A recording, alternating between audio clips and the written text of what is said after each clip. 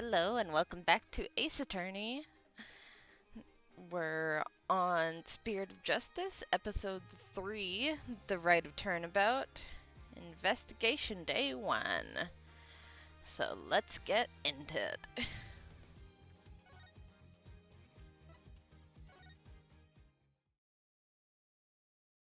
Wonder what's gonna happen this time.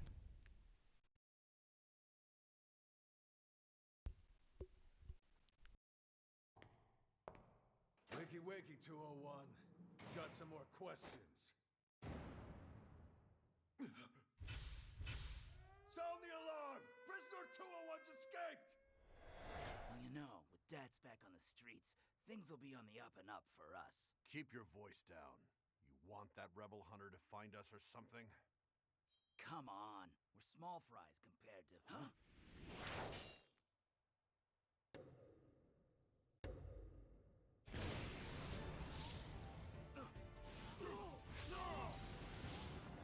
Is that Prisoner 201? Or Dad's? Or are they the same person? Guess we'll find out.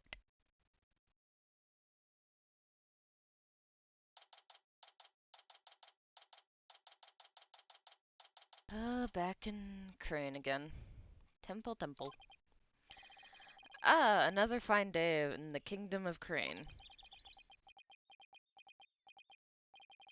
It's so peaceful here. I can't believe it's been 2 weeks already, but this place is really starting to grow on me. Is it? I don't know. Last episode we were here, things really didn't go well. Then again, I guess it has been 2 weeks. Still.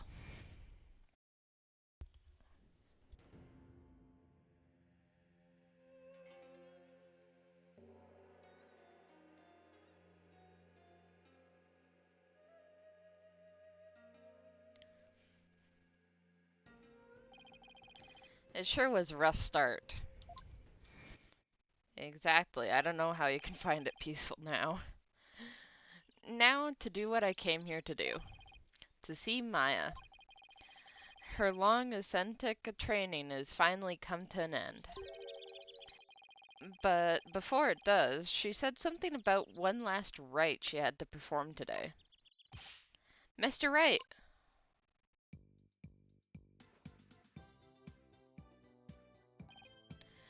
Oh my god. Haparaki. Hey, Albie. Haparaki. Oh, you've mastered the traditional greeting of Karain. I don't know about that, but I guess all that practicing is paying off. Hope you've gotten used to life at the temple. I'm grateful they're letting me stay here, but the mornings start a little too early for me. Ha ha ha. Well, yes, morning prayers do begin at dawn. After all, you can never pray too much. Daily devotion is very important here in Crane. Hats off to you guys. I don't know how you do it. And today's a special day, full of even more prayer than usual. There's nothing better in this world than being able to pray to your heart's content. I can think of a few things I'd rather do. So, what makes today so special anyway? You mean you don't know? Today's the purification rite. It's only performed once a year. That's what Maya must have been talking about on the phone yesterday. I wonder what her role in it is. So, what exactly is Maya going to be doing for this purification rite? What? She didn't tell you? She's playing the role of Lady Kira. It's only the most important part of the entire rite. It's unprecedented to have a foreigner play such a key role. Wow. That's really something. It really is. Helping out such an amazing person has been the greatest honor of this humble tour guide's life. So, who is this Lady Kira you mentioned? Allow me to explain. Once upon a time, hundreds upon hundreds of years ago, there lived a female... Let me stop you right there. Is there something wrong? No, it's just, I get the feeling I'm in for a really long story. Yeah, I'd say it normally takes about 2 hours to tell. Phew, dodged a bullet there. Oh right, you're supposed to finally see Miss Maya today.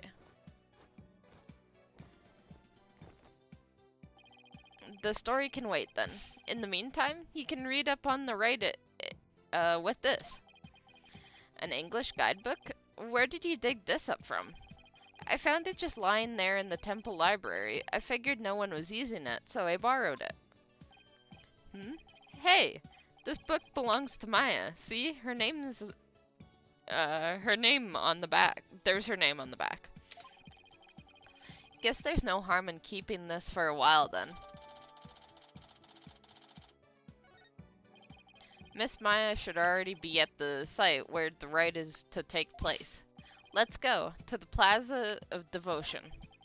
I wonder if Maya's matured any since I last saw her. I almost want to say no, knowing her. But we'll see. It's on a mountaintop, so it might get a little cold though. I think I can handle it.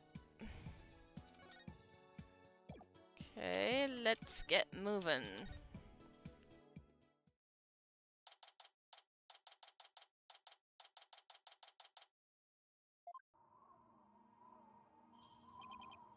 Brr, it's so cold. It's like the air itself is made of ice. But look at all these people. Well, this is the day we come to offer prayers to Lady Kira, the protector of our land. It's amazing to see how devoted everyone is. Devoted? Right. But couldn't they just as easily do all this praying someplace warmer? This, too, is a part of our religious training. It helps us build strength of spirit and willpower. Further up, at the end of those stairs, is the inner sanctum.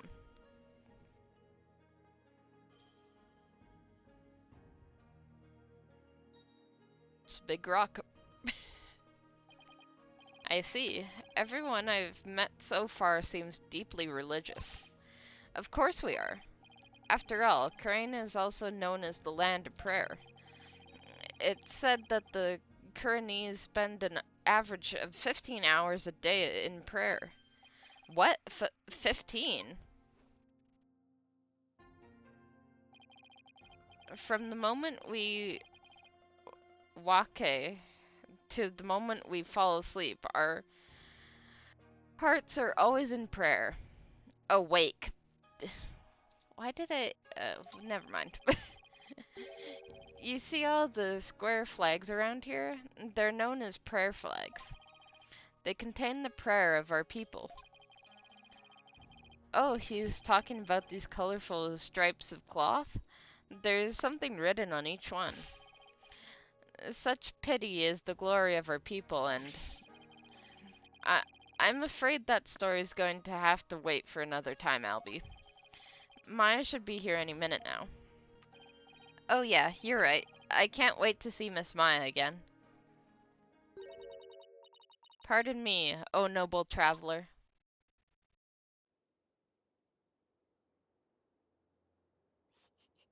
How do you fare, Mr. Wright? It's been many a day. Who might you be? Maya, duh. Maya?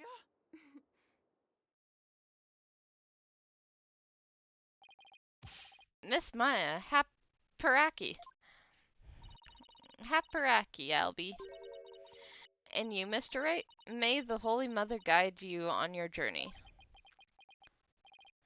Oh, thanks. Hehe. Long time no see, Nick. Well, well, did I surprise you with my act? Yeah, you can say that again.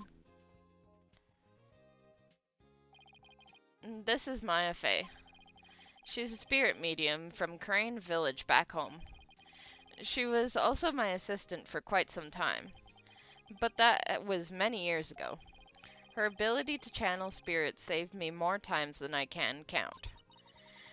I, sh- I sure miss those days.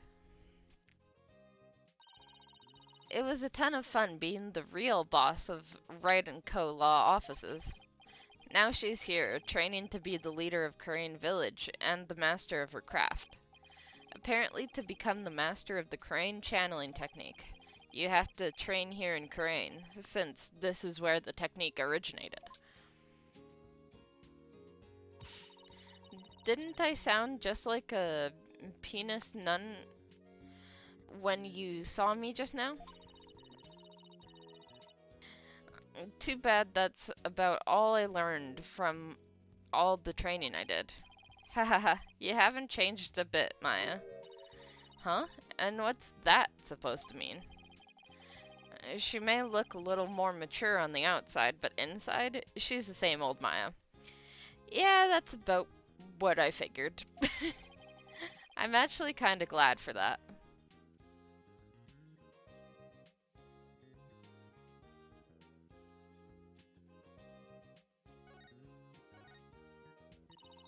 I heard what happened, Nick. You ended up in court almost as soon as you got off the plane, huh? Yeah, well, it's kind of a long story. I was the accused. But you should have seen Mr. Wright in action. He was amazing. Ha ha ha ha.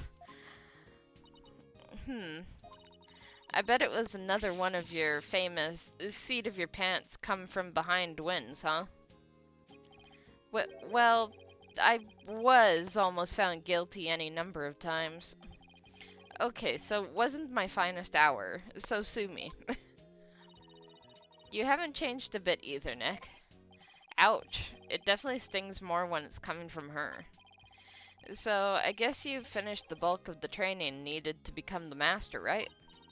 Oh, you mean the special meditation course for increasing spiritual power? Yep, I've completed the full 2 years.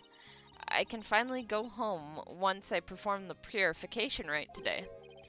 Actually, I was wondering why they're having a foreigner conduct one of their sacred rites. Well, the high priest's wife usually conducts it each year. But with her baby on the way, it's just more than she could handle. So the high priest practically begged me to stand in for her this year. Well, you may not know all of their customs, but with your training, I'm sure you'll do great. You bet. Just you watch, Nick. I'm going to be the best Lady Kira guardian deity ever. I'd better throw in a few prayers for things to not end in a flaming disaster then. So, about that guardian deity you'll be portraying today. What exactly are we talking about here? Well, first of all, Lady Kira isn't really a deity in the way we think of them back home. Ah. She's a real person who fought to establish the Kingdom of Korean a long, long time ago. Wow, so she actually existed. And now the kingdom's people worship her as a guardian deity. They believe she appears to protect the kingdom whenever it's in danger. Cloaked in a sacred robe, she's a champion of justice who defeats the kingdom's enemies. That sounds like something you'd be into. I know, right? Who wouldn't want to be a kick-butt warrior who takes on evil with a wicked dagger? Right. Whatever floats your boat. Still, Lady Kira must really be a popular deity if all these people are here for her. Yep, but there's more to it than just her popularity this year. There's more? So why is this ride attracting such a large crowd this year? Because there's been actual sightings, you know, of the real deal? Allow me to explain. A mysterious figure called in Lady Kira's robes appeared, just like in the legends. And she began capturing members of the Defiant Dragons right and left. You're kidding, right? They say it's only a matter of time till she gets their leader, the revolutionary Dirk, too. So Lady Kira's a rebel hunter now? Huh. It's a bit hard to swallow, though. I mean, even if they are trying to disrupt the peace. I doubt the actions of a band of rebels can bring a legendary figure back to life. I didn't believe it at first either. But there's a real picture of her on the front page of today's newspaper. The sightings of her go back about 2 years, but this is the first actual picture of her to be ever taken. I can't believe not somehow. I can't believe someone was able to actually capture her on film. But couldn't this just be some Lady Kira fan, you know, like you, Maya? You mean like a cosplayer? Those rebels are no joke, Nick. They're trained in hand-to-hand combat and stuff. You think some regular cosplayer could take on people like that dressed in a costume alone? That's why she has to be the real deal. It gives me chills just thinking about it. I bet Lady Kira's spirit I bet Lady Kira's spirit possessed the sacred robe or something. A spirit possessing a piece of clothing? Maybe you should cut back on those action superhero shows, Maya. Hey, what's that supposed to mean? You're just jealous that I'm still young at heart. I've got a real office to run now, so I've got to keep it real, right? I don't know who you're talking about, but that's definitely not me. You've really lost your edge since I last saw you. Those spikes of yours have grown really dull, and there's even one that's drooping. Can we leave my hair out of this? Anyway, I swear that the Lady Kira people have been spotted as the real deal. Besides, it's just so much fun to believe it's true, you know? I can't believe you really buy all that. Although, I wonder who's under that robe.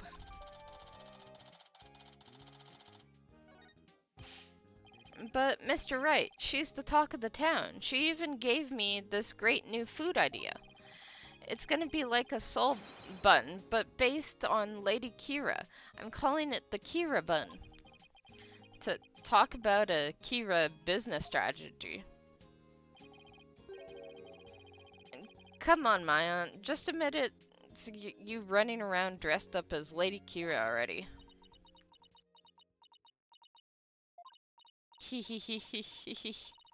I guess the jig is up. What? Is it really true, Miss Maya? Indeed, it is I, Lady Kira. After hundreds of years, I have returned in this lovely young lady's body. What? Only a minion of the Defiant Dragons could see through my disguise. Now, feel my wrath, foul lawyer. Hiya! Ow! Mr. Wright! Just kidding. I mean, come on. I may be dressing up as Lady Kira for the right today, but there's no way I could beat up one of those rebel types. I don't know. That was pretty soft, the left hook she just threw. Oh, you were just trying to be funny. You really had me going there for a second. No one can be that naive, right? He's just a kid. Give him a break. Well, I hope you enjoyed playing superhero at the right today. Oh, when you put it that way, I'm even more hyped about it now than I was already. Oh, I hear the sound of the High Priest's footsteps. I'd better get going. His footsteps? During the rite, he wears these really big bells on his ankles. That way I know he's coming. Pretty handy, right? Well, see you later. I doubt they're actually meant to be a stop slacking warning system for you, Maya. Miss Maya is always so bright and cheerful. Yeah, I'm glad to see she hasn't changed. As in, at all. I wonder if this means her training's been all for naught. I hope not. Ah, it's Zealot. Alakite Zealot. Zealot? Uh, Look, he's the one praying at in the red and saffron robe. He's a disciple of the high priest, Abbot in me, and lives and trains at his house. See how he prays in the cold without moving a muscle? Yeah, I could never do that. Ah, it's Abbot in me. The purification rite is about to begin.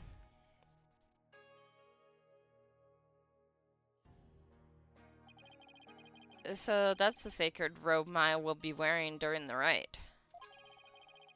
It looks almost exactly like that figure in the newspaper photo was wearing.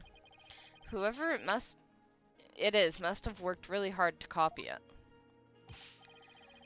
Please, sir, it's not a good idea to stare like that. You could be struck blind. Just give me a few more seconds. I mean, this isn't something you see every day. Oh, those bells on the priest's ankles. They're a lot bigger than I thought they'd be.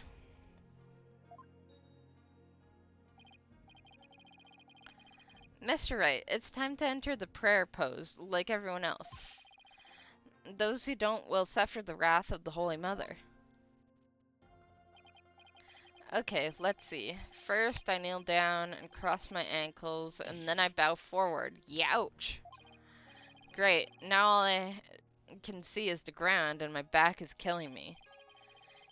You really should have trained for this, sir. Wait a sec. How long are we supposed to stay like this, Albie? The rite requires that we stay like this until the day after tomorrow. That's 2 whole days. I don't feel so... Mr. Wright, are you okay, sir? Somebody help.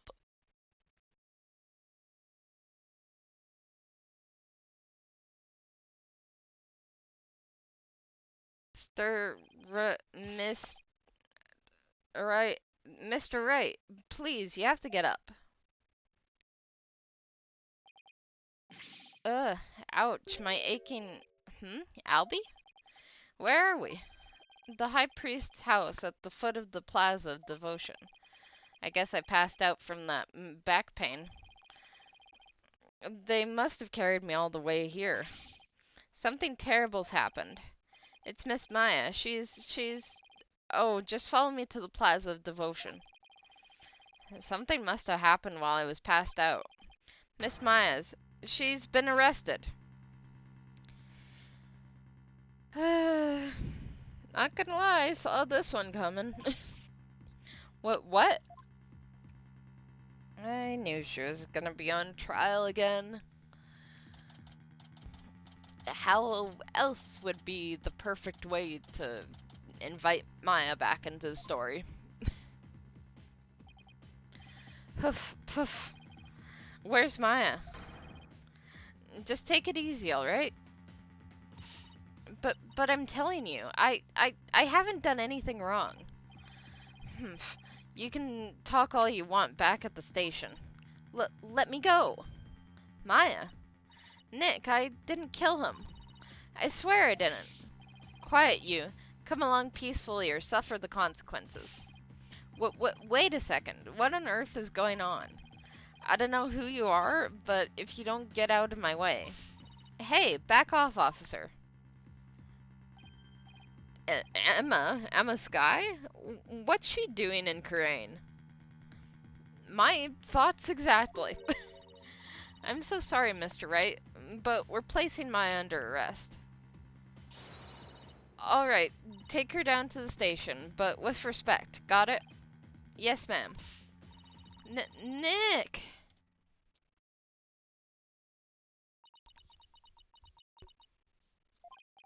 So, what are you doing in Karain, Emma? It's a long story. Anyway, what are you doing in Karain, Mr. Wright? Same here. It's a long story. But we can get caught up later. Right now, I need to know what happened. Maya's, well, under arrest for the murder of the High Priest. Wait, the High Priest was murdered?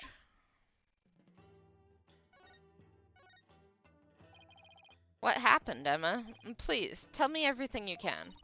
Well, basically, there was a murder during the rite, as it was being performed last night. The victim is trust in me, and the high priest who was proceeding over the rite. Wait, hold on? Last night? You mean to tell me an entire day's passed with the purification rite? That's right, sir. You passed out for a whole day from your back pain. I never knew my back's like a ticking time bomb. I'd better take better care of it. The murder took place in the inner sanctum, where the rite was being held. The inner sanctum? I thought the rite was being held down here. The place where the spirit of Lady Karain is enshrined. It's through that gate over there, and up the top of the mountain stairs just beyond. Yeah, just beyond. Mountain's huge. Oh, so that's why everyone is offering their prayers in that direction. Abbot and me and Miss Maya went up to the inner sanctum to begin the rite.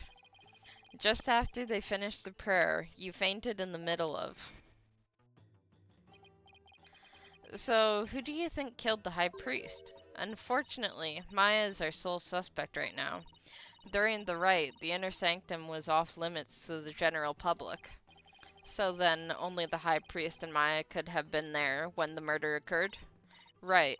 Plus, the inner sanctum is on the side of a very steep mountain. The only way up there is the stairway that starts here at the Plaza of Devotion. So that's why she's being arrested. Also, the crime scene was only discovered after Maya came down alone. She's the only one who told the worshippers in the plaza that the high priest was dead. And she made a police statement to that effect. So she was the first one to discover the body. Well, that definitely doesn't help. That makes it even less likely that someone else was there at the crime scene. Mr. Wright, sir, are you going to defend Miss Maya? Yes, of course. There's no way she killed anyone. Yeah, I don't believe it either. She's been framed. But this is really something else, huh, Mr. Wright? I mean, who would have thought you have to take on that horrible court again? I think it was pretty obvious from the beginning that he would be back there. Tell me about it. I never thought I'd have to go through another trial, where the divination seance determines all, and the defense lawyers are unwelcomed.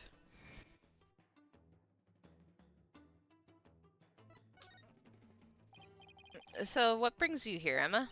Back in the US, I was working on a case with an international prosecutor from Crane. He told me this is where I could see the latest techniques in international forensic science. I can't believe I fell for it. I mean, just look at this place. It's like we've gone back in time. Yeah, I can't say I've been impressed with the police work I've seen so far. Still, he said he takes on cases from around the world. So maybe next time he'll have one in a major city somewhere. Sounds like this prosecutor has taken a liking to you, Emma. After all, it's not every day a prosecutor takes a detective with them overseas. I wonder, he's calm and kind and almost always have a smile on his face, but it's hard to tell what he's really thinking. This international prosecutor, is he the one who handled Trucy's case? Yes, he is.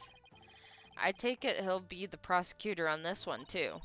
Yes, Prosecutor Sadamahi's already been assigned. Prosecutor Satamahi? Polkana. You know him, Albie? Of course, everyone in Crane does. He's a highly revered individual, both as a prosecutor and a monk.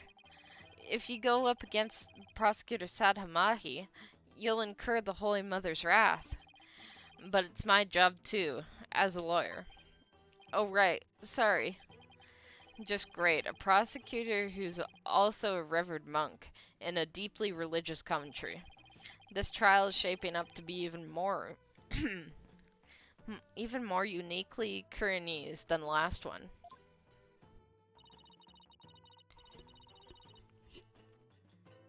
I'm not sure I should be saying this, but he's a formidable opponent.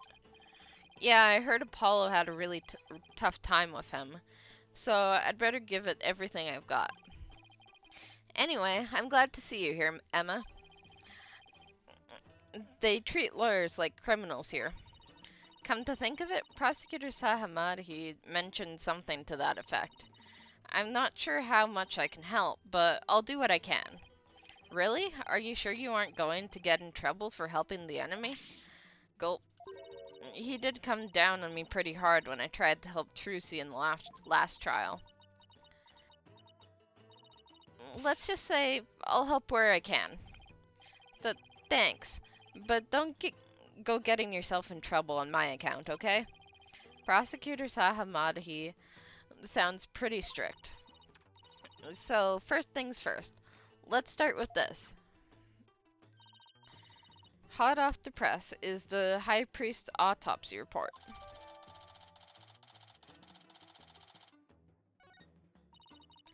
The victim bled to death with a deep stab wound in the abdomen. The murder weapon was believed to be Lady Kira's warbad dagger. It's used during the rite, however, the dagger was yet to be found. Lady Kira's dagger, huh? I think Maya mentioned something about a dagger. Who wouldn't want to be a kick-butt warrior who takes on evil with a wicked dagger? Right, whatever floats your boat.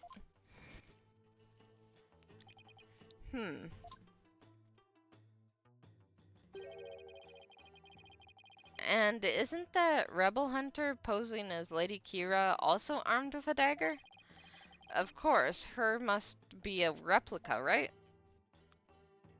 Or somebody's just been stealing the stuff from the mountain or something.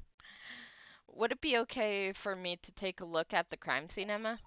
The police have already wrapped up their investigation, but the location itself is off limits to the general public, so I'm not sure. Emma, please, I'm begging you. Just like the police, I need access if I'm to mount a viable defense. Alright then, leave it to me. I'll explain the situation to Prosecutor Sadhamadhi and the police later. Thanks, Emma. You have quite a climb ahead of you, so be sure to watch your step. Wait, you're not coming with me? Oh no, I'm not climbing up there again. No way. Is it really that bad? I wonder if my back can handle it. You get to go to the inner sanctum? Oh, you're so lucky, Mr. Wright. Why don't you join me, Albie? The, the, that's crazy talk, sir. If a commoner like myself were to set foot in there, I'm sure I'd be cursed for all eternity. Because the inner sanctum is off limits to you, huh? Oh well, guess I'll just have to face this all on my own some. By the way, what about all the people still praying here? Aren't they going to go home? The customs of this rite require that they not move from this spot until tomorrow afternoon. It doesn't faze them to have police mulling about. Some of them are even off-duty cops. Wow, I guess this is what it's like to live in a deeply religious society, huh? Alright. Let's go to the inner sanctum.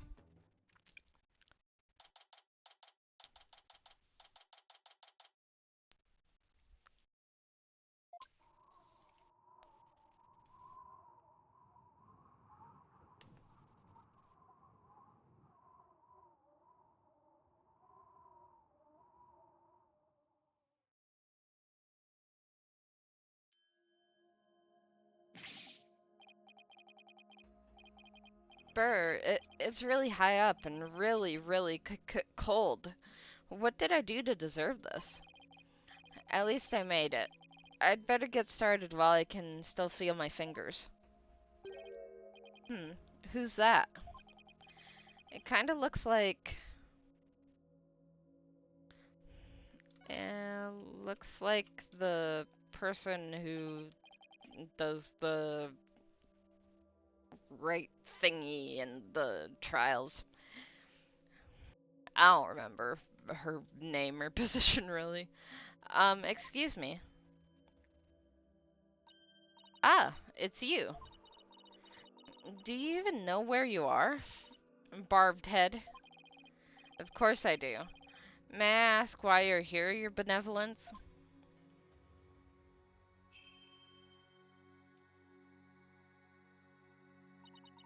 I came to pray for the High Priest's soul. But what are you doing here? This is one of the most sacred spots in Kuranism. Unscrumptious lawyers such as you have no business being here. But I'm not unscrumptious. Quiet! You dared to find fault in my insights at every turn the other day. She's still sore about that trial. As you know, your benevolence, a murder has occurred and I need to investigate. But we know the killer is one of your own. In my country, suspects are innocent until proven guilty.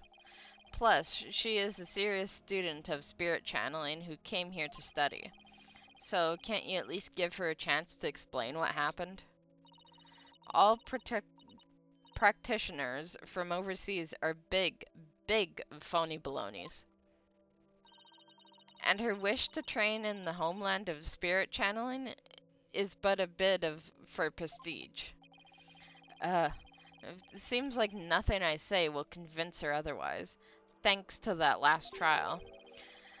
Tweedledum and Tweedledee really did a number on her impression of foreigners.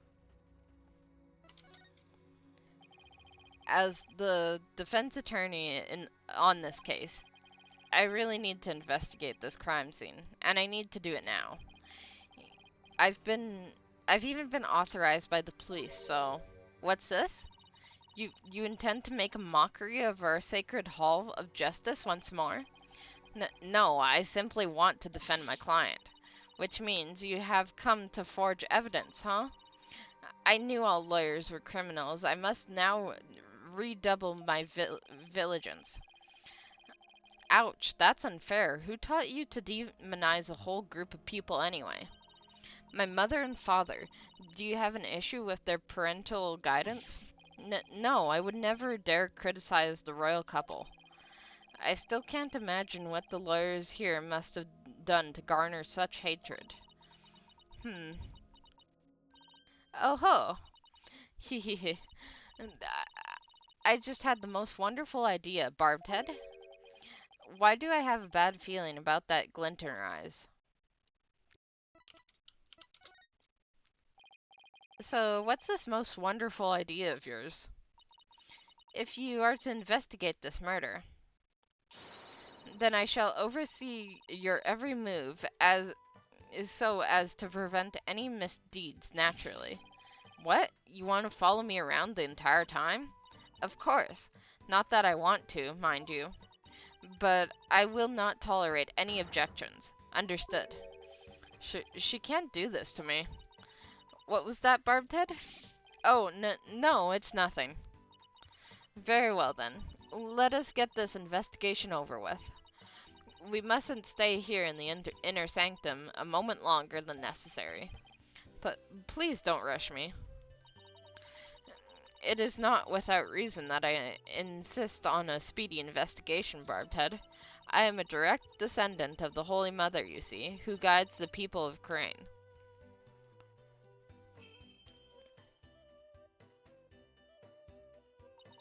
As such, I must not sully myself with the blood of battle that Lady Kira bears. The blood of battle? If it's that big of a problem, why don't you head on down now? I won't do anything, I promise. No, lawyers are never to be trusted. Now make haste so that we may leave here soon. Oh, and one more thing. What now? Your victory the other day was but a stroke of fortune, but this time my insights shall reveal the absolute truth. So brace yourself for a defeat most bitter, lawyer. I will. Now can I get my investigation? As long as you know where we stand.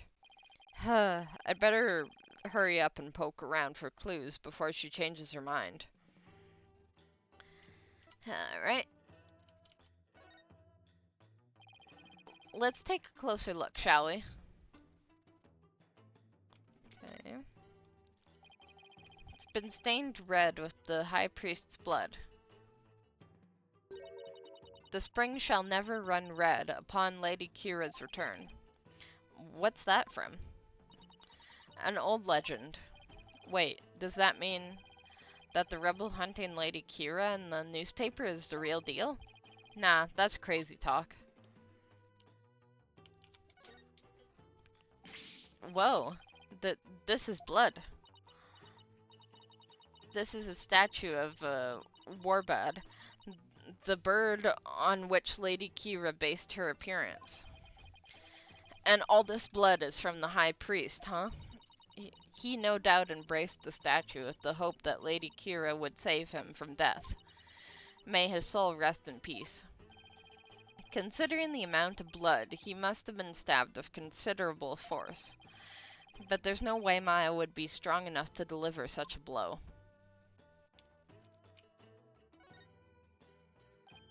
Hey, isn't this Lady Kira's robe? Oh, Holy Mother, Lady Kira's robe is... I know how you feel, but we should leave it as it is to preserve the crime scene. You imbecile! This is the actual robe Lady Kira once wore. It is? What the heck is it made out of? I mean, nothing should look at this good after a few hundred years. Enough. If I say it's the actual robe, it is the actual robe. That foul murderer shall not get away with this. It is tough to see a piece of history sloppily tossed on the ground like this, though. It even looks like it's been mended a number of times. This robe kinda smells... How dare you insult such a sacred piece of clothing like that? No, I mean that it smells like incense. Oh, I see. The scent you detected is from the sacred incense used to purify Lady Kira's robe. Whenever a rite is to be performed, the robe is first scented with sacred incense. If this still smells like incense now, the scent must have been much stronger last night when the victim was killed. Okay. See anything else around here? It's a lantern. And it's still lit. Of course it is. The sacred flames in the 4 lanterns here have burned for centuries. Anyone who extinguishes even one of them would be put to death immediately. So that's why we're outfitted with glass wind guards. Still, I'd better keep my distance, just in case. So the moon and these lanterns were the only sources of light up here that night. Well, one of the lanterns is out. The rite is performed by the light of the full moon because moonlight is a purifying force. I see. No touching. I wasn't going to.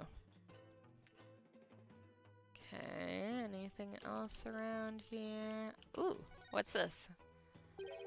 A blood-stained scrap paper. Looks like some kind of note or letter, perhaps. But it's written in Pyrenees, so I can't read a lick. Let me see that. Once the flame is lit, then...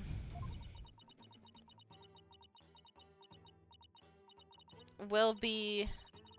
This is simply impossible to read. Wait. What is it? The stamp in the lower right. It's the mark of those insurgents, the Defiant Dragons. The rebel group? What's it doing here? Is there some kind of connection between the High Priest and the rebels? Looks like it.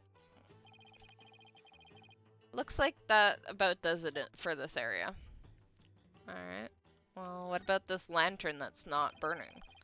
That lantern looks broken, but it's hard to make out the details from this angle. I'll take a closer look when I'm in a better spot. Let's move around then. Okay, it's still on fire, it's just broken. I think I'd better go take a closer look.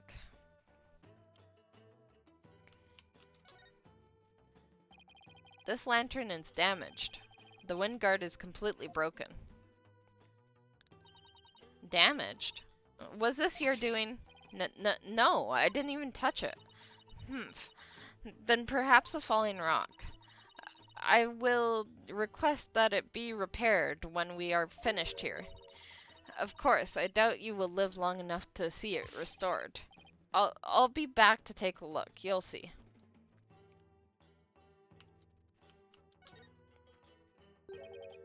There's no snow here. Maybe it was removed because it would interfere with the Wright? The day before the Wright, the temperature in this area plunged below freezing. Even the Plaza Devotion was covered in a layer of white frost. It must have been the elevation. It wasn't all that cold back in town, as I recall. The snow has obviously been cleared away here, and the lantern is broken. I still have the camera I brought to take pictures of my trip. I should snap one of this area, just in case.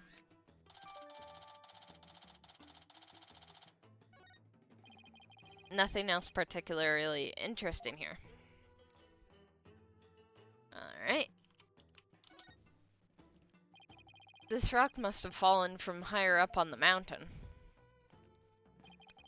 It's like the perfect perch for taking a peek over the curtain. Well, up I go. Wow, what an incredible view. It almost boggles the mind. Get down from there this instant. Right, I'm sorry. It looks like the inner sanctum is just slightly higher up than the top of that mountain. Somebody definitely did something on the other top of the other mountain. The top of the other mountain. I guess that confirms that the stairs from the Plaza Devotion are the only way up here. But not up to the other mountain. There's something hanging off the ritual curtain here. These look like those prayer flags down at the Plaza Devotion. Except they're all arranged like no prayer flags I've ever seen. How so? All of these flags have been sewn together. Hey, you're right. It's like they're one big banner now. There is something written on a piece of it. Donated by Trust and me.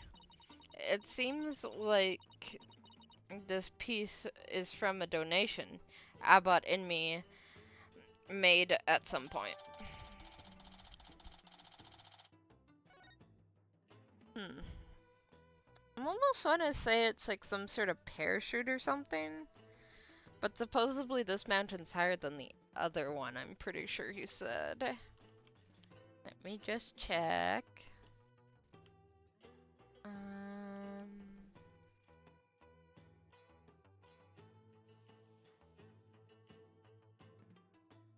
Looks like the inner sanctum is slightly higher, yeah. I don't know if you'd be able to glide to this side or not. During the rite, the inner sanctum was fully enclosed by this ritual curtain, making this case something of a locked room mystery.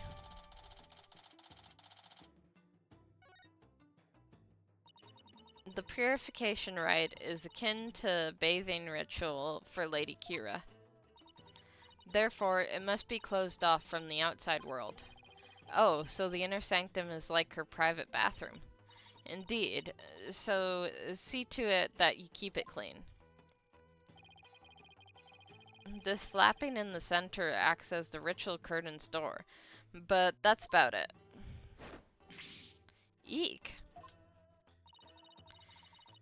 And what was that shrill scream for just now? It's just, I'm afraid of heights. I didn't notice it as I was climbing up, but now that I can see all the way down, gulp, I guess that flight of stairs from the Plaza of Devotion really is the only way up or down. Oh, Phoenix is gonna have a hard time going down, isn't he? What an amazing wall painting. So this is Lady Kira. Oh, thank you for the raid, reacted ghost. Or redacted ghost. What were you streaming?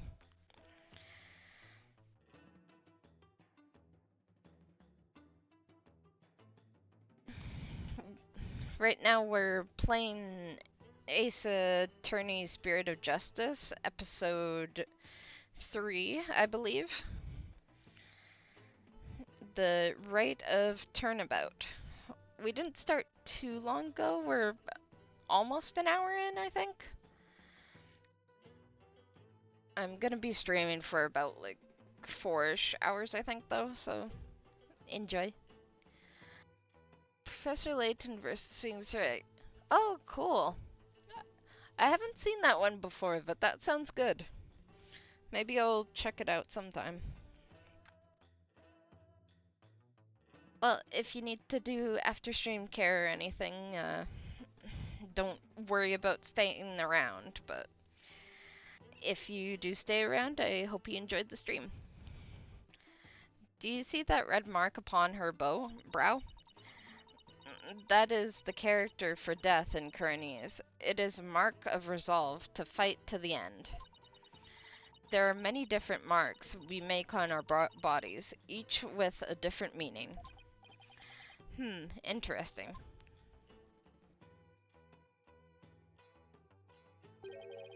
Oh, it's on the 3DS. Has yet to be ported over. That's cool. Did you use like a capture card or something to make that happen, or was it just like a transfer over to the computer? I'm not the greatest with technology, so I wouldn't really know. Come to think of it, you have marks on your face, your benevolence. So did the High Priest... The High Priest's mark are those of a monk, while mine are Royal Priestess. All member of Kuranist clergy have such marks upon them. The shape and location of the marks vary in accordance to conditions like status and age.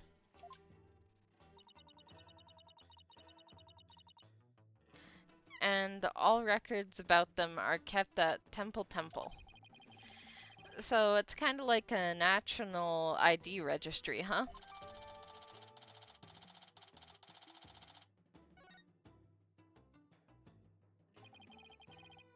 So that is that a weapon in her hand? Yes, it is Lady Kira's dagger, the very same one used in the Wright, and in the murder.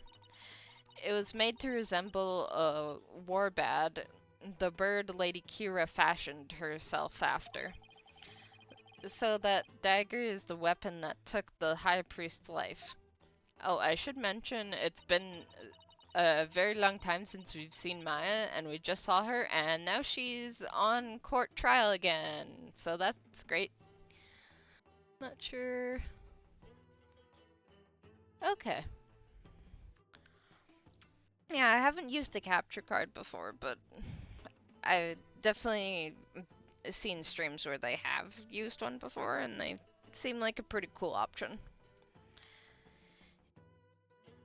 If you wish to know more about Lady Kira, you need but ask. I get the feeling she's going to be super relevant to this case. I should definitely ask the princess for more details later. Alright.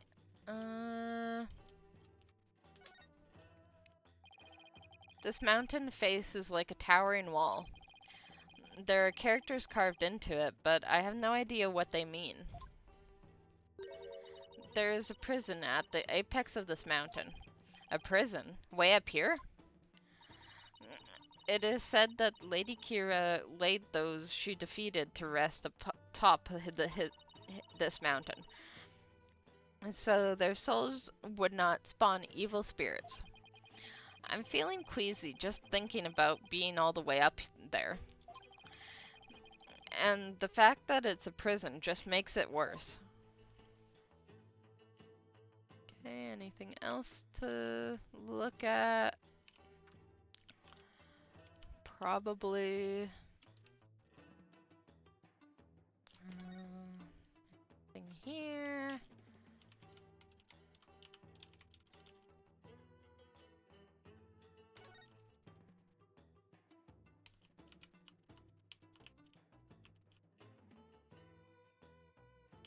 Just kind of feel like we've looked at everything. Don't see anything else, and it's not really reacting, so...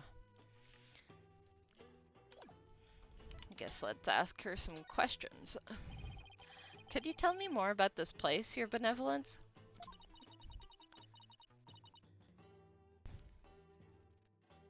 Oh, that's cool. Yeah, I'm wanting to play all the games eventually. I've only gone through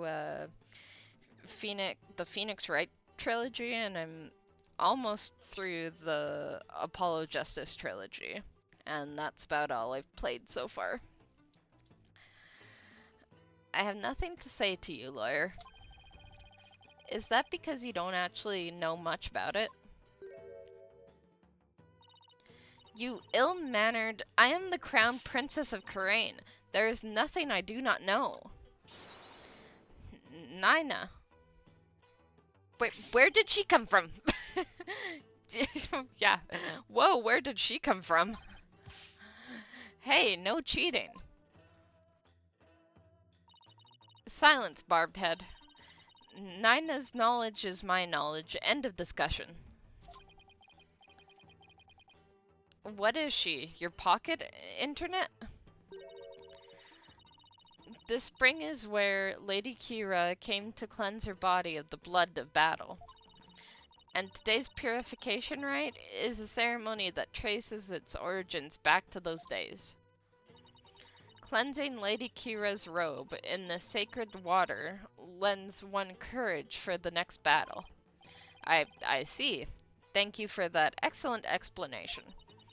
Commoners are normally barred from here, except for the day of the rite. Who normally controls the access to this place? The High Priest and his family are responsible for that. The High Priest and his family, huh? Sounds like we might have to talk to his family. Could you tell me about the High Priest and his family? Abbott and me lived with his wife.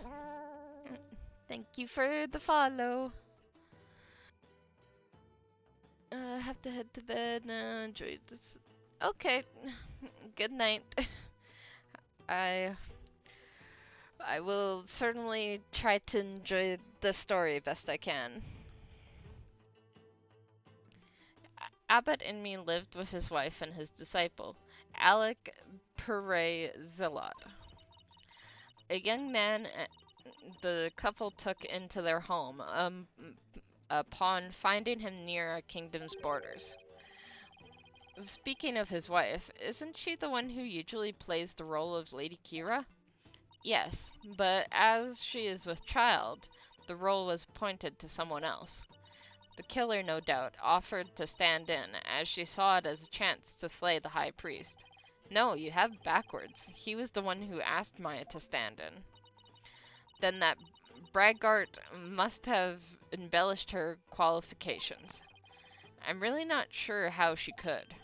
Besides, why didn't you stand in for the High Priest's wife then? Did I not tell you before? As a direct descendant of the Holy Mother, the role of Lady Kira is forbidden to me.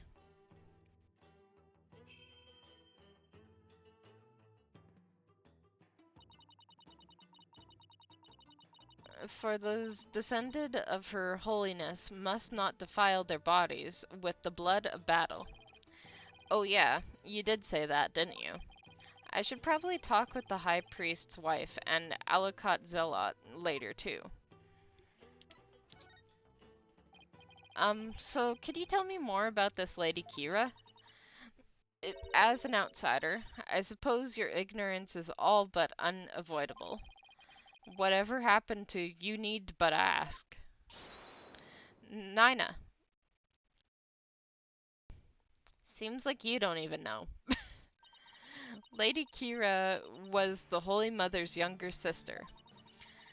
But unlike her older sister, she lacked the ability to channel spirits. However, it is said that none could equal her skill with the dagger. A dagger? Well, this became relevant fast.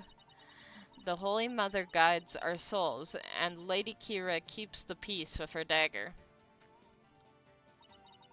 Lady Kira was prepared to die for her people. She clothed herself in a sacred battle robe and concealed her face as her sister did. Okay, but who was she fighting against? Throughout our history, we have been set upon by rebels. Now is no different. For our enemy now is the Defiant Dragons, led by that insurgent Dirk. So Lady Kira played a role akin to the police, huh? So what's the bird imagery? Lady Kira's robe is fashioned in the likeness of a warbird. It is a fearsome bird that is unique to Crane.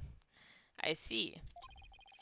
And what about the recent rebel hunter, Lady Kira? Who do you think she is? I have heard about her, but I have yet to ascertain the truth. However, I believe her to be a vigilante, or more precisely, a patriot. So even the Princess Rafa doesn't know the true identity of the rebel hunter, huh?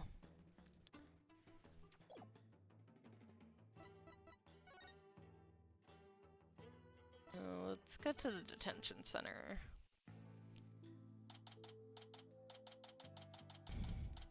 Yeah, it definitely feels like we've gone back in time. Looks like Maya's still being questioned. I'll just have to come back again later. Alright. Let's go to the plaza again then. Or did I miss something? Temple? Okay. I definitely missed something. Back to the inner sanctum. Can I present anything to you?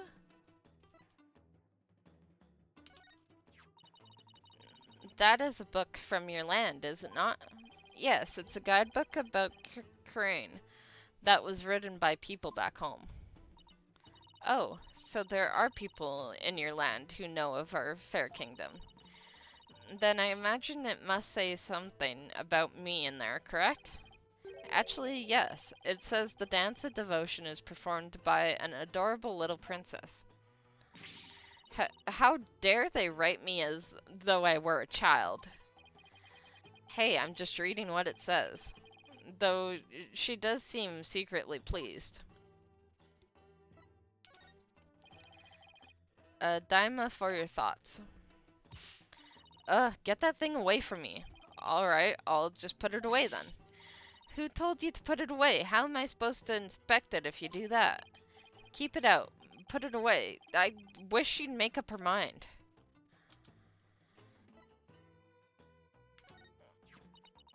What a dreadful way to die. Did you know the High Priest, your benevolence? Yes, he was a pious priest of Curanism. As such, he had the trust of the entire kingdom. The entire kingdom? Really? Yes. What do you know of faith and trust, you who can never hope to match his virtue? It is like comparing the moon to a pebble or the sea to a puddle. How did this suddenly become a game of pin the diss on the lawyer? I don't know. Oh, no. Okay. Nothing to say about that.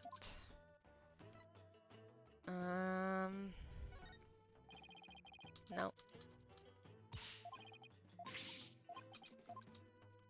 Yeah, I feel like she's not gonna say anything about that stuff. Is there really anything else to inspect here, though? Doesn't feel like it.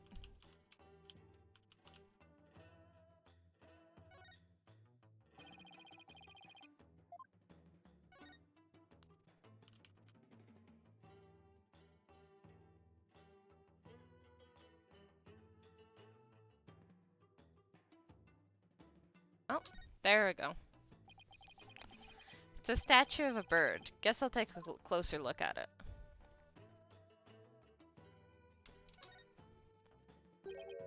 Look, the bird's missing its eye. I feel sorry for the poor fellow. Are you the one who took it? Of course not. Humph. This statue has been here for ages. I suppose some damage is to be expected. I shall ask my mother to have it repaired. No wonder there are no lawyers left. I'd leave too if I were always treated like this. I don't think I'll find anything else of interest around here. Oh, okay. It's the one little thing I missed then. That about does it for the inner sanctum. I should probably head back to the Plaza of Devotion and let Emma know I'm done. After all, she's the one putting her neck on the line for me for me to investigate this place. Alright. Go back to the plaza.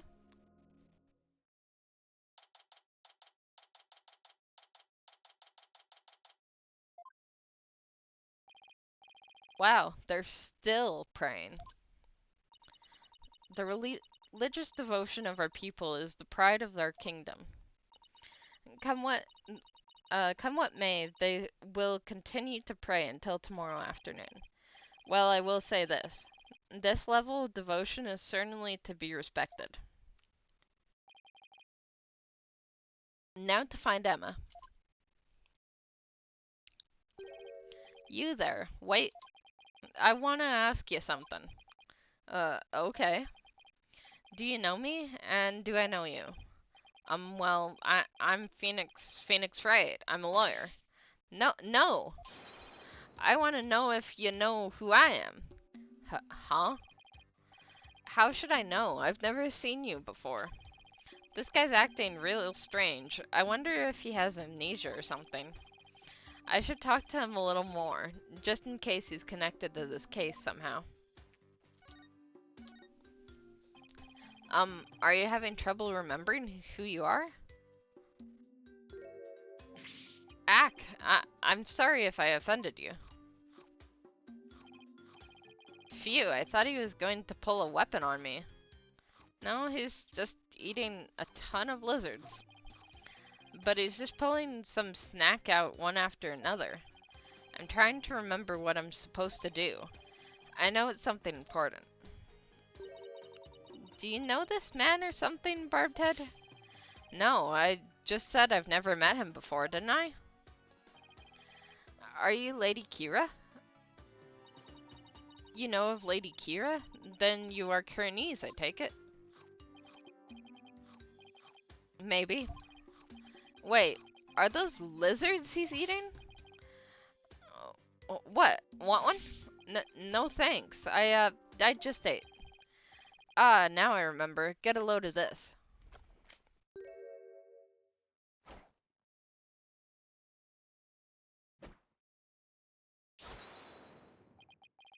Well? What? I believe he suffers from a far more serious malady than mere memory loss. No good, huh? Guess I'll try something else. So, who was that man, and what did he want, Barbted? I wish I knew. Hey, Mr. Wright. Ack, what now? What's wrong? I didn't surprise you that badly, did I? Oh, no, it's nothing. Actually, I've been looking for you. I wanted to tell you I investigated the crime scene. I hope it wasn't too much trouble getting my investigation of the inner sanctum approved. Well, it was fine. Prosecutor Sad Hamad, he gave his okay straight away. He seems like a rather fair-minded prosecutor. He says that you would probably give up once you saw the crime scene for yourself, and that moving on before the trial began would be the smart thing to do. He must be feeling real confident about his case. Well, just so you know, I have no intention of giving up. I figured. That's why I've prepared a little gift for you. I thought it might help your investigation. Here, it's all yours. I wanted to bring you a bunch of other forensic tools, but they were confiscated at the airport. Luminal testing fluid. This actually might come in handy. You would think that would be confiscated too. It is quite a big amount of liquid. Also, I made a copy of the crime scene photo for you. Thanks, all this will definitely come in handy. So this is the High Priest's body looked like after the murder. I'll keep this along with the picture I took at the crime scene. Inner sanctum photo updated in the court record. Oh yeah, they're done questioning Maya. Really? I should go pay her a visit then. Poor Maya, she must be feeling pretty lonely. I should let her know I'll be defending her too. Oh shoot, look at the time. I have to get going. You sure seem busy. That's because his ephemeral holiness is a real slave driver.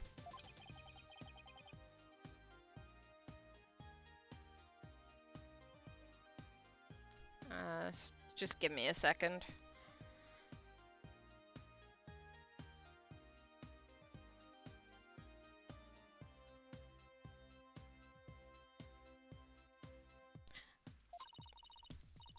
Prosecutor Sahamadi, he's like the world's hardest riddle, wrapped in a flowy sass.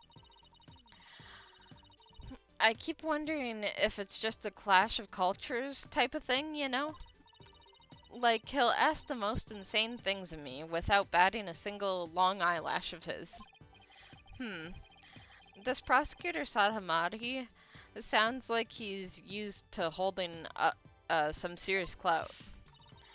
Why do I have such bad luck with prosecutors? First, it was the glimmerous flop. And now that I'm finally rid of that grating, bling-loving Europhile, I get this guy?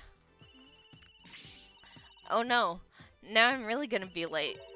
He'll probably make me listen to one of those really long sutras again. I'll see you later. He makes her listen to sutras? It sounds like Emma's got it pretty rough too. She does not appreciate Prosecutor Sahamadi's sutras. What ingratitude. It appears that she, too, is lacking in religious devotion. I don't think that's what the problem is here. Besides, Emma's not even a Kurnist. Oh, whoops. Not that. That man we just met, he seemed quite suspicious to me. Don't tell me he was an acquaintance of yours. Not everyone who's suspicious is friends with a lawyer, or vice versa, you know. For example, I have many upstanding friends and acquaintances, like a chief prosecutor. Well, as long as your friend is free from the taint of corruption. They are. And not everything is about good and evil. Alright, let's go visit Maya.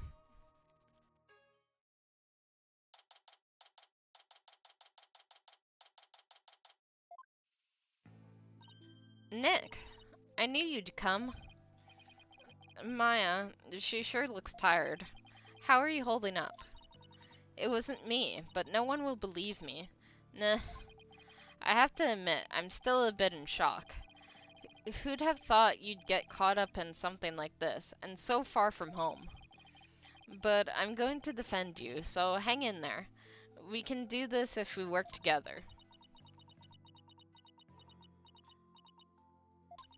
Nah, this is all my fault. I mean, you came to Karain to visit me. We hadn't seen each other in ages, and then this happens. I haven't seen her this down in ages either. Come on, remember who you're talking to. Besides, I thought you'd be used to being the usual suspect by now. Ha ha ha, I guess you're right. And you've saved me each and every time. Yep, so just tell me everything you can and let's go from there. Barbed head, stop stalling and go straight to the matter of true import. We know she is the murderer. Therefore, it is time for her confession. Your benevolence? What brings the royal priestess to a place like this?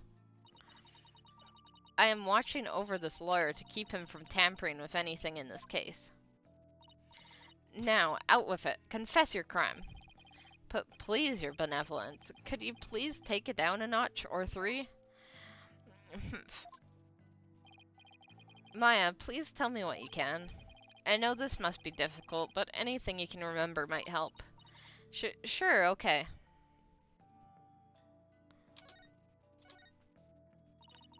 I didn't kill the high priest. I wouldn't even dream of it.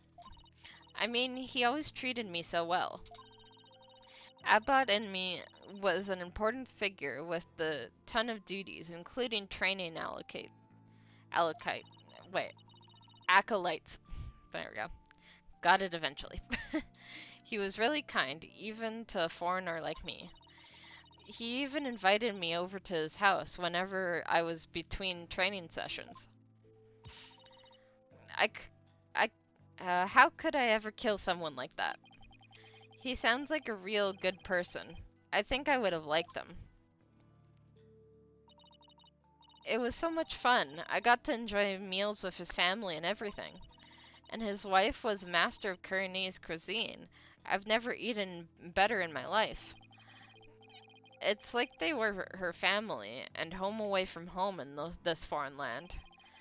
They must have been a source of comfort. What, with being here for training all alone?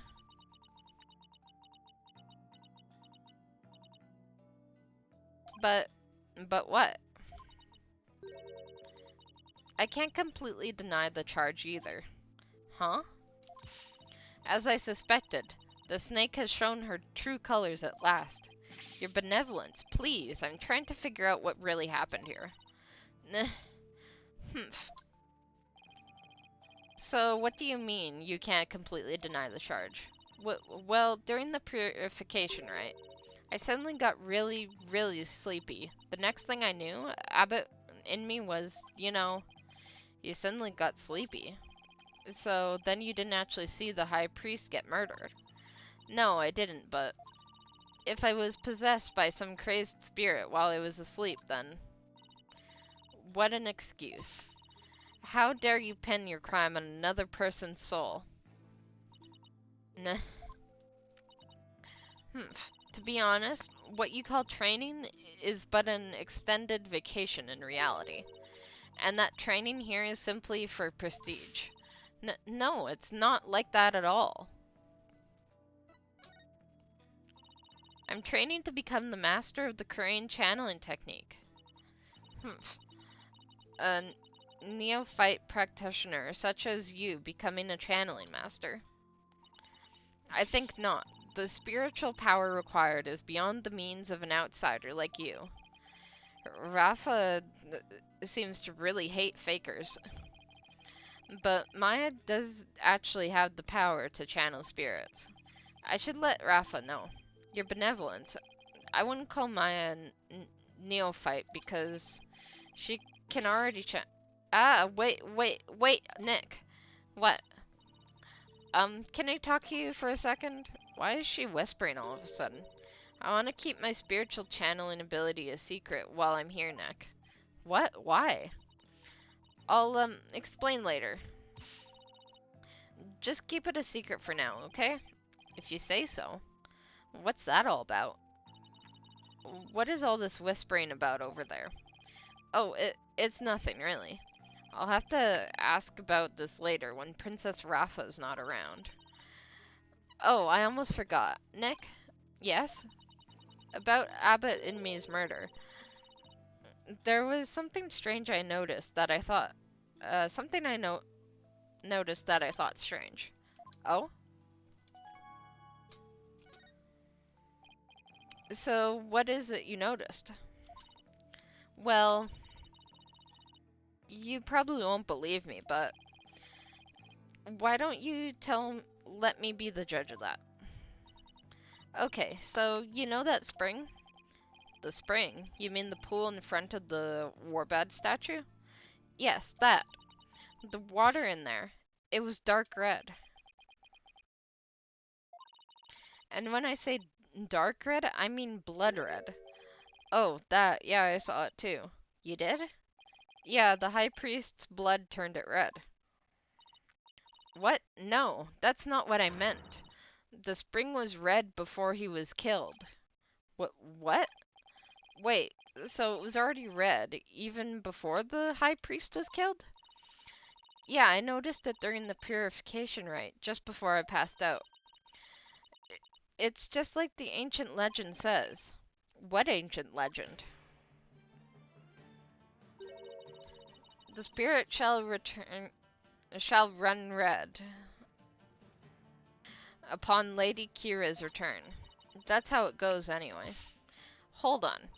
Yes, there is a legend about the inner sanctum that says just that. But the water runs red this time thanks to the murder. The police investigation confirmed it. Perhaps your eyes were deceived by the lantern light reflecting off of the water. I don't think that was it, though. An ancient legend, huh? I wonder if it's connected to this murder somehow.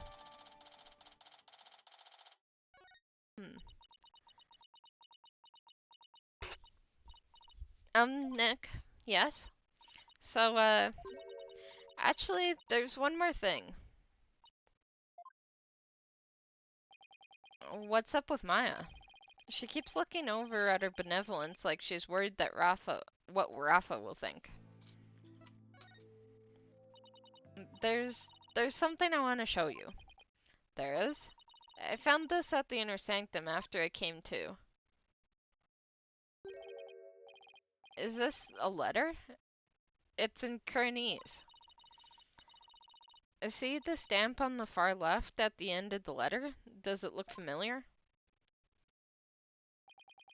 This red stamp here? That's the mark of Lady Kira. Oh, right. It looks just like the mark on her forehead. Lady Kira, you say? Let me see that. Why this is... What? What does it say?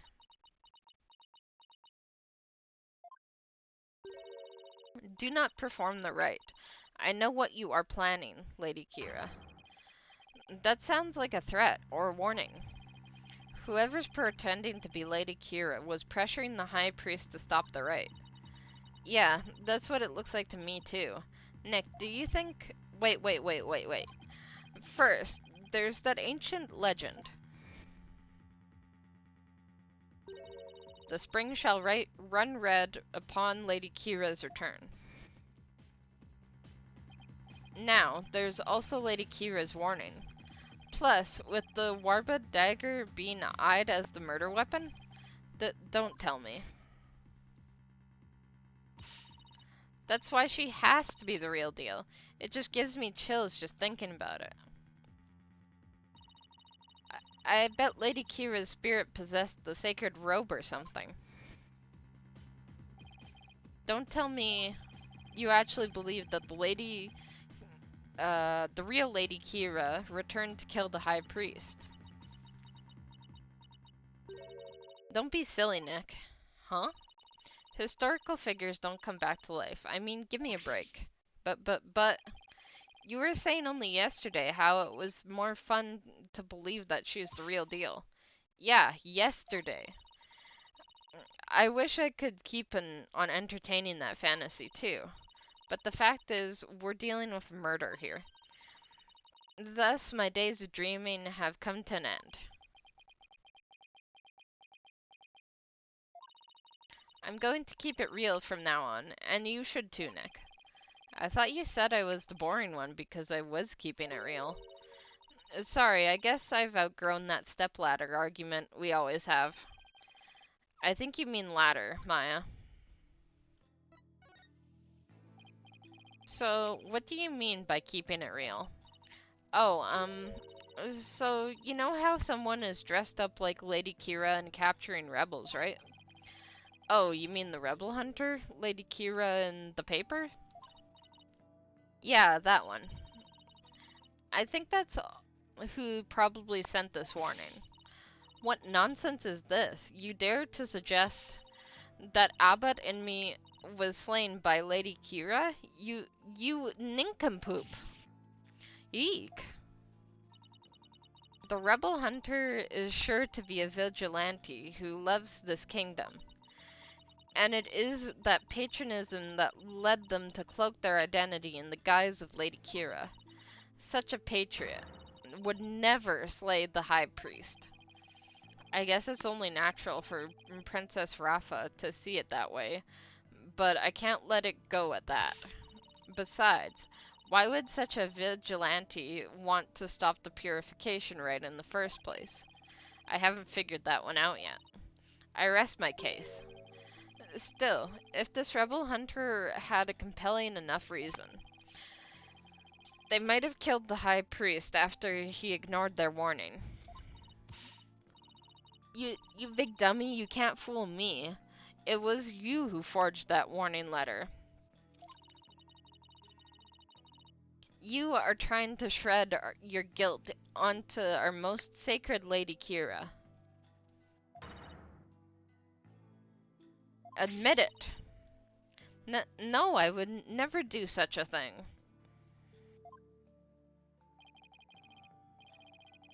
Now, your benevolence. Let's try to remain rational about this. Grr. Maya, did you show that letter to the police? No. I was afraid that it would anger everybody needlessly. So I was waiting to show it to you, Nick. And judging by her benevolence's reaction, I'd say Maya was right to be worried. Wait, what are...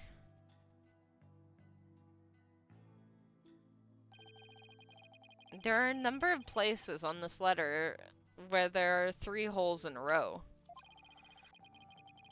Are these supposed to be some sort of a message too? Not that I'll be finding any time soon, I suspect.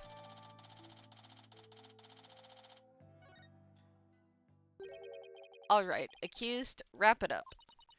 I guess they have more questions for me. Yeah, at least I have a better idea of what we're up against now. Nick, there's something I've been meaning to say. I don't need a lawyer this time. What are you talking about? It's just, you know, they have that Defense Culpability Act here in Crane, right? Well, if I'm found guilty, you'll be charged with abetting a criminal. Maya, thanks for thinking about me, but don't worry, Maya. We'll pull through this together somehow. We always have, haven't we? Yeah, but we're not in Kansas anymore, you know? True, but I've been through one trial here already. So I know what I'm getting myself into. We're going to win this one, no matter what. Because I believe in your innocence. Yeah, I know. We've always won because of your faith in me. That's right, so it's all aboard the Phoenix Freedom Express. Thank you, Nick. Well, I'll see you later. Bravo. Bravado will not save you tomorrow, and by then, it will be too late to ask for mercy. We're going to beat this charge. You'll see. I don't care to understand every single word that was spoken, but I don't like the sound of that Phoenix Freedom Express one bit. Wait. Don't tell me you don't know what Freedom Express refers to. Ugh. Of course I know. Do not presume I know what I do not know.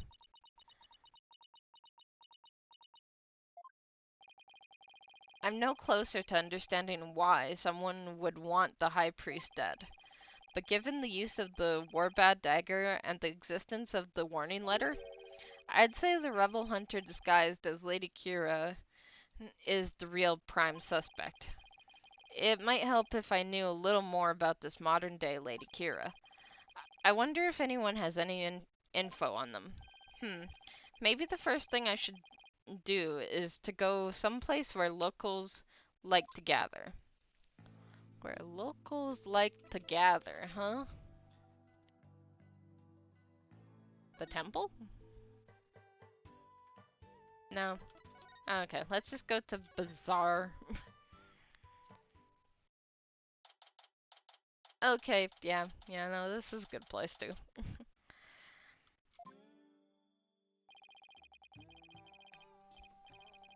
I guess the bazaar is a good place to start as any. Now, who should I...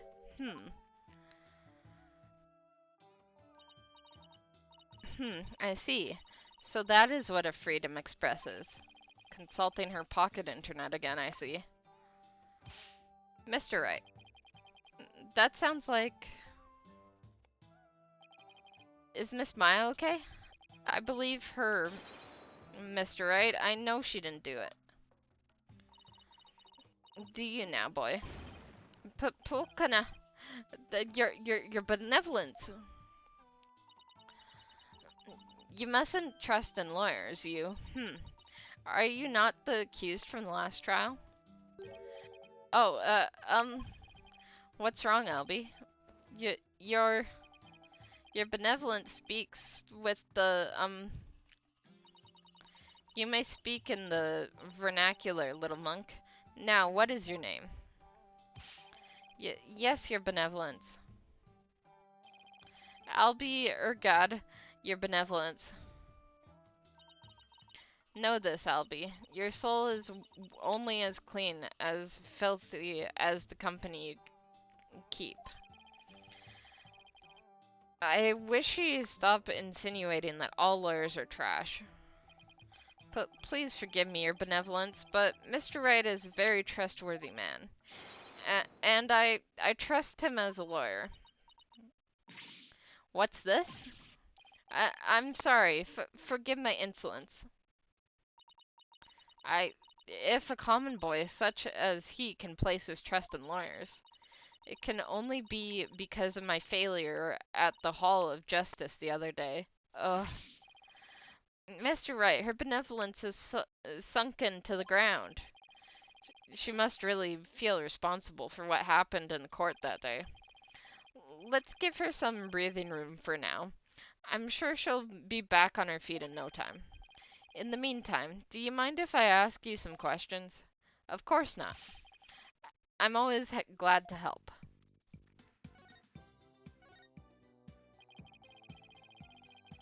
So, what have you heard about the rebel hunter that was in the newspaper? Everyone's overjoyed at her appearance. They say she's the modern-day Lady Kira. So they're treating this rebel hunter like a mysterious protector of the people, huh? People have been on edge recently. What with that jailbreak and stuff? I sure hope they catch that escaped prisoner soon. Escaped prisoner? Yes, he was one of the vicious rebels that Lady Kira had captured. So there's a hardened criminal on the loose. That is bad news. Yes, but the modern day Lady Kira is also super amazing. I mean, she takes down big scary rebels all by herself. Yeah, that's not exactly something just anyone can do. Someone that strong could have easily overpowered and killed the High Priest. And what about that escaped prisoner, Albie? So, what's the escaped prisoner supposed to be like? They say he's a vicious fiend who serves as Dirk's right-hand man. Dirk, as in the leader of the rebel group? Yes, the escapee serves that dreadful master of the Defiant Dragons. They say the prisoner's a former soldier and that he wields a big scary knife. Rumor has it he's a cold-blooded killer to boot. Could he be Lady Kira and the murderer?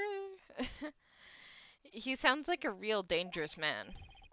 He is, but the police still can't find him, even after an exhaustive search. Wait, I remember hearing about a prison.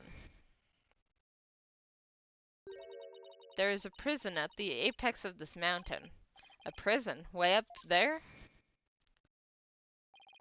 The prison is at the top of the Inner Sanctum's mountain, right? Yeah, how did he even break out? No one really knows.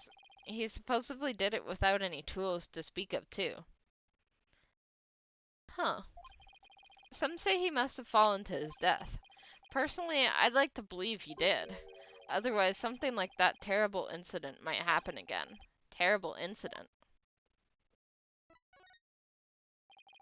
What was that about a terrible incident, Albie? It happened before I was even born, but Queen Amara, the previous queen, was assassinated. And it was the rebel leader Dirk who did it. And the previous queen was assassinated? That's kind of unsettling. Oh, it was a terrible deed of a heinous sinner. I mean, to take the life of such a gentle queen. Only someone with a dark, defiled soul could have done that. They really take their queen seriously here. Like god-worshipping level serious. It really would take someone pretty bold and blasphemous to assassinate one. Those Defiant Dragon rebels are not afraid to do anything to accomplish their goals. That's why, with that escaped prisoner on the loose, who knows who might be killed next. So that's why the people of Crane are so afraid of that escapee. And why they want the rebel hunter to take him out, along with the other rebels. So, is there anything else you can tell me about the rebel hunter Lady Kira, Albie? I was just thinking there was something else, but what was it? Oh yeah, here. What is it? Shadadu found it. Oh, that's the Warbat arrow. Feeling better now, your benevolence? This is no time to be feeling sorry for myself, for I am the Crown Princess of Crane. Now, let me see that boy. Yes, your benevolence. It looks very much like the one of the legendary weapons Lady Kira used in battle. The three-pronged arrow. I could swear I have seen something resembling that arrow recently. Maybe it was the letter that had the three holes everywhere. Where did Shadu find it, Albie? Near Abba Inmi's house. Near the victim's house? Huh? Something tells me I'd better look into this. Albie, can I ask you to take me to the High Priest's house? Yes, of course. Come to think of it, he was married, wasn't he? And his wife is the one who usually plays the part of Lady Kira in the purification rite. I should probably talk to her too. I'm just sad that their baby is now fatherless. That's kind of depressing.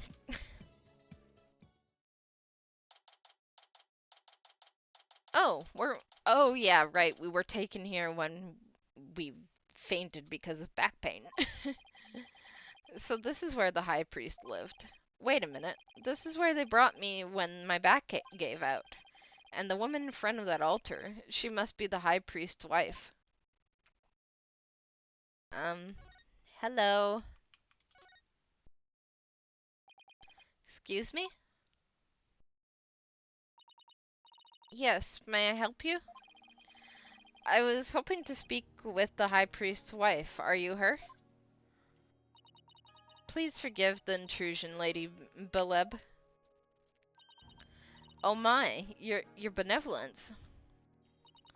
Please, be at ease. What a terrible time this must be for you. I owe much to your husband.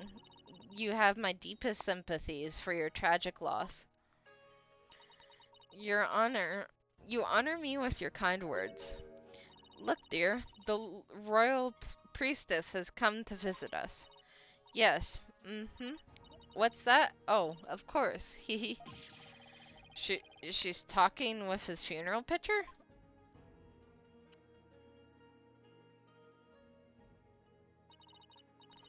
My husband, too, is delighted that the royal priestess has graced us with her presence. I didn't even really notice the veil until she moved it. You can speak with Abbott in me?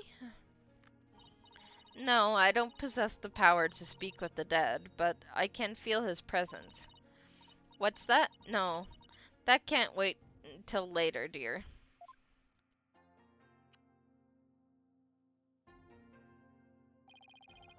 She's definitely speaking with him.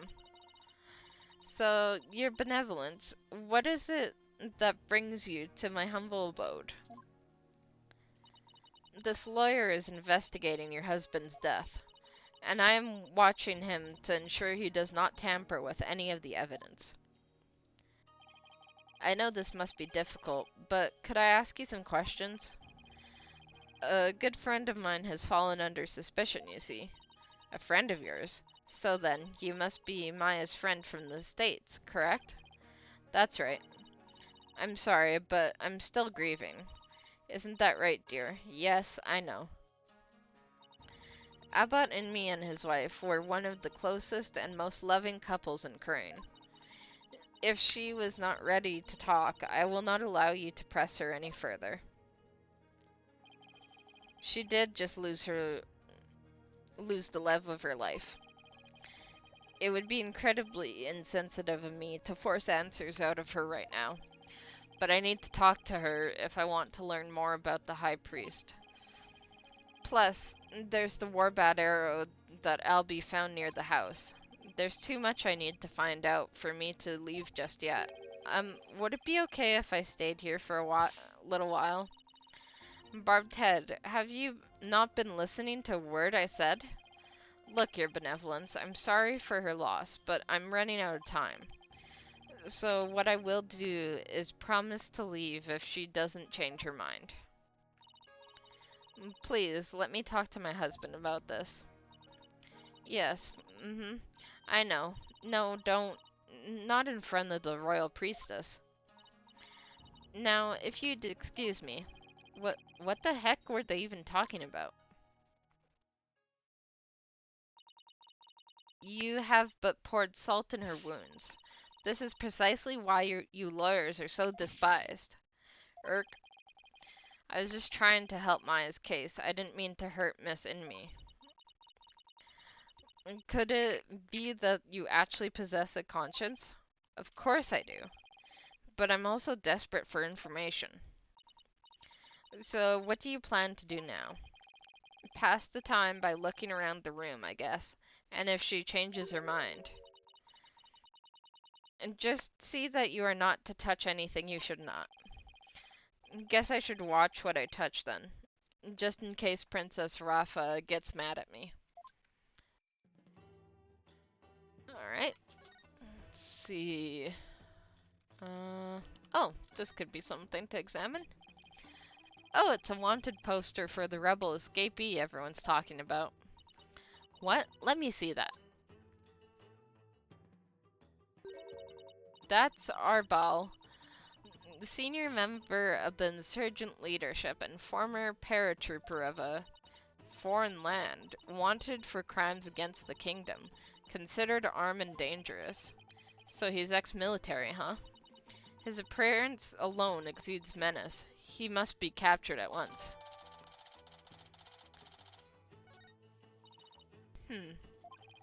Is something wrong? The bounty is 3 million damas, money that comes out of the people's tax payments. I shall have it lowered to about 1 million damas.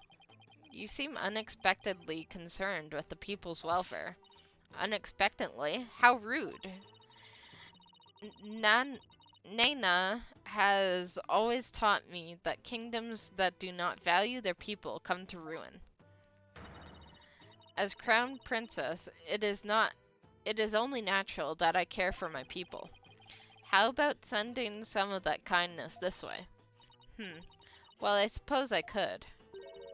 If you quit being a lawyer and paid taxes to our kingdom, that is. Oh well, it was worth a shot. What's this? What is this scary looking spiky thing? It is a floor cushion for heightening a practitioner's mental focus. Your ignorance astounds me. There is not a soul in Karain who would not recognize this. A floor cushion? You mean you're supposed to sit on this? How else would you suggest it be used? It looks like a torture device to me. That it very much does. Look, Steel Samurai. There's a Steel Samurai patch on this bag. Guess the bag must be Maya's. She probably left it here while she was performing that rite. Right, she was staying here.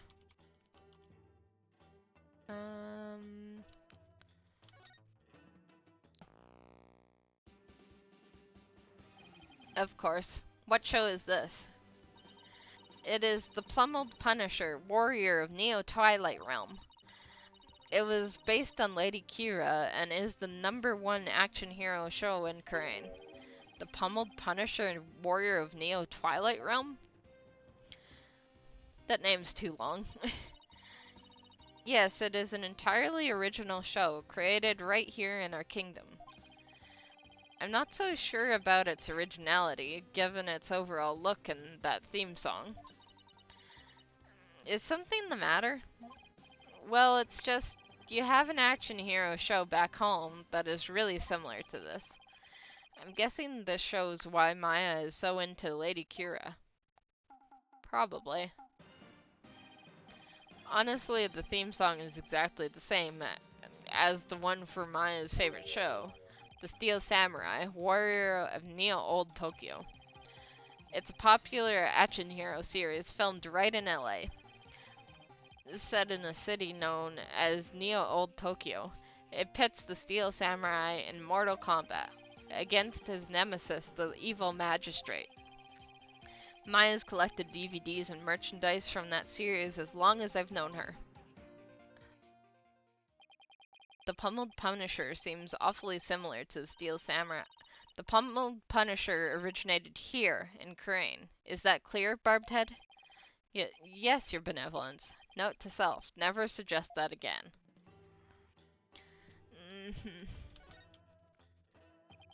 A poster of the mountains? Oh, the Inner Sanctum mountain is featured against the other towering peaks. Those beautiful mountains are known as the Roof of Karain.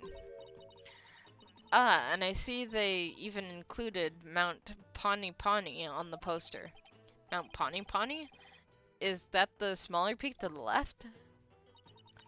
Known as the Little Sanctum, it is just west of the Inner Sanctum. Is it not also beautiful? But I suppose a lawyer with a defiled soul such as you could not perceive such beauty. No, that's not true. I think it's absolutely stunning.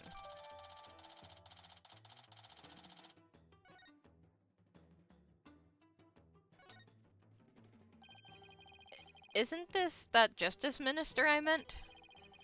And who's the woman in the picture next to him? She looks really important. Could she be the Queen of Crane?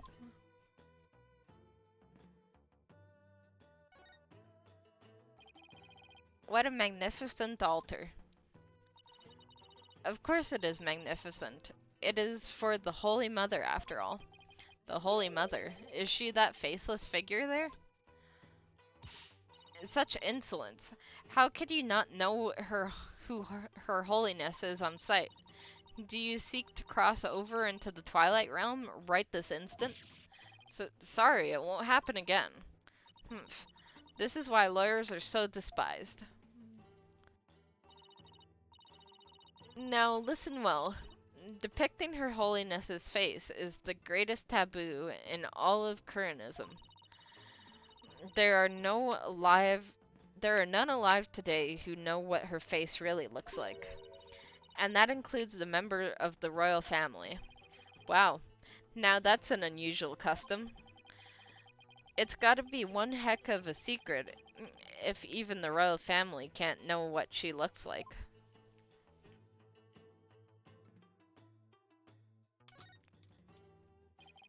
This looks like a basket. Hey, there's an envelope sticking out. There are 3 holes in a row near the top. Now, where have I seen holes like these before? You know. Scrounging around in other people's garbage like some stray dog? Are you a pitiful creature? You are a pitiful creature indeed. What does it say here? Say what you will, but I've got a job to do. It says, to the High Priest. Humph. You cannot even read. You are even more pitiful than I had thought.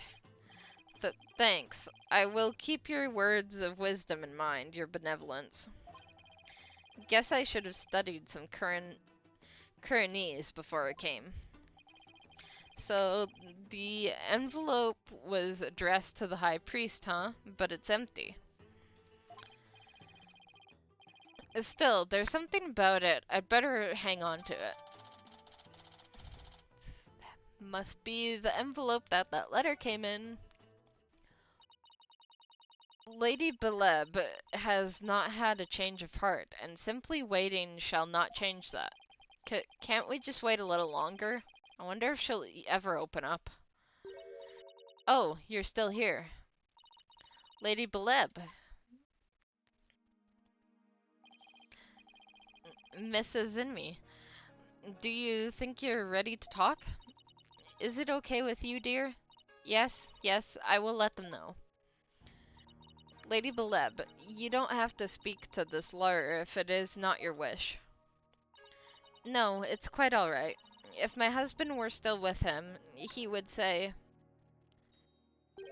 as much as it pains me to have my lovely wife speak on such matters, if it would help find the truth, then ask whatever you may. Oh, okay, I'll take you up on your generous offer. Wait, did Mrs. Inme call herself lovely just now? Well, whatever are you waiting for? Ask your questions quickly, so your departure may be just as swift.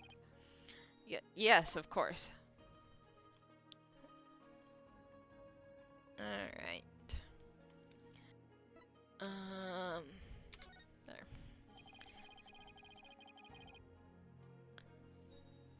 Do you have any idea why your husband might have been killed?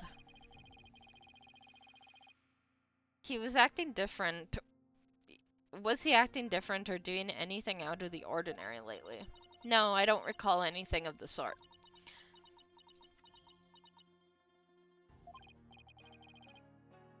This is really difficult. Did anyone have a grudge against him? He was a kind man, and one of peace. He would never do anything that would cause someone to bear a grudge against him. Psyche lock time!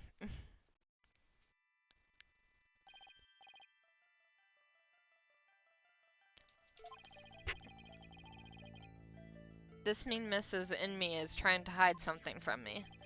This is the Magatama Maya gave me all those years ago. And it has a really amazing power. It reacts when someone is hiding something, and allows me to see the psyche locks that are holding that person's mind shut. Whenever I see any, I only have to present my Magatama to try to unlock them. Unlocking them will usually allow me to coax the truth out of someone. Alright. Let's see.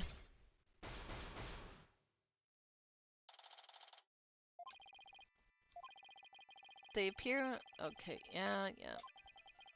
That must mean that Mrs. Inmee thought of someone who just might have such a grudge.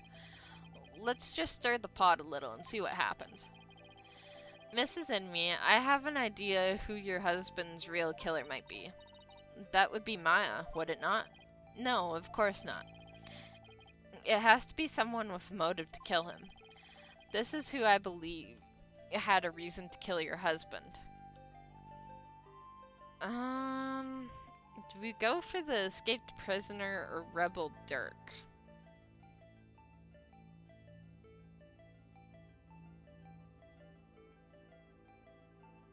Or maybe Lady Kira makes sense because of the note. It was the rebel hunter disguised as Lady Kira. Everyone's talking about her. I know not of what you speak. Really, because she even made the front page recently. I am but a humble servant of Lady Kira. What reason would she have to kill someone as insignificant as I? Actually, I have something that just might show why Lady Kira would kill Abba in me. Where's the letter? There we go. This is a letter of warning from Lady Kira. Maya found it. It was in the inner sanctum, and only Maya and your husband were there at the time. This letter reached its intended recipient, your husband, the high priest, didn't it? And how do you know Maya wasn't lying to you? Because I've never seen that letter before, and I doubt my husband ever did either. Sorry, but I have evidence that proves this warning was meant for your husband. The envelope. Actually, I should go this way. There we go. What's that? It's an envelope addressed to the high priest. The warning letter was delivered to your husband inside this, wasn't it?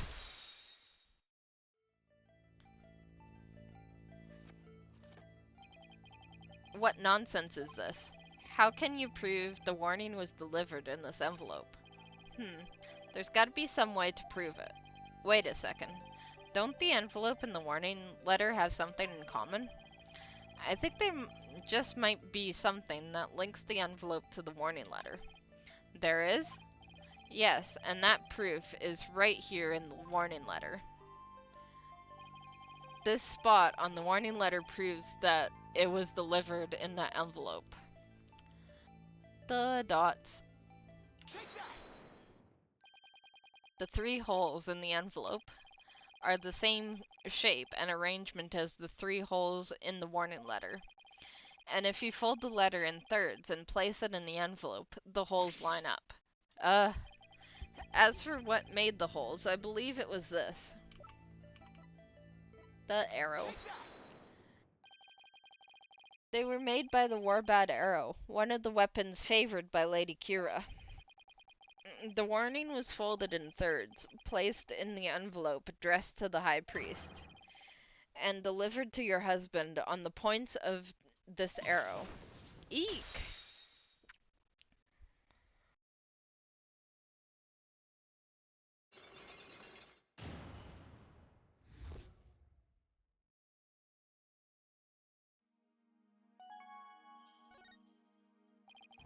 Are you ready to tell me the truth now? I admit the warning was sent to my husband, but he was not an insurgent. Then why did you keep it a secret? Because the authorities might have suspected him of being one if I hadn't. I guess that makes sense. If the rebel hunter was after him, I can see how people might at least suspect. We are Kyrnus Kingdom, as such rising up against the monarchy is the same as blaspheming Kyrnism itself. Your husband was a devout priest of Kyrnism, and you feared that his good name would be tarnished if the warning went public. Yes, that makes sense, but is it the honest truth? What if the high priest really was a rebel? The rebel hunter would have had a motive to kill him. Still, this just doesn't feel like the right time to ask her about it. Could you tell me a little more about the warning? It arrived about 3 days before the purification rite. When we woke that morning, it was already there by the side of our bed. It was by the side of your bed? Yes, we had the whole house locked up tight. And yet someone still managed to slip in. Oh, it was so frightening, wasn't it, dear? But you didn't contact the police, because you didn't want them to suspect your husband of being a rebel. That's right. If only we had told the police, maybe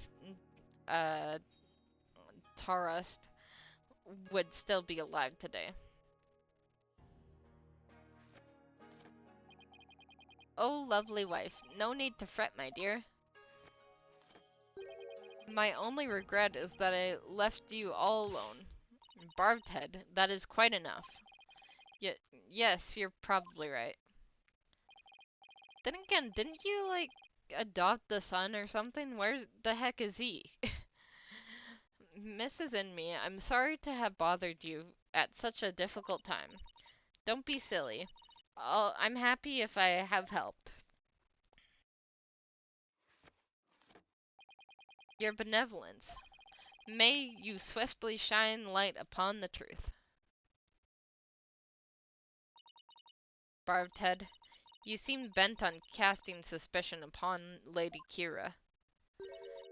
And by doing so, you seek to deflect the blame from the real killer, Maya Fey.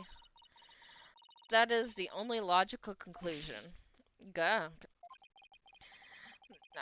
I'm in no position to disprove her at this point.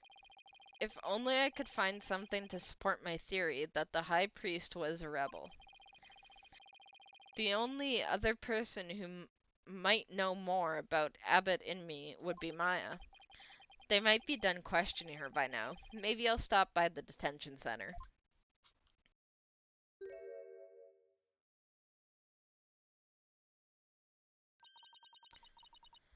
My mother has said what?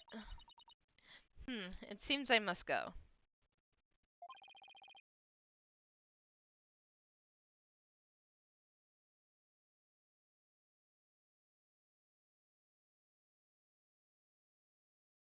Just a moment.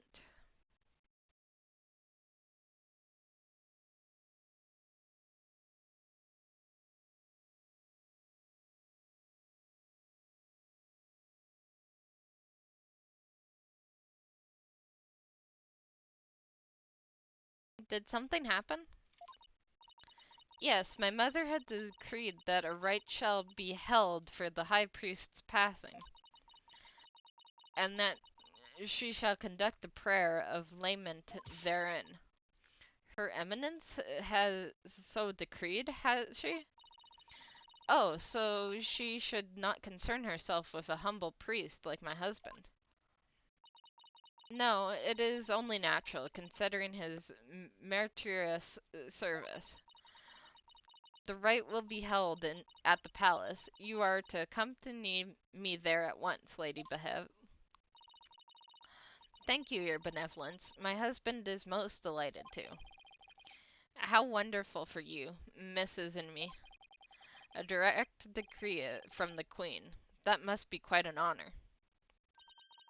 Barbed head, are you coming as well? Huh? But I don't have much time left to investigate.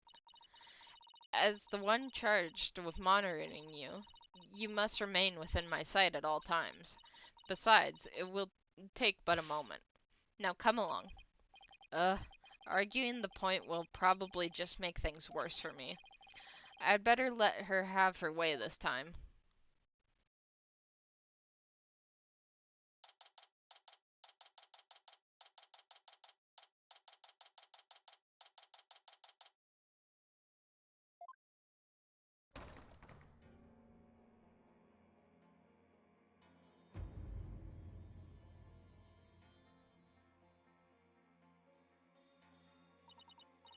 Welcome, Lady Beleb.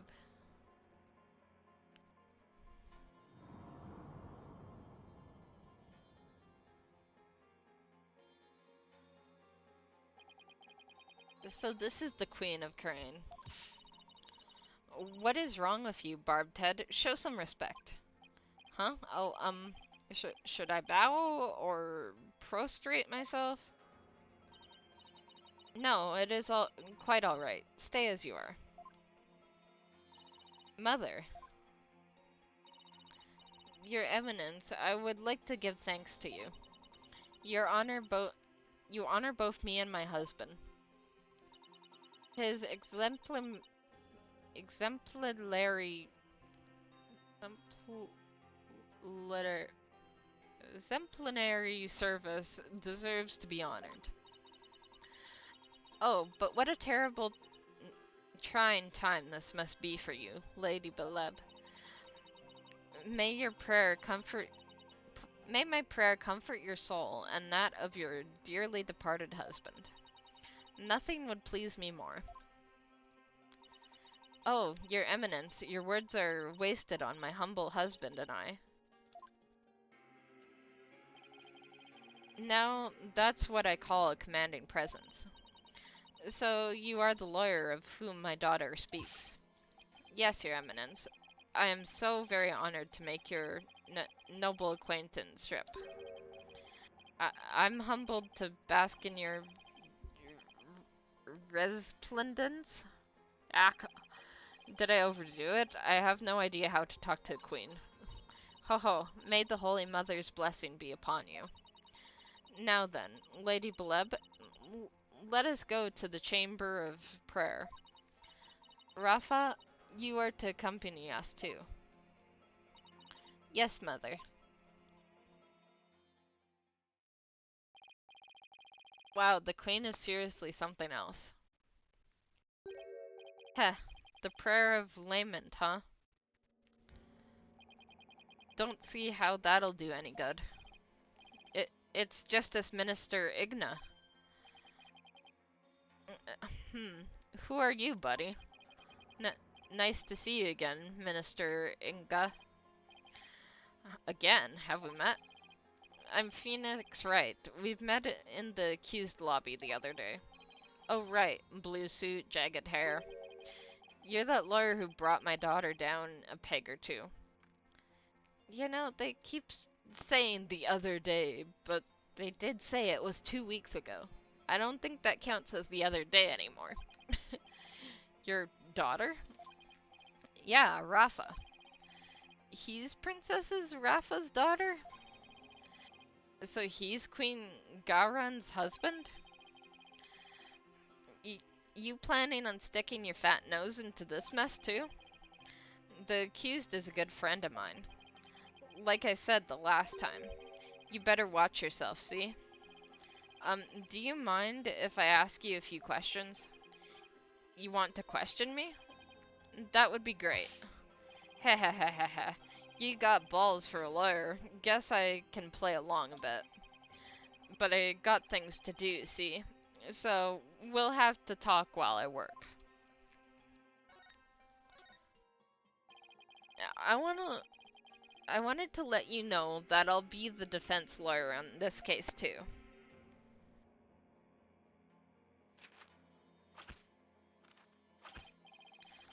Well, don't say I didn't warn you. You only won last time because that idiotic prosecutor filed false charges.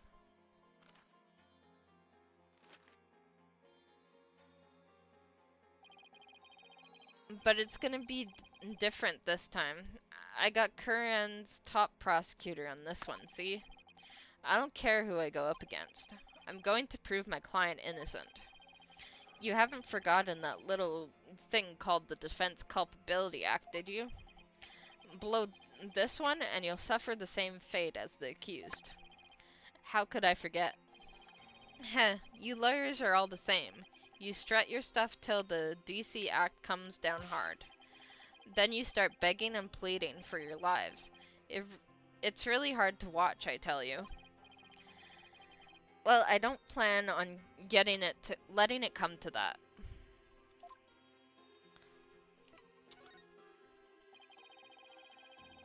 Were you the one who wrote the Defense Culpability Act? Heh, maybe I did, maybe I didn't. What's it to you? Either way, as Justice Minister, I'm gonna enforce the thing. It started as a way to counter the dirty tricks of your trade, like falsified evidence. But it turned out to be quite handy. Efficient, even. Handy? Efficient?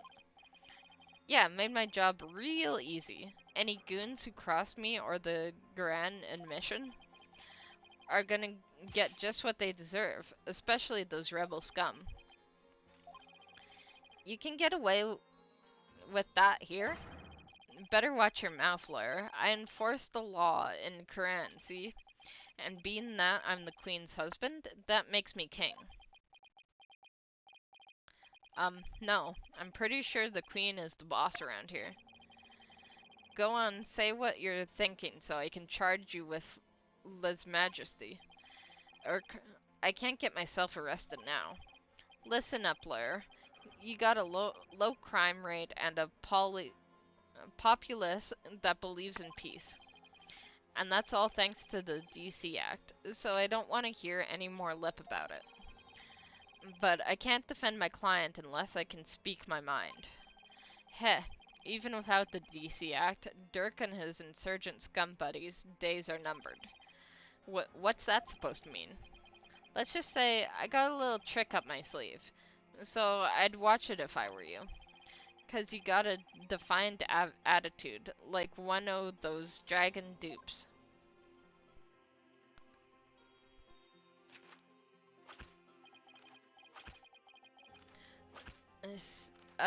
Say White. You know what these are? No, what? Orders of execution. They really pile up if I start slacking off. What?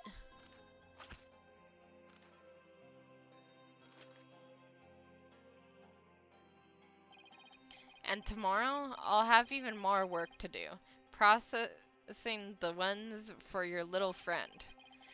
And if you really do defend her, I'll have to add one more to the pile for you. But you're not stupid enough to waste your time on that criminal, are you?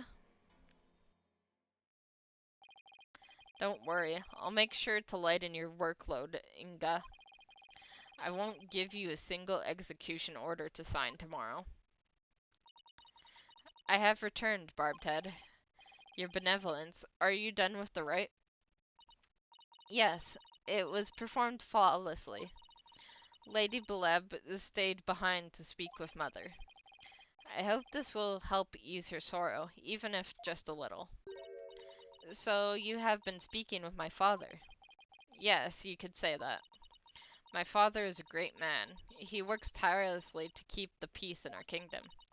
Crane, as it stands today, owes everything to the efforts of my mother and my father. You should feel deeply honored. Under normal circumstances, they would have never spoken so readily with a lawyer. Yes, of course. I see. It seems Rafa doesn't know what her father is really like. Well, now that we're done here, let's go see if I can talk to Maya now.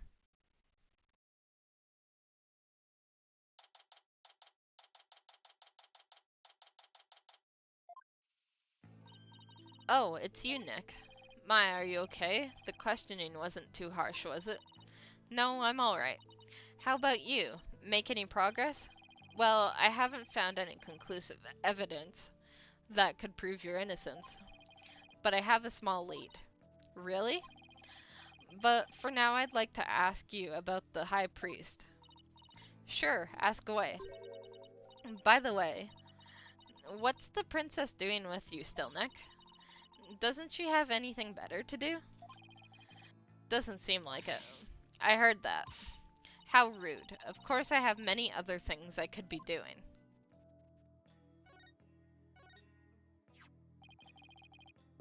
It's just as I thought, but do you think the High Priest could have been a rebel?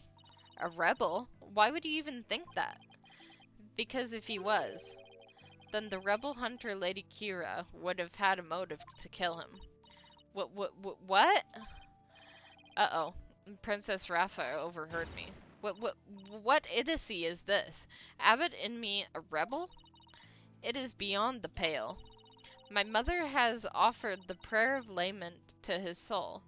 That is the sort of person he was. All right, all right. I was just raising the possibility. I will not listen to such tomfoolery. She stormed out. Oh well, nothing we can do about that. Do you recall the High Priest doing anything suspicious? Come to think about it.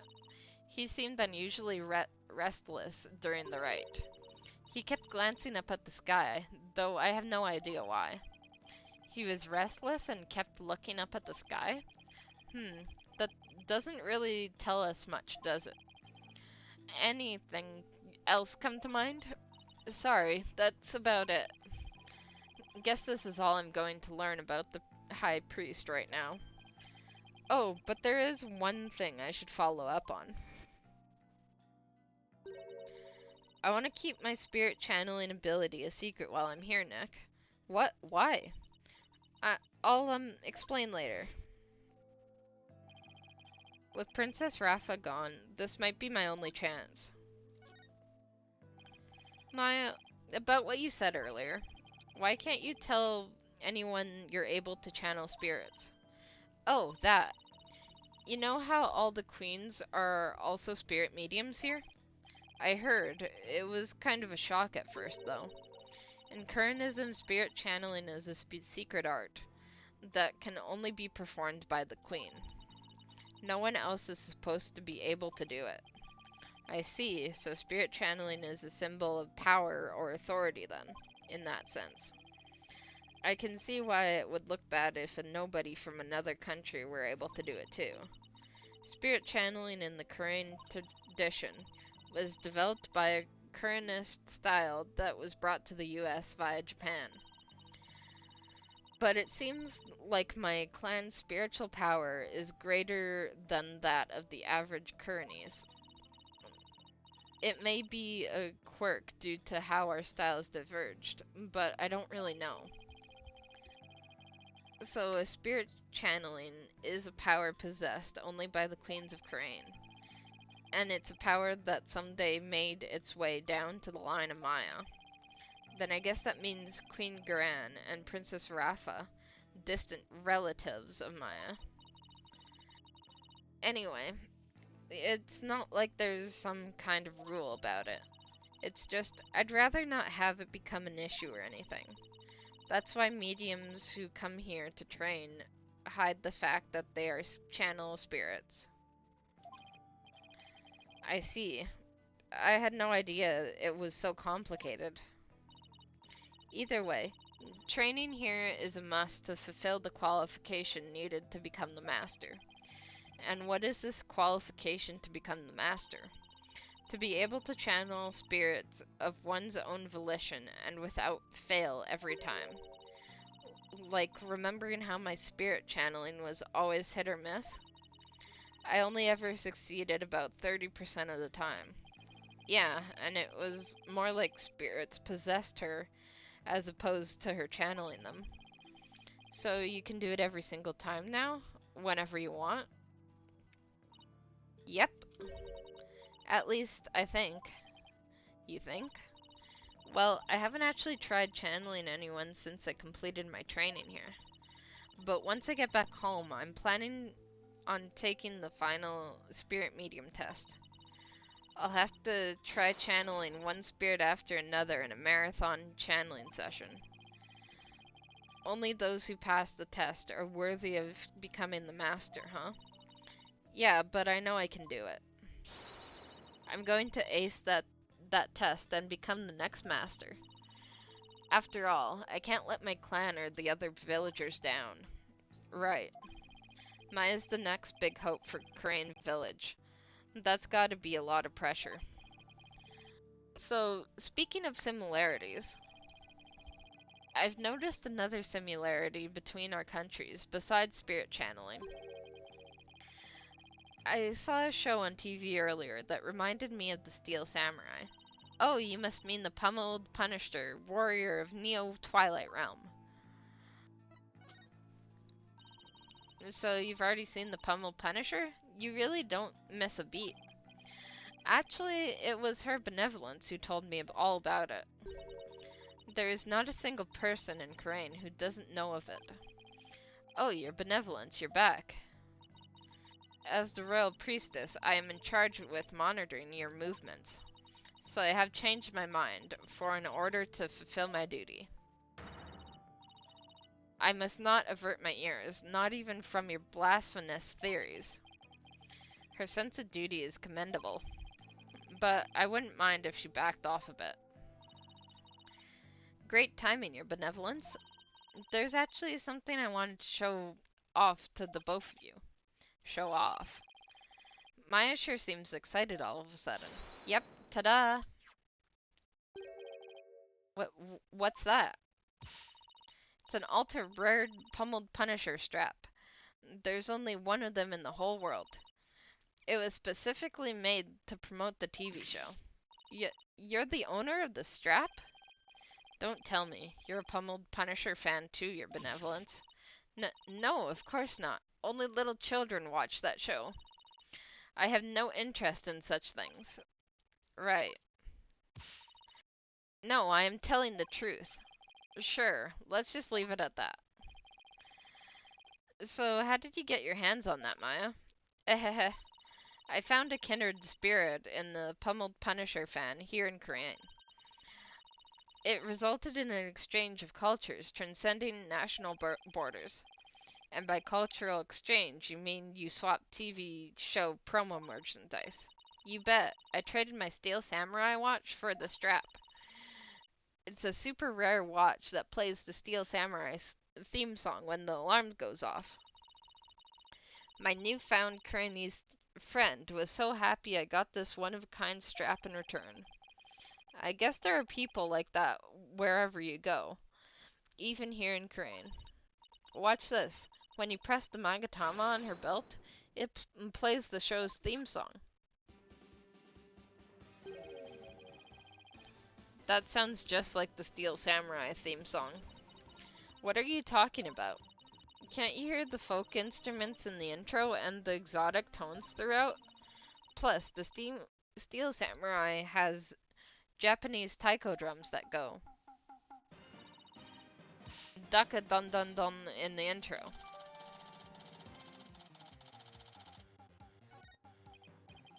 Right. Guess my ears aren't as good as yours.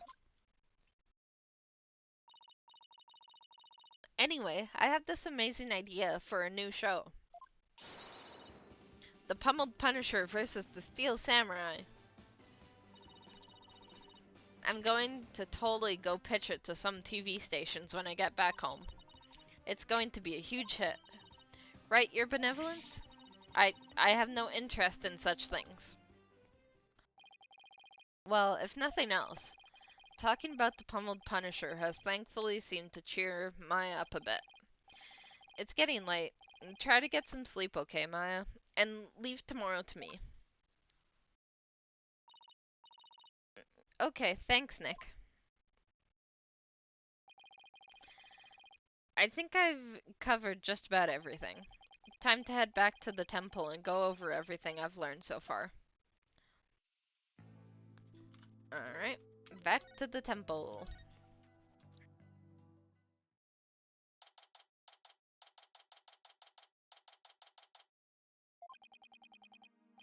It's getting late. Won't be long till sundown. Mr. Wright, your benevolence. Are you done with your investigation for today? Pretty much. I thought I'd go over with what I've learned so far. Care to join me? Yes, please allow me to help. Okay, first, we know the High Priest received a warning 3 days ago. It was from someone claiming to be the Lady Kuran and told him not to perform the rite. That's right. It was the rebel hunter, but what of it? That's what I'm not so sure yet. Why would Lady Corinne want to stop the rite? If you could solve that mystery, right, I could figure out her motive for threatening the High Priest. It might be the break I need, but I just don't know enough right now to act on that lead. How unfortunate for you, Barbed Head. Your only hope is pure speculation. That shall not stand up in the Hall of Justice. You have no actual proof of Lady Kuran's involvement in this crime after all. Yeah, the warning letter alone can't prove who killed the High Priest. I'll give you one last chance to withdraw before you are charged under the DC Act. Your benevolence. While it is true you did not forge or suppress any evidence, that is perhaps a product of my careful monitoring of your every move. I wasn't planning to do anything like that in the first place, your benevolence, but I am going to prove Maya's innocence within the confines of the law. How can you be so sure you will? Because of my underlying faith in my clients. That is a lawyer's greatest weapon. Humph. What nonsense. You have chosen to dig your own grave. When next we meet, it shall be in the Hall of Justice. As royal priestess, it is my duty to reveal the truth through the divination seance. This time I will prove that the insights I glean thereof are the very truth itself.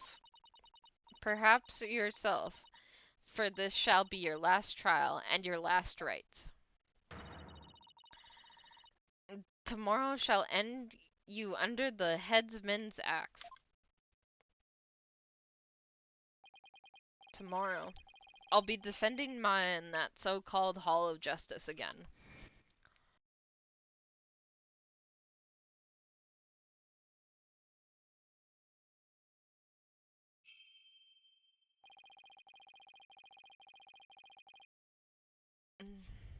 That whole seance thing makes trials here completely different from those back home. Plus, I don't have a thread of conclusive evidence. On the other hand, I've got plenty of confusion and anxiety to spare. Not the greatest start. I'll have to think of something. After all, I'm the only lawyer in all of Korean. I have to do this. I will do this. I'll prove Maya's innocence if it's the last thing I do. That we will.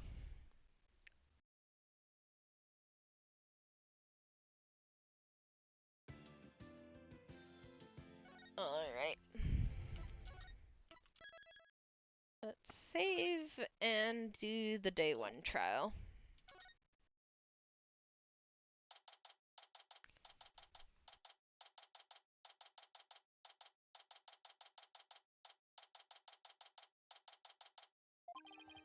I wasn't able to find any conclusive evidence yesterday, but if I can figure out Lady Kira's motive for threatening the High Priest, then maybe... Nick, today well, don't look so down, Maya. I'm going to defend you with everything I got. You would do well to cease this insanity while you still can. As I said yesterday, I'm going to defend my client in court. Well, know this. You shall not witness a miracle of the sort that occurred last time. The moment she is found guilty, you too will be found guilty of abetting the accused. I never claimed to be a miracle maker, but I am good at discovering the truth. And unlike miracles, the truth is always waiting to be found. The truth, you say? Humph. Then it seems you have chosen your fate. This shall be your very last trial. Nick, I'm going to prove you innocent, Maya. You'll see. After all, you have to introduce the pummeled Punisher, warrior of Neo-Twilight Realm to the folks back home, right? Right. I may be a defendant this time, but I'll be by your side like always, Nick. Thanks, Maya. This place is tough on lawyers. I'll need all the help I can get. Plus, it's always good to have you on the team. Well, it's time. Let's go.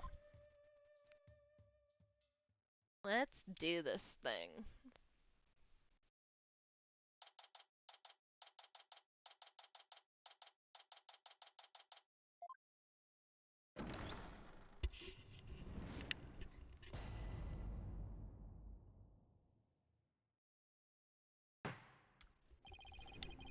Let the trial of Maya Fey begin. The defense is ready, Your Majesty.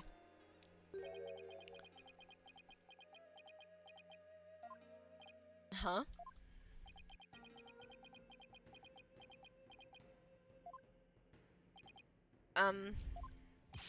Quiet. Can't you see Prosecutor Sadham Adhi is absorbing in silent prayer? Great, the trial has barely started and the judge is already mad at me. He's very devout for a prosecutor. Why is the accused standing over there? Oh, well, Your Majesty. In addition to being the accused, she is also my assistant. The accused is your assistant, you say? Very well then. A criminal does indeed make a fitting partner to a lawyer with a defiled soul. That wasn't very nice. Yeah, well, bad-mouthing lawyer seems to be a custom of sorts here in Crane. I must say, I'm surprised to see you still here in Crane, Mr. Wright. And even more so, to find you in the Hall of Justice once more. I cannot fathom why you would willingly risk your life in yet another trial. The answer is simple, Your Majesty. I am a lawyer, and this is what lawyers do. Although, to be frank, I'd rather be anywhere but here right now. Such foolishness. Ah, Prosecutor Sadamadi, are you ready to begin now? Yes, Your Majesty. The prosecution is ready. Let us begin without further delay. But first, I promise you both this. I will cast your wicked souls into the fires of hell. Thus shall the soul of the victim attain salvation. Ha ha ha ha ha ha. Splendid. I would expect nothing less of you, Prosecutor Sadamahi. Please save the victim's soul, Prosecutor Sadamahi. Punish the wicked lawyer who dares to stop these last rites. I think I'll pass on the whole fire and brimstone deal. But I'm not surprised by your words or stance, considering what Apollo's told me about you.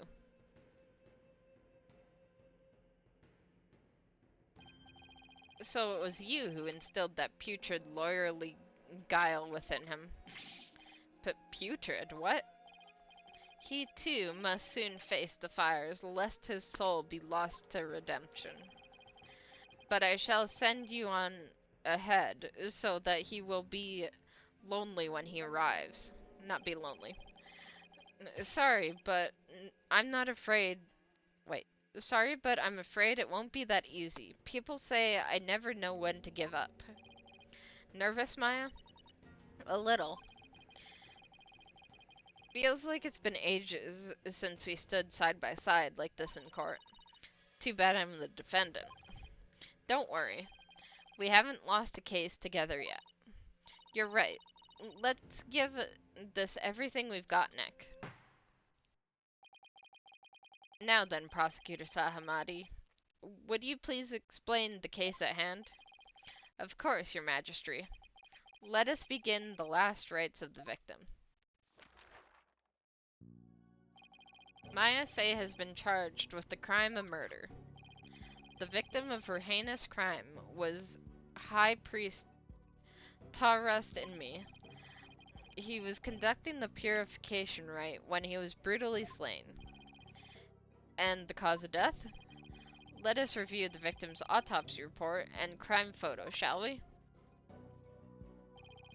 The cause of death was blood loss from the stab wound delivered to the abdomen. The murder weapon was likely the warbud dagger, which was used in the rite.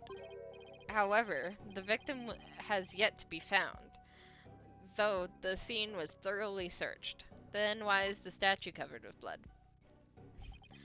A sacred relic used as a tool of murder. The Holy Mother's wrath shall be most severe. The murder itself took place at the height of the purification rite. The accused had donned Lady Kira's sacred robes, and the victim was there to offer prayers as a high priest of Curanism. During the rite, the victim and the accused were the only two at the inner sanctum. Therefore, the only person who could have slain the victim is Maya Fey.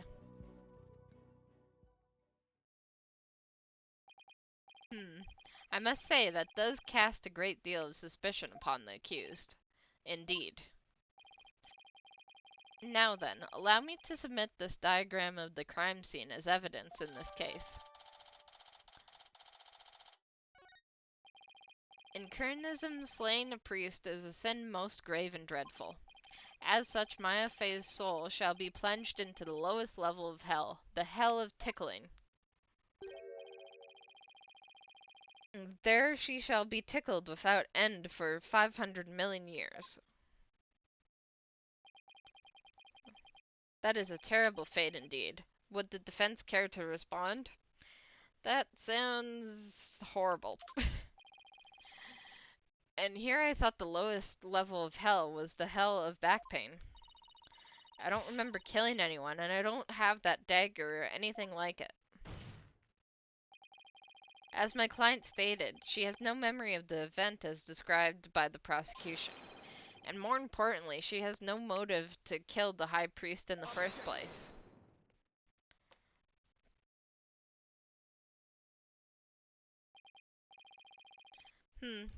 I thought you might say that. Nevertheless.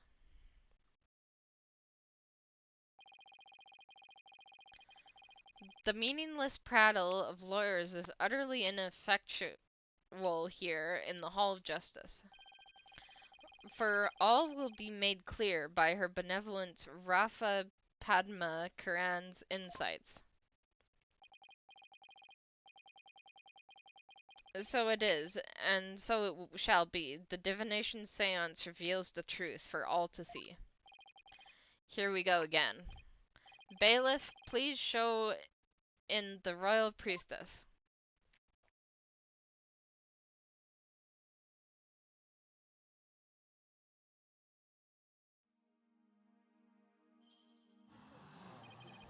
It's Princess Rafa. Oh, how beautiful her benevolence looks again today. Glory to the Holy Mother for this blessed day. As popular as ever, I see. Rest assured, good people of Corinne, I will defeat this murderer and her abettor. They shall not escape on their freedom expressed today. What a joy it is to have the royal priestess back in the Hall of Justice. May the Holy Mother grant us her divine favor. Urdhara Quran.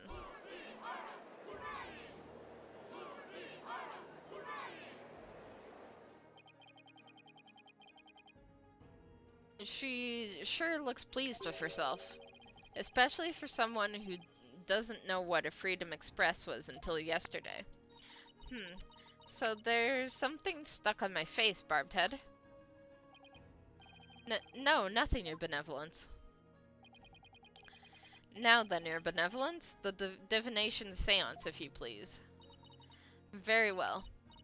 Na, Nana, my robe.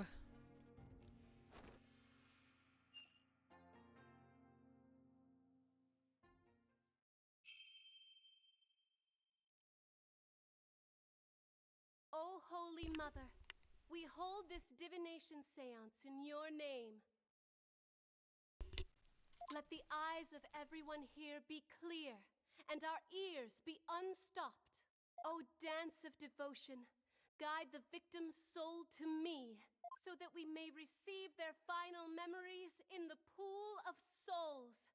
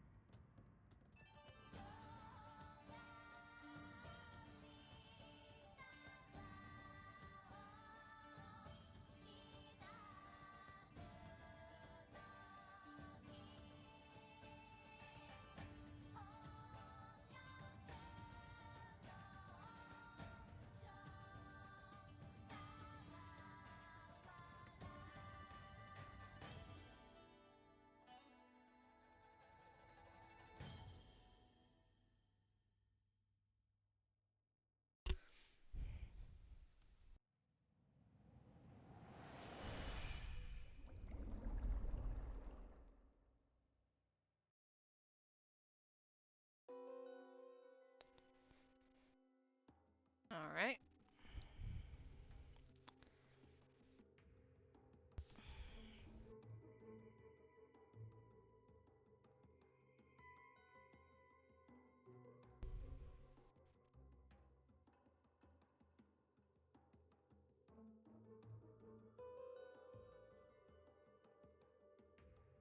Wind. Footsteps, incense. Pain.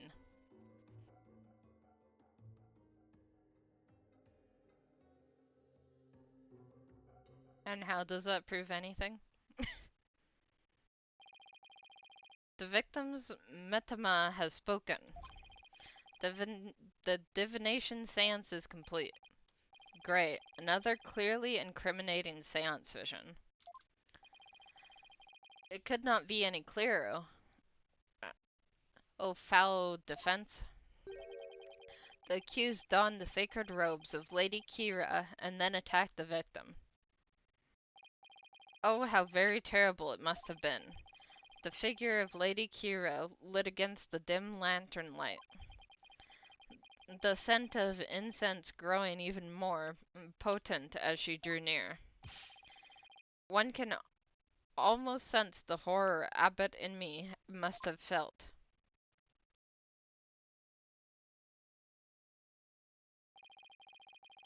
The facts as presented by her benevolence are indisputable.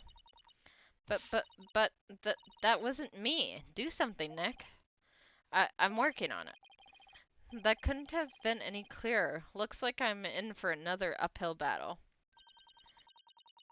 The accused committed this vile act during our ancient tradition, the purification rite. Come to think of it, the rite's guide explains the multi-part purification rite in detail.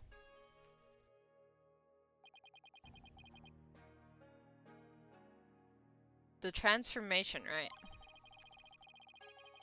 The high priest reads scripture, while a priestess dons the robes of Lady Kira. The rite of water.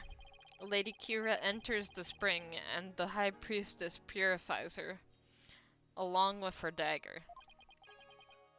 The Rite of Fire. The priestess circles the sacred flames to purify her soul. Indeed. It would seem that the murder occurred during the transformation rite. The rite dictates the high priest stand in front of the spring. Therefore, the accused must have attacked him from the direction of the broken lantern. Well, Barbed Head, would you care to object? Of course, because I know my client is innocent. Heh, so you say. You truly do not know when you are beaten, do you? I managed to pull it off last time with Albie.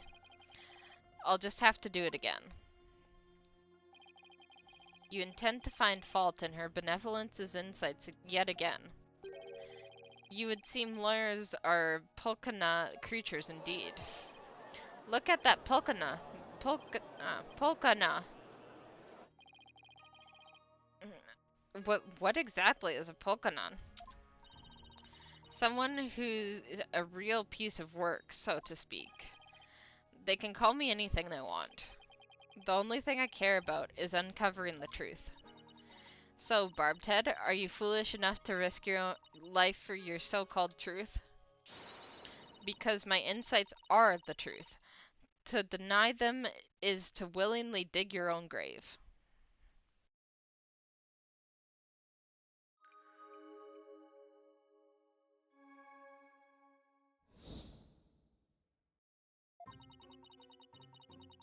The victims commence the purification rite by bowing to the lanterns and reading the sutra.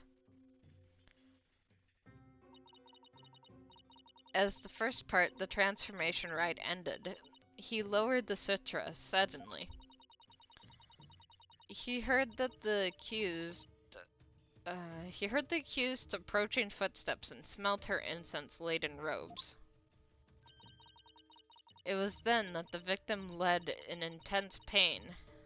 I believe this is when he was stabbed. As his life's blood spilled over, his vision dimmed, until finally he passed from our world. That is everything the victim experienced in his final moments.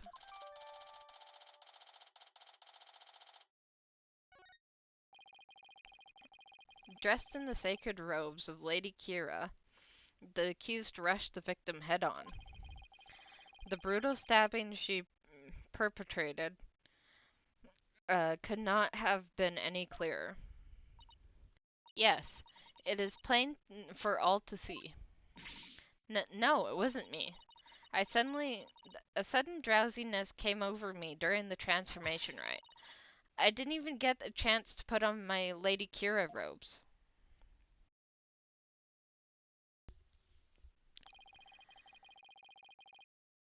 You waste our time with such meaningless statements, accused. You cannot explain away the truths revealed by the royal priestess's divine insight. Oh. How do you end up finding contradictions last time?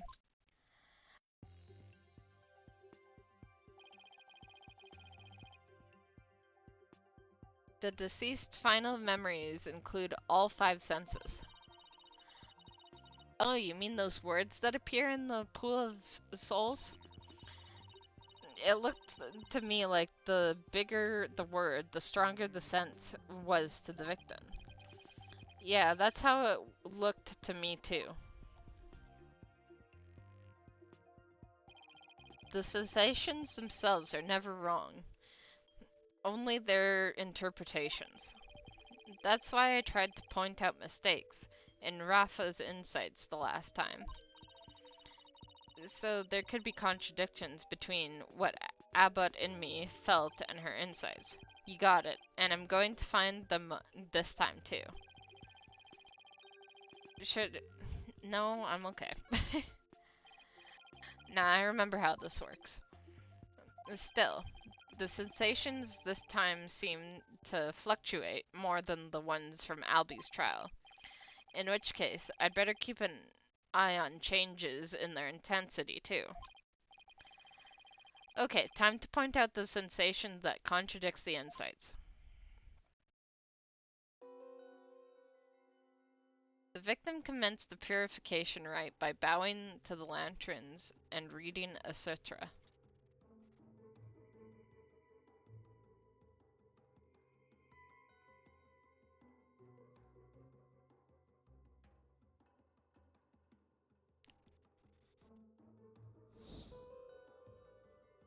Sense footsteps pain.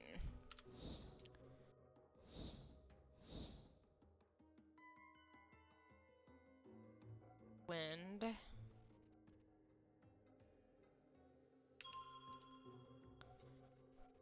Take a...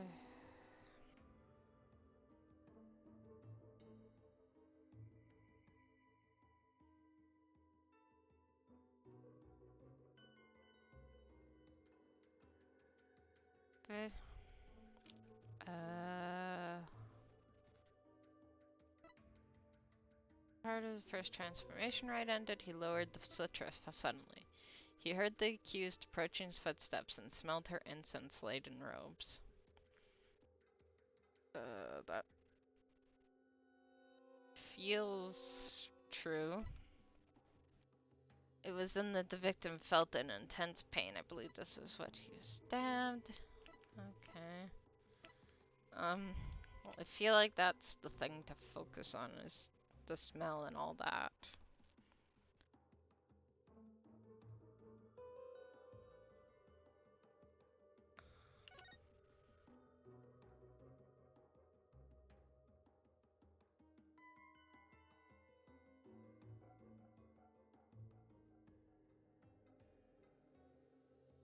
Heard the accused approaching foot.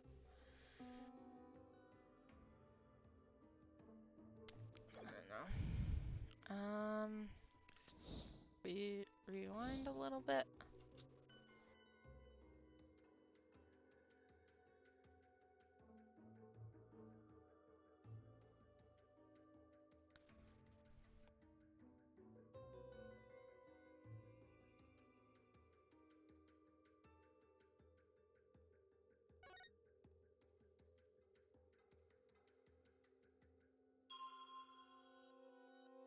I feel like he didn't.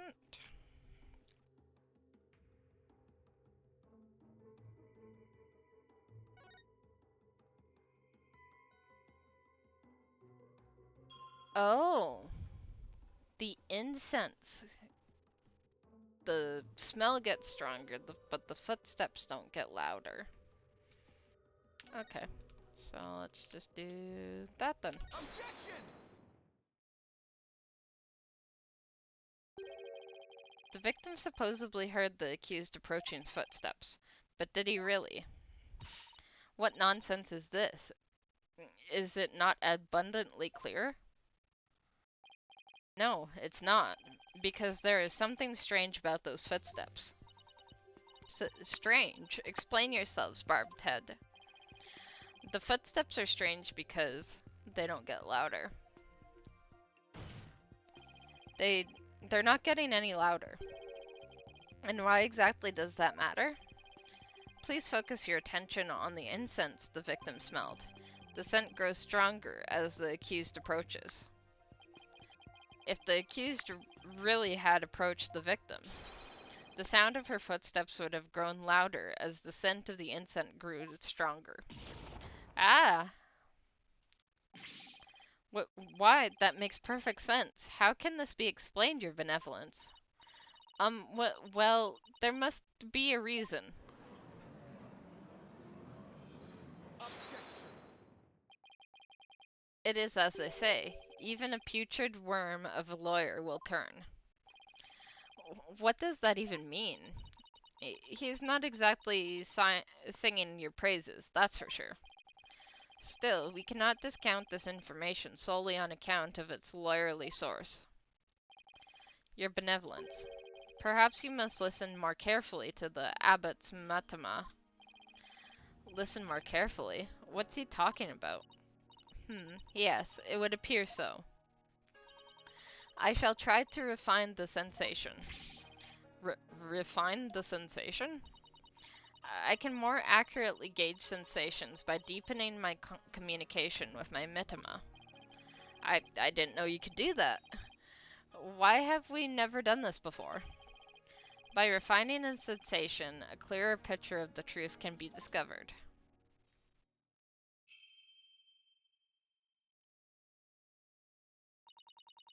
O blessed mitama, I beseech you, hear me now and respond to my call.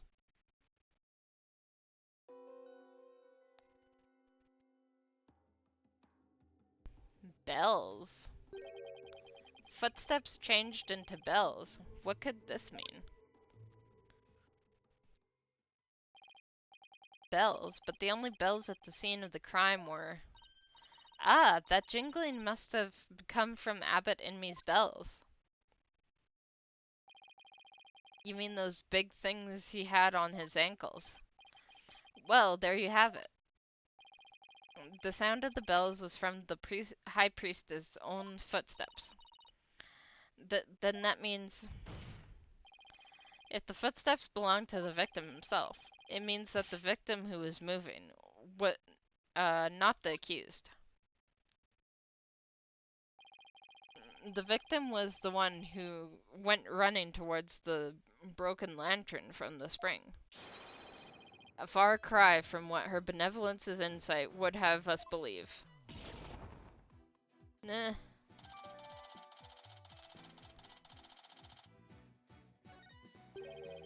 But why would the victim have approached the accused? Maybe he was trying to defend himself. Please explain. He could have felt threatened by Lady Kira standing there with a dagger. If so, he might have thought to overpower her before she attacked. Still your voices. This is nothing but a theory, and a poor one at that. But be not led astray by this lawyer's obvious postulation. While his insolence is unexcusable, I would ask that you calm yourself, your benevolence. Is there something you would care to say, Prosecutor Sadamahi? Even if it was Abbott and me who moved, it does not negate the accused crime. What do you mean? What do you mean, does he mean? He was still killed. The accused was likely waiting for the high priest to approach. Ah! And as he neared, she plunged the dagger into him. It is simple as that. Oh, right. It really doesn't change much, does it? Yes, it is as the prosecutor has said. In fact, it is as I meant to say all along as well. Right. And that's why you were so shocked when you first heard it. Understand now, lawyer, that contradiction you conjured up has come to naught. Once I hone my insights, it will vanish like the dying rays of the sun.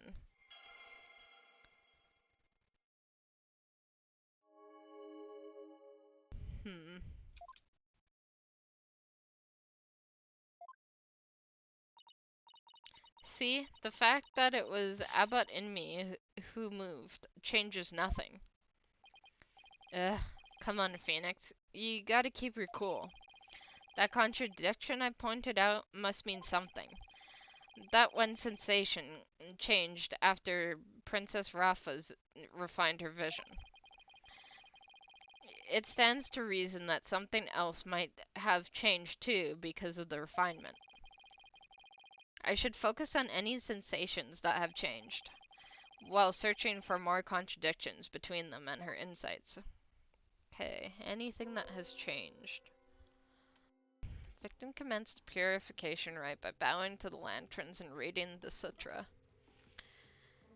At the first part, the transformation rite ended. He lowered the sutra suddenly. He rushed the accused and tried to fight her off by the broken lantern. It was then that the victim felt an intense pain. I believe this is when he was stabbed.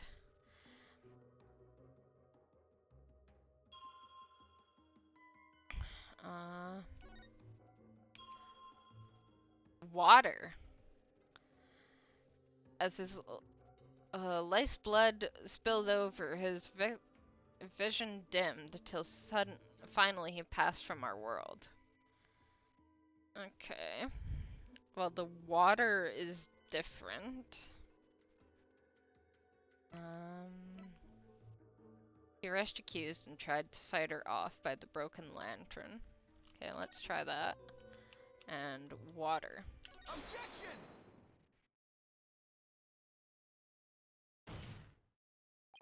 Hold it. How do we know the purification rite was performed exactly as it was supposed to be? Humph. That's easy. The customs governing the rite are very clear, and Albert and me would have adhered to them. Well, that's strange. Mr. Wright, would you care to explain just what is so strange? Yes, I would ask you to consider the sound of the victim's footsteps. The sound of the bells changes to the sound of water at one point. What's this? It's simple. The victim must have stepped in some water. Oh. Yes. And the only source of water in the inner sanctum is the spring. And therein lies the contradiction. What contradiction? I believe the rite started out as it should have. The victim stood with his back to the spring, and the accused stood right in front of him. But we now know that the victim then moved into the spring. Polkaka! That is absurd. This means the accused location differs from what her benevolence's insight indicates. Ah! Then where do you propose the accused stood once she donned Lady Kira's robes? Based on the sound of the victim's footsteps, I believe Maya was standing here. The footsteps... Must have been one of the other... Like, it must have been over here or over here. Which side makes the most sense? Or maybe she was standing in the spring. Maybe it was flipped. Because it was right at the end. Until this moment, we've all just assumed that Abbott and me and Miss Fay were standing where they were supposed to be, as shown in the right guides. In short, the victim would have been standing with his back to the spring and the accused in front. However, if that is how they were really standing, he couldn't have stepped into the spring as he approached her. The problem is, the victim did step into the spring. This can only mean that Miss Fay had actually been standing in the water. But if this is true, then their positions would have been completely reversed. Exactly. What is going on here, Miss Fay? Were you really standing in the spring? I'm sorry, but I barely remember anything about the rite. The High Priest would have made such an obvious blunder during the rite. What on earth? Is that even possible? But that as it may, this does not overturn my insights. It doesn't? Let us say the accused was standing in the spring. So what? So what? This completely reverses their positions is what? That their positions differed from what is customary is rather curious. However, what does that change? It certainly does not erase the oh my god. brutal crime.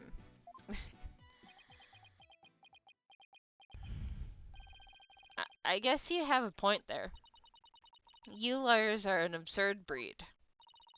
Never thinking ahead, you cling to the first insignificant contradiction you can muster.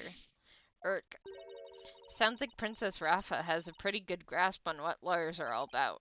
Oh Maya, where would I be without you brutally frank commentary right now? Brutally... Okay. Is this contradiction really meaningless? But something really doesn't feel right. Did I take a wrong turn somewhere?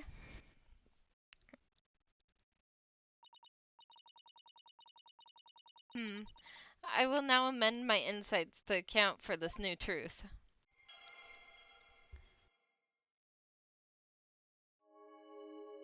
He rushed the accused and tried to fight her off by the poolside lantern. Now the contradiction is no more. But the truth of the matter still stands, no matter how stubbornly you deny it. What do you have to say for yourself now, Mr. Wright? Nick?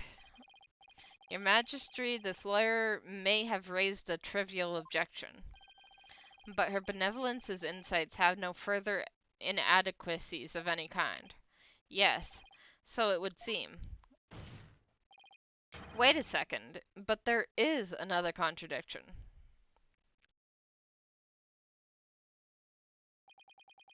Still, you flounder about, wretched beast. Though you rack that putrid brain of yours, nothing worthwhile will come of it. Maya, please tell me you remember something that might help us out here. Sorry, I really don't remember a thing. But now that the place I was standing in has changed, who knows? That alone may cause a new discrepancy with Princess Rafa's insight. That's right. We now know that Maya was standing in the spring. A major change like that could very well produce a contradiction. I should take another look at the inner sanctum diagram in the court record, and confirm where Maya and Abbott and me were standing, and then focus on finding any discrepancies between their positions and the insights. Alright. Let's fast forward.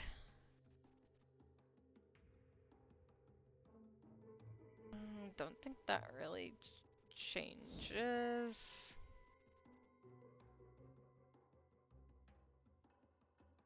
Oh, wait. I think I saw something. Rewind.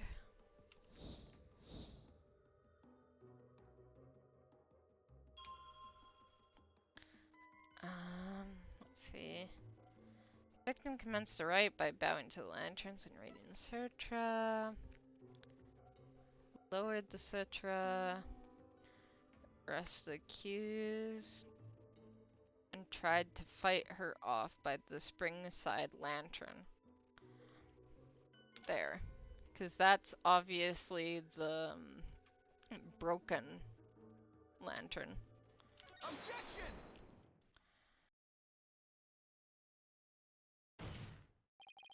Your benevolence, I've found a new contradiction. You did? No doubt it is but another one of your vile attempts to slander my insights. Nope, take a good look at what the victim saw. It just might change your mind. The lantern flame behind the accused is flickering. There's nothing unusual about that, especially as the wind had stirred. No, that's where you're wrong. If the accused had been standing in the spring,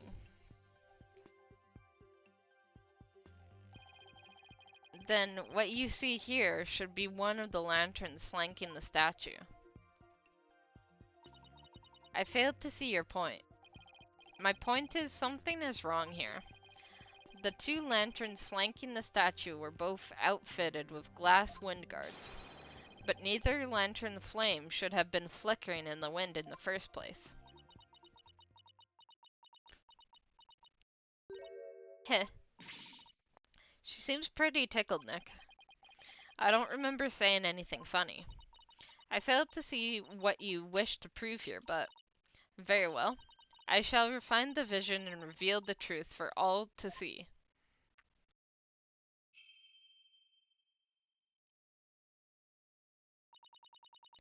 O blessed Mittima, I beseech you, fix your sight upon the lantern there.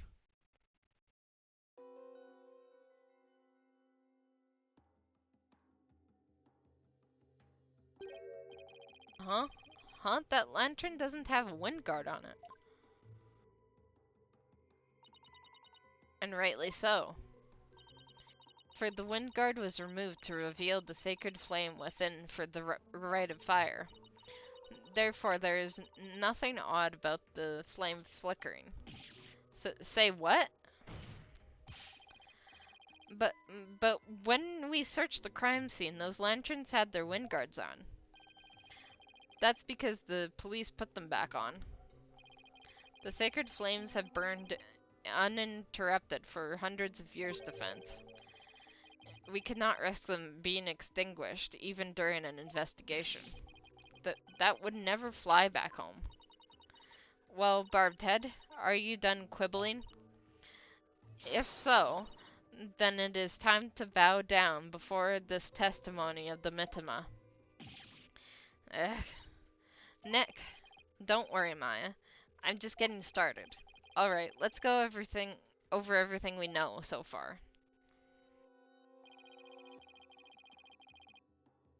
Okay. Maya was wearing Lady Kira's robes and standing in the spring. The High Priest is thought to have been moving towards her. But I should look for sensations that stand in contradiction to this arrangement. Alright. I won't give up. I'm going to find a contradiction that will undermine the accusation against Maya.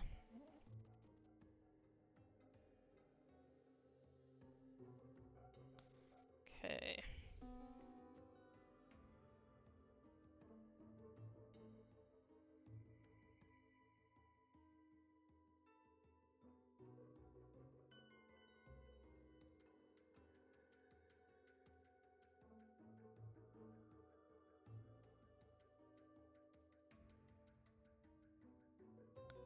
When incense spells water pain.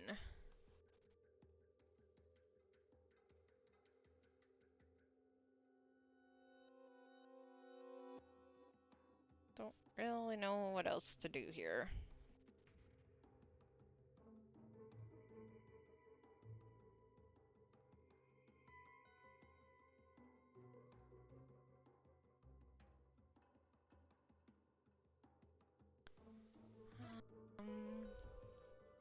Let's see. He rushed the accused and tried to fight her off by the Springside Lantern.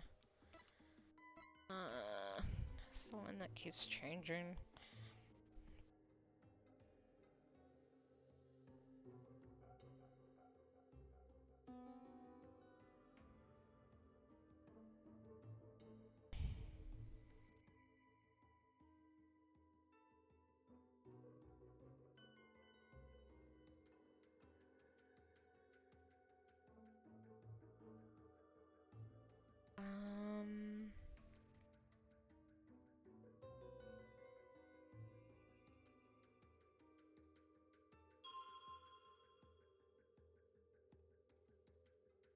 Wind. I don't know.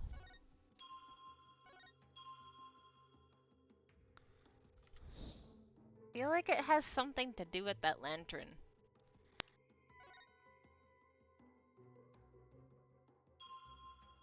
Just don't know what.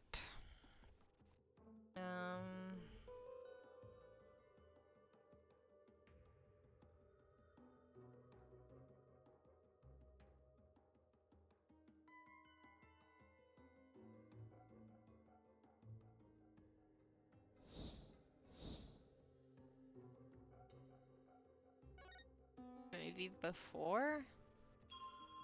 Is he, like, see it at all?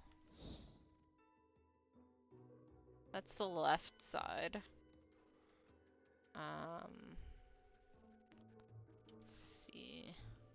This way? Ah, it's broken. There we go. Objection!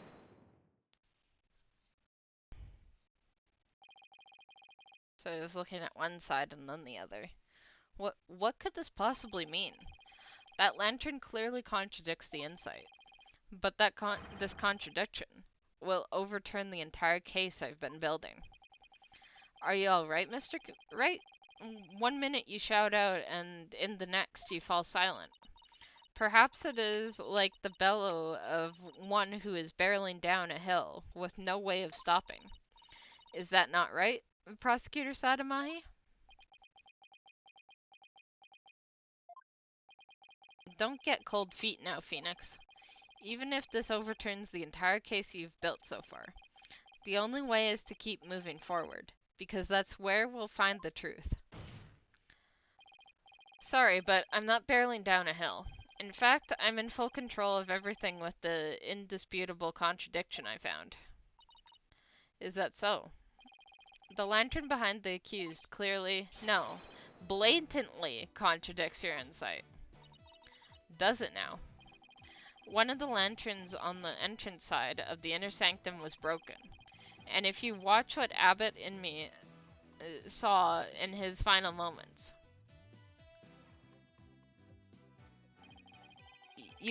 will notice that the lantern behind the praying form is Miss Fey is broken. The lantern behind Lady Kira, however, is still intact. In short, we are seeing two different lanterns in this seance vision. How can this be? And even if it were so, how would that contradict my insights? Let me start by saying the claim I'm about to raise will overturn the case I've built thus far. Will the defense please explain himself?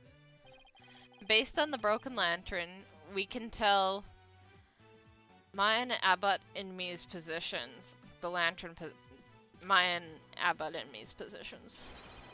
Where the accused and the victim were standing. But did you not finish asserting that the accused was standing somewhere else?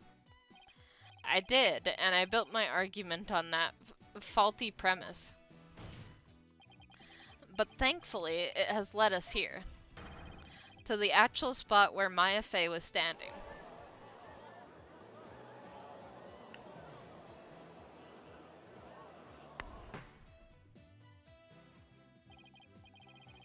I must say, if the defense keeps changing its assertions in such a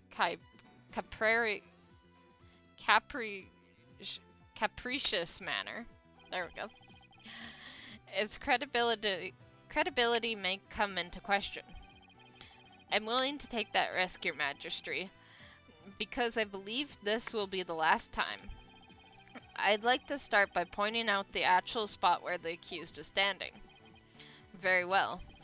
Show us where you now believe the accused was actually standing. Based on the location of the broken lantern, where was Maya really standing? She was standing right here.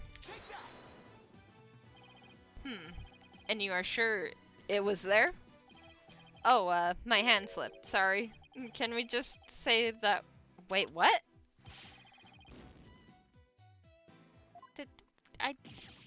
Huh? I said... But...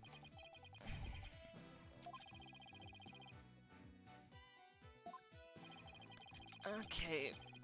Let's try that again. Maybe it wasn't specifically where they were standing enough.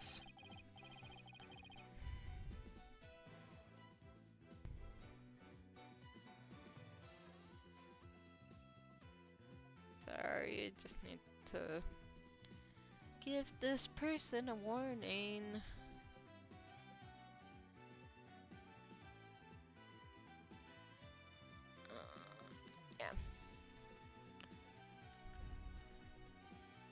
anyway, but if you ask me for me to add you on social media or Discord, then you get a warning and a timeout. Because I do not add anyone I don't know. Based on the location of the broken lantern, where is Maya really standing? She's standing there. Take that! And you are sure it was there? Oh, how? Okay, isn't not good enough?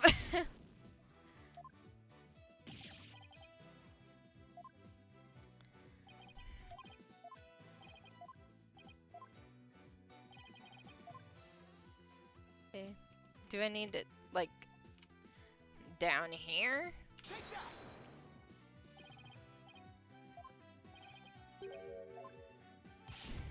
What the heck?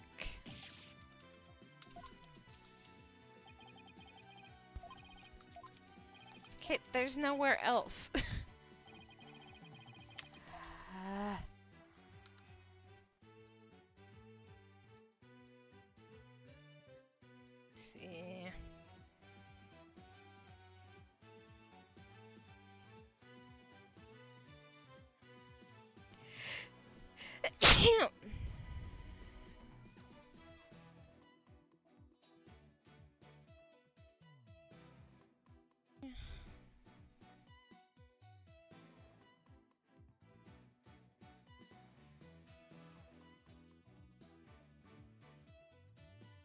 Sorry, but there couldn't be anywhere else. I feel like they're just being very picky about the spot.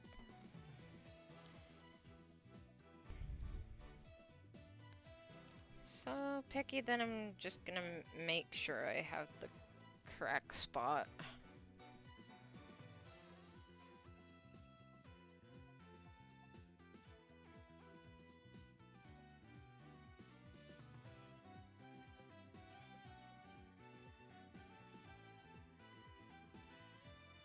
Let's see.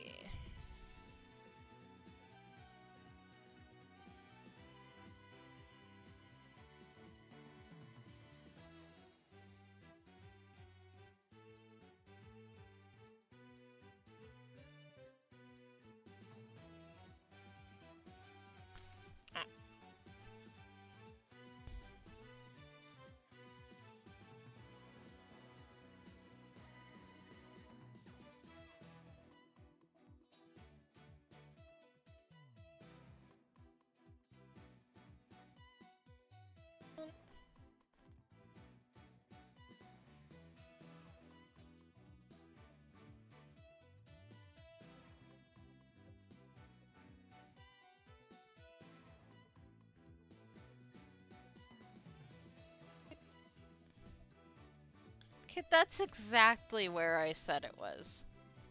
Take that! Oh my god, it was just a stupid picky thing. Oh my god. We know the victim had stepped into the spring. That means Maya Fey had to have been standing in the water as he approached. However, his memory, which was only now becoming clear, reveals that Miss Fey was standing by the side of the broken lantern. In other words, she was standing where she was supposed to be according to the custom. Does that not bring us back to the very beginning? No. This is where things take a different turn, and I mean that literally. The victim had to have been moving toward the spring. That means that while he was moving, he had his back turned toward the accused. What's this? Do you mean to say the victim turned around during the rite? But such an image appears nowhere in the seance vision. Actually, it does appear. It's just that no one noticed until now. No one noticed? How could no one have noticed something so big? There was a moment when the scripture the victim was holding was all we could see. Thanks to that, none of us could tell that he was in fact turning around in that moment. Nah.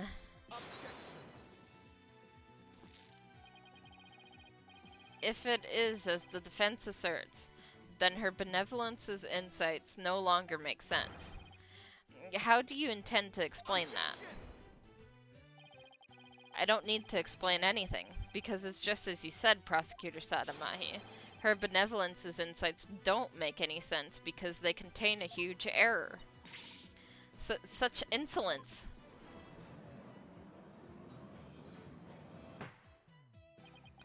A huge error, so you say. Do explain. The huge error is the number of people there. I believe this is what happened at the scene of the crime. The victim was reading a sutra when suddenly he sensed someone behind him. He immediately looked back to see someone dressed as Lady Kira standing there. Wishing to see who it was, he approached the robed figure. That's when he was stabbed. This cannot be. Oh, but it can, and it is. The insight stating the accused stabbed the victim is wrong. And that is the real truth lying behind this testimony of the dead.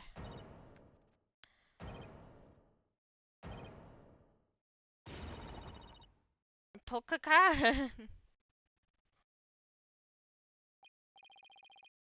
Are you suggesting that there is someone else at the scene of the crime?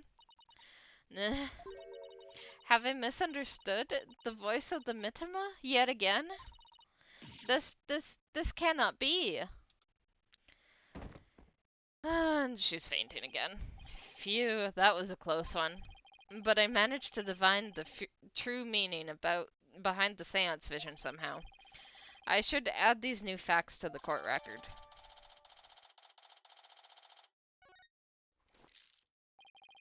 Your benevolence, please allow me to take it from here. I will overturn the brash accusations of this faithless, putrid-minded lawyer. Yes, I shall place my trust in you.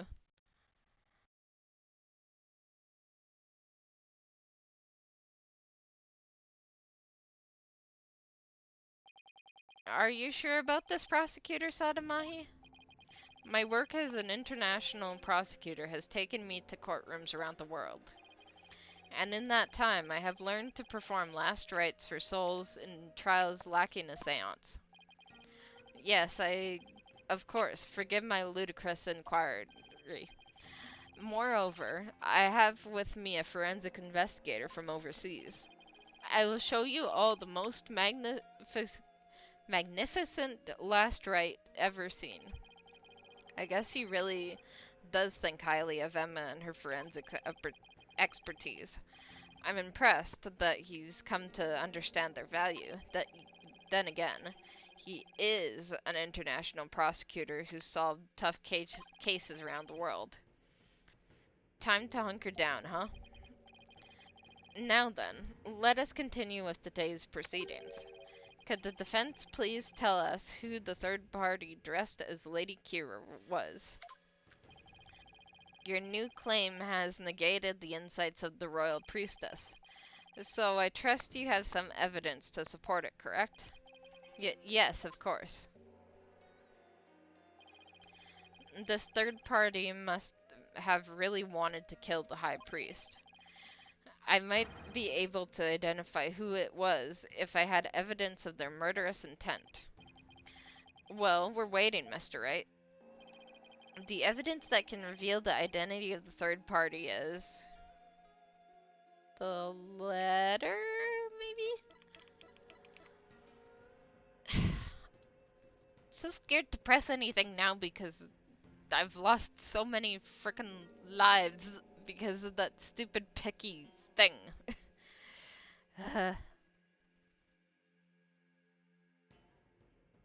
Really sucks. Alright, well... let's go with... Um, yeah, I guess we'll just go with the warning. 3 days before the purification rite, the victim received a warning letter from an unidentified individual. He did? Whoever sent it clearly meant to threaten the high priest. The letter said, "Do not perform the rite." But the rite went on as scheduled. I believe that this is why the high priest was murdered. Who do you suppose sent that letter? A person with something to hide. The rebel hunter disguised as Lady Kira herself.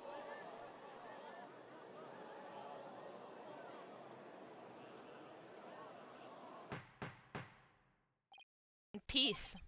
I don't understand. I hadn't I had heard the lady uh, I had heard the Lady Kira that has been in the news of late only hunted rebels. If so, why would she have killed the high priest? Excellent question. Maybe it would help to think of it this way. What if the high priest had secretly been a rebel? The high priest? He couldn't possibly have been a rebel. The high priest? A devout follower of Kurnism? A rebel? Do you even comprehend the blasphemy of which you speak? Well, do you? I, too, found it hard to believe at first. But as I continue my investigation, it started to become more and more plausible. The third party was the rebel hunting Lady Kira, and the high priest was a rebel? Your mockery of Kurnism? No. Of the kingdom of Kuran itself knows no bounds. Whoops. That shameless Pokana lawyer, he's making mockery of our religion. As a faithful Kuranist, I take issue with these claims.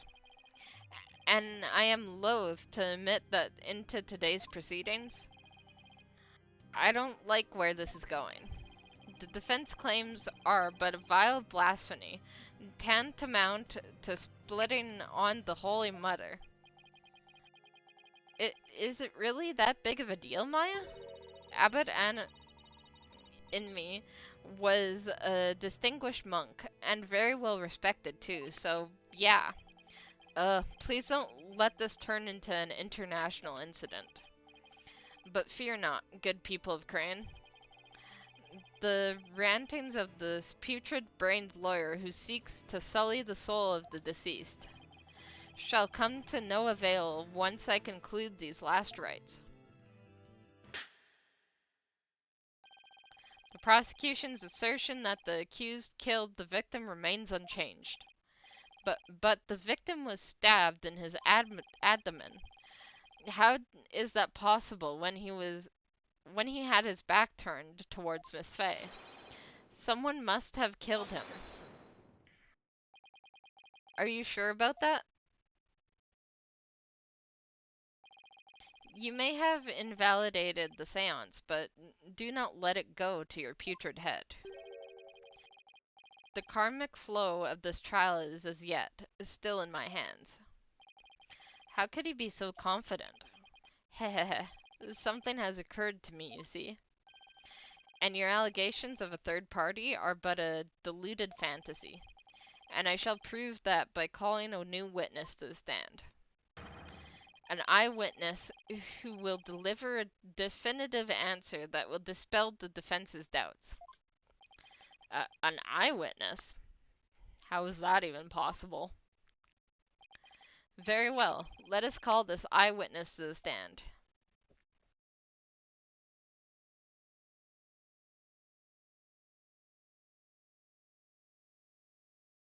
Oh, this guy.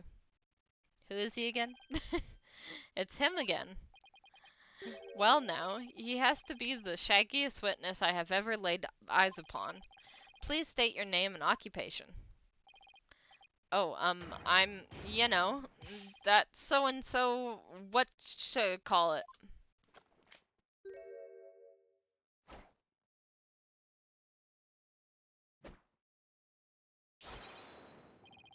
A I've missed to be decided? At least that's what they've been calling me. TBD, as to be determined? Can't you just tell us your real name? The witness has suffered a blow to the head, rendered him am amnesiac. Therefore, I called him anonymous TBD in my report, and he thinks TBD is part of his name. Objection! You're letting an asmeniac testify? Have no fear. I have already questioned him at length. While it is true that he has utterly forgotten his name and past, his memory of what he witnessed is still very much intact. Sure it is.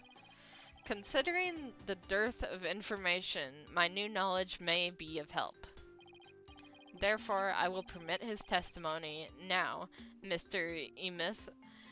Please tell us what you saw. Or Imus?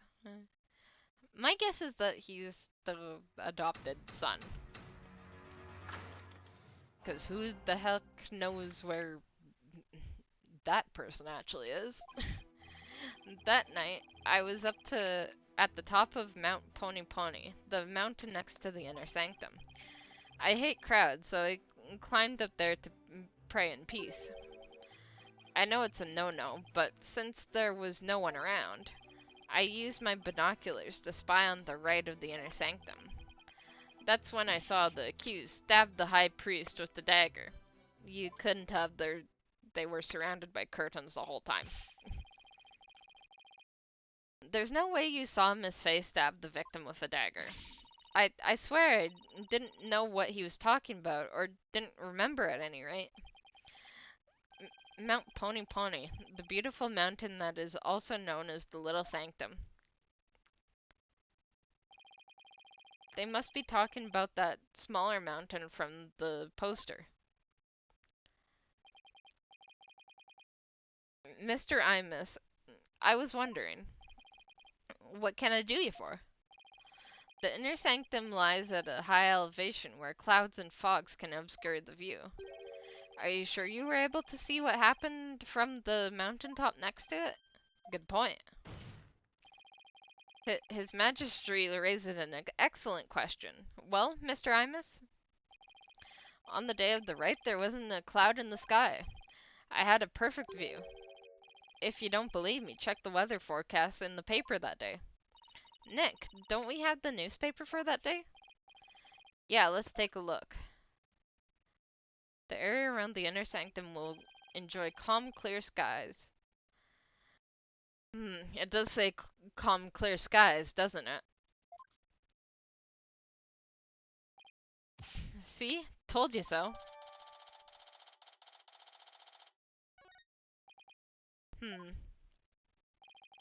Well, it would appear the witness has offered testimony worth hearing. Mr. Imus, I too have a question for you. Didn't he already question the witness? Well, that's what I'm here for, right? Shoot. How is the accused holding the dagger? Was she holding it underhanded, its blade protruding from the bottom of her hand? Yep, I believe she was. It's called a reverse grip. Ah, I thought as much. Hold it right there. What bearing does that have on this case?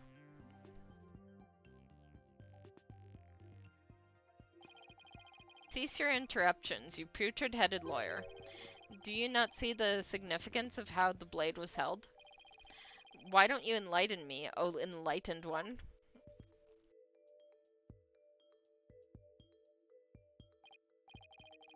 I knew you were a fool. I can't already picture you in your next life. Next life? Yes, after your soul writhles for centuries in the pits of hell. Well, let's see what he comes up with. I know Paulo was a angry red pepper.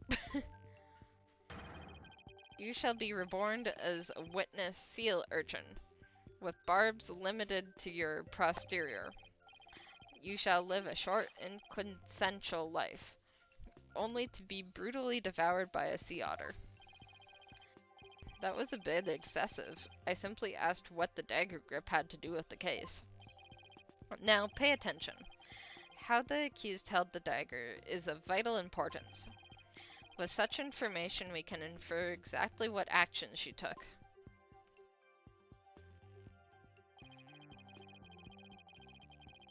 You were saying that the victim was killed while she had his back to the accused. Is that correct? Yes? As such, the accused's dagger grip tells us something very important. The accused approached the victim from behind, swung her arms around, and plunged the dagger deep into his abdomen with a reverse grip. What? Thus, Mr. Imus' testimony clears up any doubts that might remain. Ha ha ha. And it coincides with her benevolence's insights as well. Does it? Because she was in frame the whole time. This is a disaster. I thought I'd blown those insights out of the water, and now they come back to haunt me. Now then, the defense may cross-examine the witness.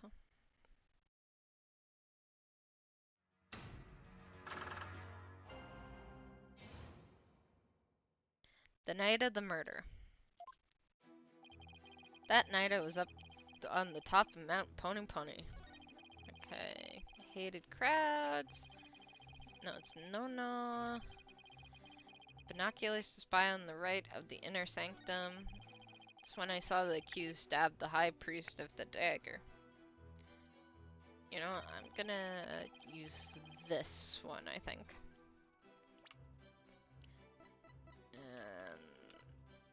Ritual curtain. Your Majesty, I had my doubts about this bushy-beard witness, but now I know we can't trust him. What? You ain't just judging me solely on my bodacious beard, are ya? No, not at all, Mr. Imus. It's much more than your sketchy appearance, it's your sketchy testimony. His testimony, you say? Yes, recall how the inner sanctum was that day. Specifically, that it was completely enclosed by the ritual curtain. Why, yes, I believe you're right. The curtain would have completely blocked the witness's view of Mount Pony Pony. From Mount Pony Pony. Okay. Sorry, just lost connection for a second there. I didn't actually see the accused herself. He didn't actually see the accused herself? What's that supposed to mean? Let me set the record straight, I beg ya.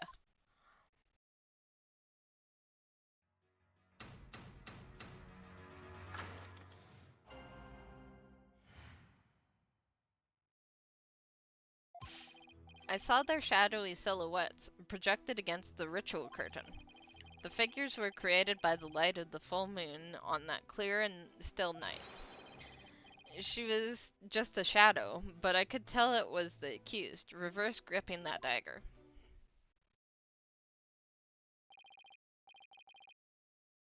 Shadows? That's what you saw? That's right. I could see what was going on by the shadows projected onto the ritual curtain.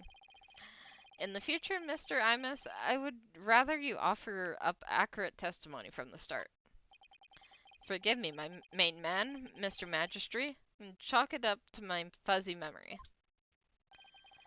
Though he saw but shadows, it is still valuable testimony. You have to be kidding me. What are we going to do now, Nick? All I can think of is to look for inconsistencies between the actual Wright and what Mr. Imus says he saw. Now then, the defense may cross-examine the witness once more. Alright.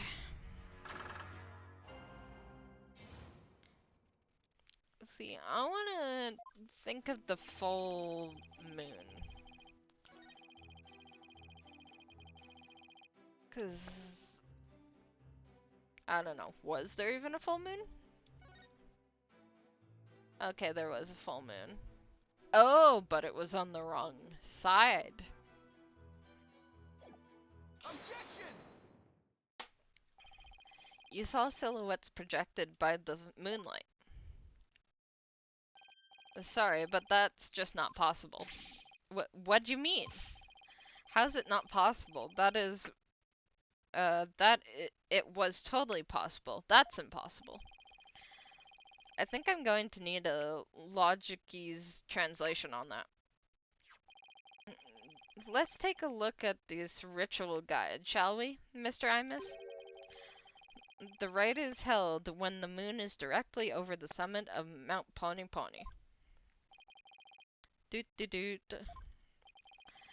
So if the moon was shining from the west, any shadows would have been cast eastward. But Mr. Imus was standing on the west of the inner sanctum on Mount Pony Pony. Oh, Holy Mother! That's right. Our witness here couldn't have seen any shadowy figures on that curtain. No. No way! Perhaps it was the sacred flames of the lanterns that cast the shadows he saw. I'm afraid not. I inspected them during my investigation, but the flames were too small to cast the crisp and distinct figures Mr. Imus claims to have seen.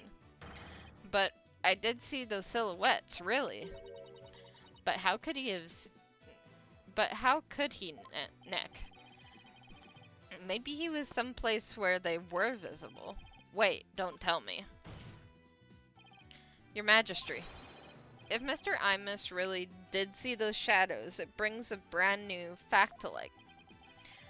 And that would be the brand new fact that comes to light if Mr. Imus really did see those shadows figures. He didn't see the murder, he was somewhere else. He wasn't where he claimed to be at the time of the murder. Doot. Oh, then where do you propose the witness was? Someplace where he could have seen the shadowy figures naturally. Wait, you mean... None of the mountains east of the inner sanctum were close enough for a good view. That leaves only one place he could have clearly seen the shadows from. And where might that be? This is where Mr. Imus was at the time of the murder. The inner sanctum. Mr. Imus was at the inner sanctum, just outside the curtain on the east side. That's the only place from which he could have seen the shadowy figures. Hoo-ha! Nah. Really? Wow, I didn't even think about that. And wasn't the inner sanctum off limits to all but the victim and the accused? And the third party who was there, you mean? I get the feeling that the subject prosecutor Sadamahi would rather not touch right now.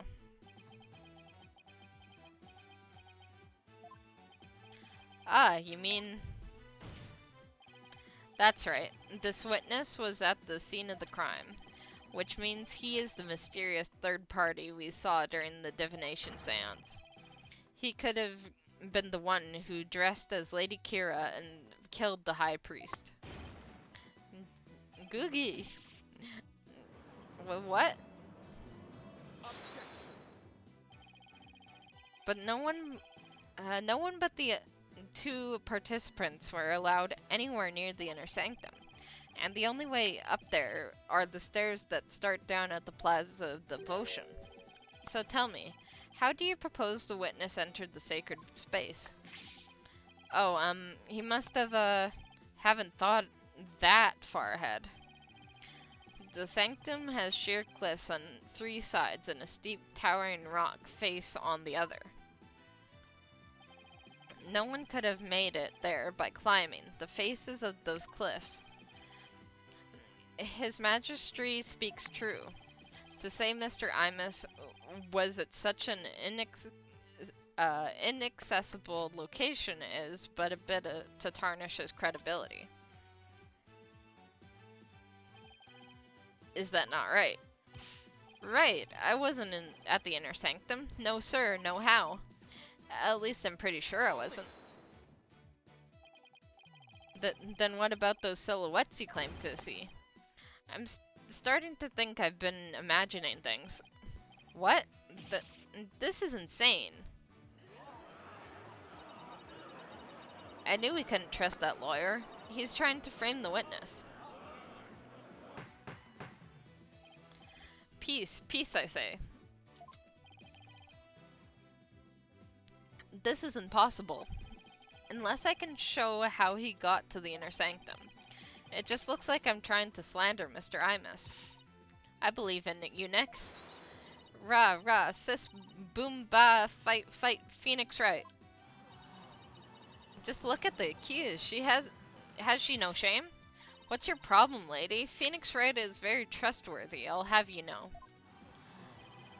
She's got some nerve for a criminal. I bet that lawyer poisoned her mind. But please, Maya, you're only making it worse. I appreciate the vote of confidence, but it's probably best to keep it to yourself for now. I would advise the defense to think carefully before making any more sudden outbursts. Yes, Your Majesty.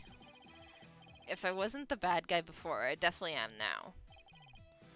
Now, Mr. Imus, I would like you to think back carefully.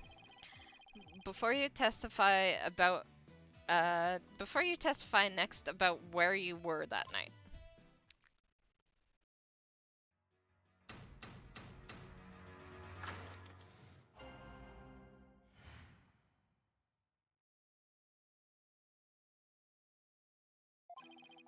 I was never at the Inner Sanctum, I tell you. That much I'm sure of, even with the fuzzy memory. Besides, it would have been impossible to get there in the first place. Boy, you lures sure are scary.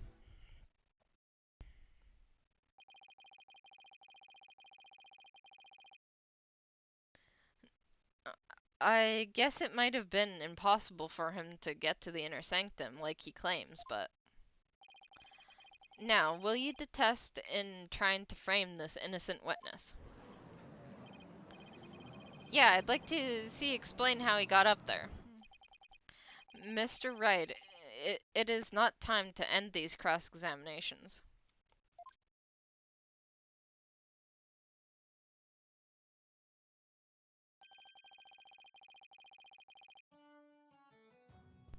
A moment of desperation leads to the 100 million years of torment. It means that for each moment a sinner spends struggling to deny their sins, 100 million years of torment are added to their time in hell. Kuranism is the strictest religion ever. And just so you know, you've already occurred 200 million extra years. Plus the 5 they started with, that's 7... Sure, that's another 200 million, give or take. Well, it's a big deal to me. I can't keep saying that the witness was there at the Inner Sanctum, if I can't prove it. The problem is, how am I going to do that? Better think fast. I wasn't at the Inner Sanctum. I was never at the Inner Sanctum, I tell you. That much I'm sure of, even with the fuzzy memory. Besides, it would have been impossible to get there in the first place. Well, we have to prove that it wasn't impossible. So, let's press that, maybe? I wonder if it really was impossible for you to get to the Inner Sanctum. If you have something to say, just say it. Couldn't there have been another way to get there? A way that wouldn't attract attention? No, there isn't. Which means there is. Perhaps the defense would share its theory with us. I don't even have a wild guess, let alone a theory, though. Time to reach into my bag of bluffs. To reach the inner sanctum without attracting any attention.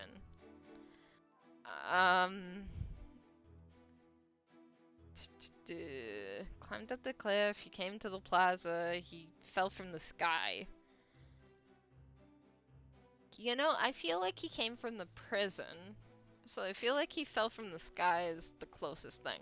And they've already said, like, he couldn't have climbed up the cliff. He couldn't have came from the plaza because somebody would have stopped him. So, that's the only option. Maybe you fell from the sky. Har har har har har. The lawyer thinks he's a comedian now. I was wondering what crazy theory you would propose next. Well, defense, let's hear it. Mr. Imus could have, parachuted down. There we go. He already knew the weather was clear, and there was no wind to speak of. Perfect weather for skydiving, I'd say.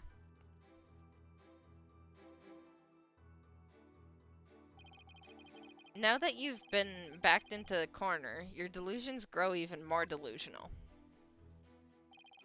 The inner sanctum is one of a tiny ledge upon a sheer cliff over 2,000 meters tall.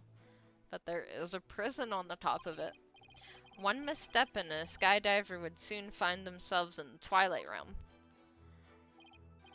Yeah, I don't care how still the wind was, even I couldn't have made that jump.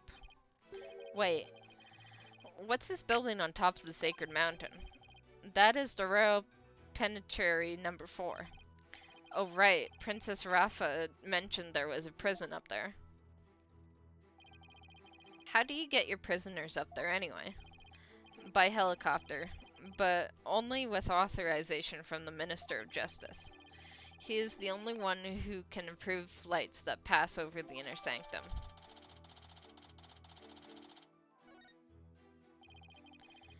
Might I also add, defense, that no parachute or any other equipment necessary for skydiving have been found. Are you saying I flew down there by flapping my arms? I may be an incredible dude, but even I'm not capable of that. Well, please add that statement to your testimony, Mr. Imus.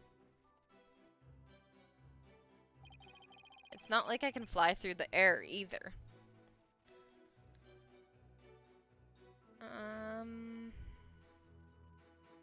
Well, we do have the flags right here. Objection! Mr. Imus is right. He couldn't have skydived down there without any gear. Well now, finally come around, have ya? Now you see that I couldn't have possibly been there at the inner sanctum. Right. If you didn't have any gear, that is. What on earth are you talking about? That overreaction is a dead giveaway that I'm on the right track. Take a look at this piece of evidence. Those are prayer flags, are they not?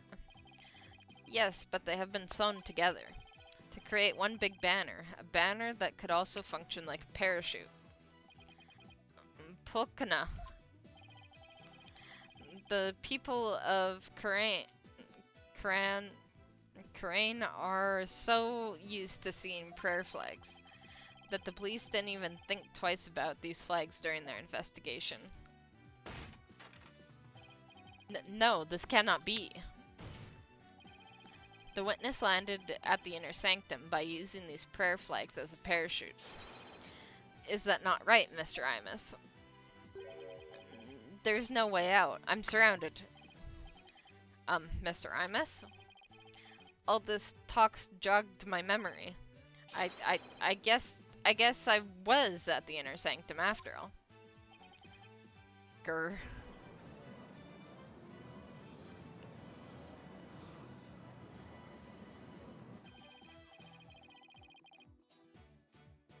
As I suspected, there were 3 people there that night. You did it, Nick. You weren't wrong after all. Thanks.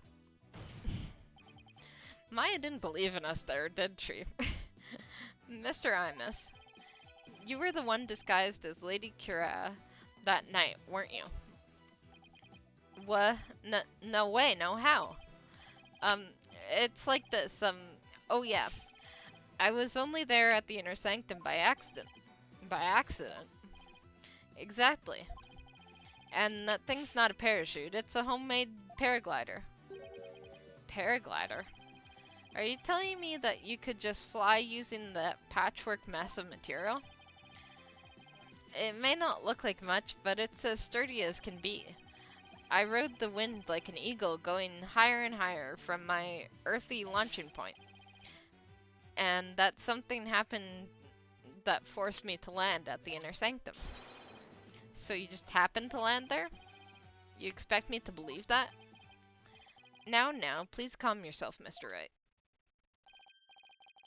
However, the fact that the witness was there at the inner sanctum is crucial testimony indeed, and it certainly warrants further explanation. Therefore, let's continue with more testimony.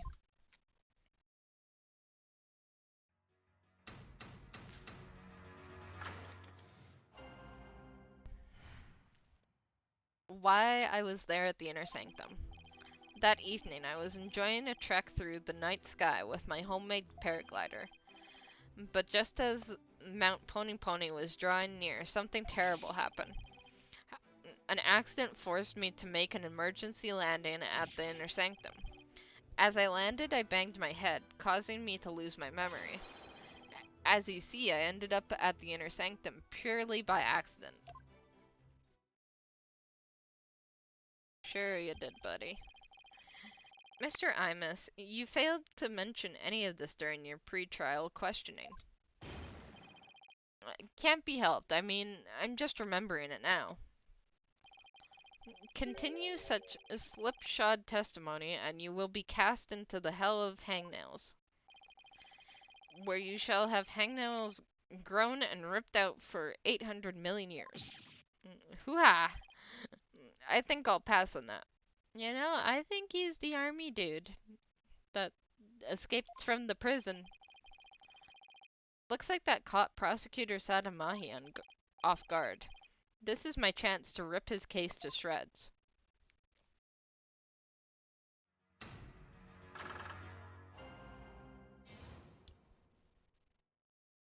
Why I was at the inner sanctum. That evening I was enjoying a trek through the night sky. Okay. Something terrible happened. An accident forced me to make an emergency... What accident? What exactly was this accident you had? Good question. No... Now what was it again? Wind? Oh yeah, it was the wind. And not just any wind, but a sudden gale-force wind made me lose control. The wind was strong enough to make you lose control? Yeah, got that right. Okay then, please add that to your testimony. Gale force winds came out of nowhere, so I made an emergency landing at the sanctum.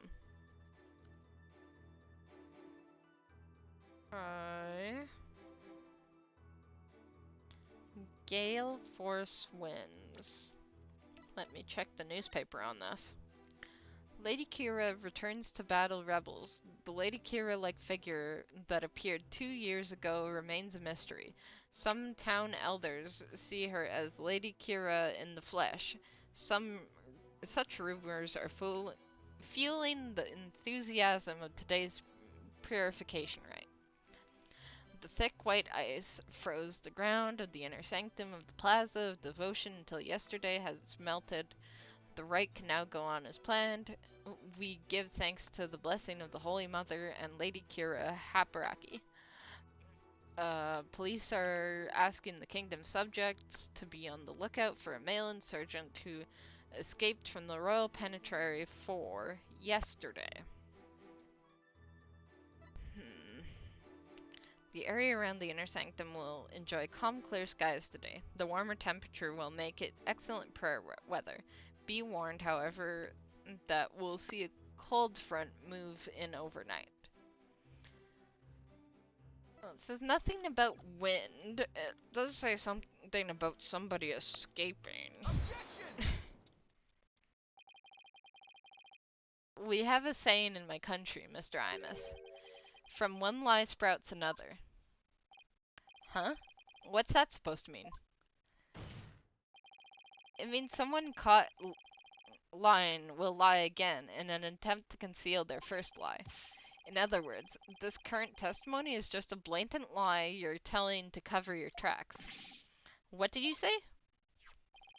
You claimed gale force winds caused you to lose control, but this newspaper has the weather report from the day of the murder.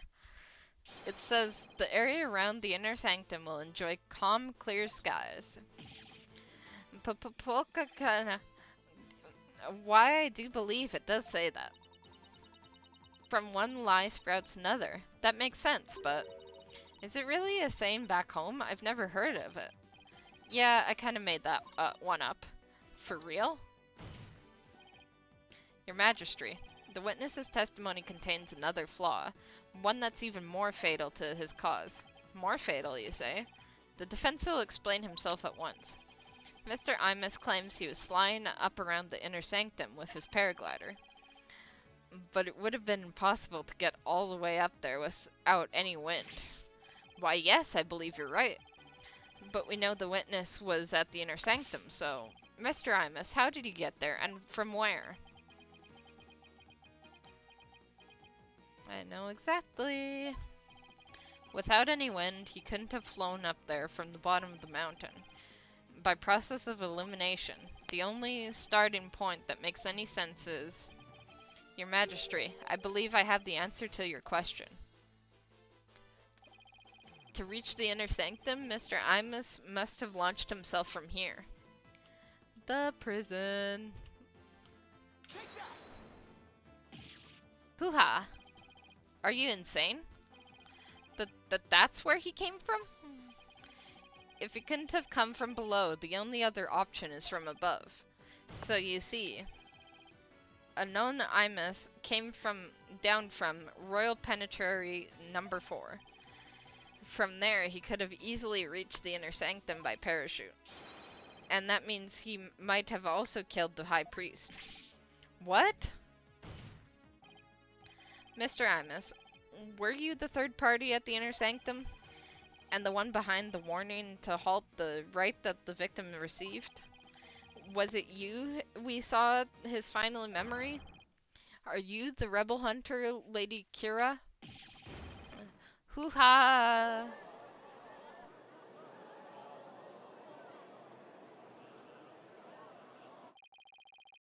Hey, Mr. Prosecutor, sir, help me out here. You did it. You finally left him speechless.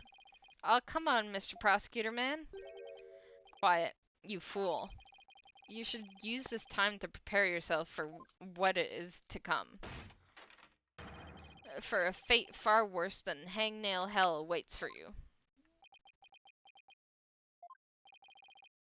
Well done, defense. I must concede this point to you. The witness did in fact descend to the inner sanctum from Royal Penitentiary Number 4. Huh? He didn't even put up a fight this time. That's awfully generous of him. But if you are to perceive as you seem, that surely you've already figured out the riddle. The riddle of unknown Imus's true identity. Oh, his true identity. Not sure I know quite yet, but I guess I'll have to answer with something. How haven't you figured it out yet, Phoenix? Come on, you're smarter than that. It would seem I am the only one still in the dark here. Would the defense care to enlighten me? Who is this man we've been calling a known Imus? The witness's true identity is... the wanted poster of the prisoner who escaped. Is this really him? Humph. Only now do you realize the truth. Well, please do share with us your belated insight. What's wrong, Nick? Are you holding back? Because this isn't going to be very helpful to our case. Really? Are you sure? Unfortunately, I've got no other choice. That scruffy beard and shaggy mane completely threw me off. But it's all becoming clear now. The nightmare BASE jump from the mountaintop prison. Or base jump. I don't know what exactly they want me to read that as. The precision landing at the inner sanctum using only a homemade parachute.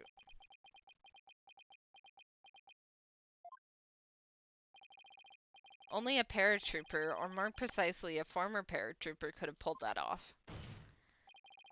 This witness is Dats Arbal, prison escapee and key member of the Dirk rebel group.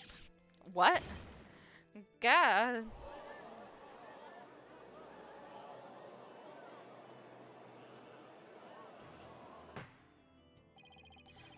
The witness is an escaped prisoner?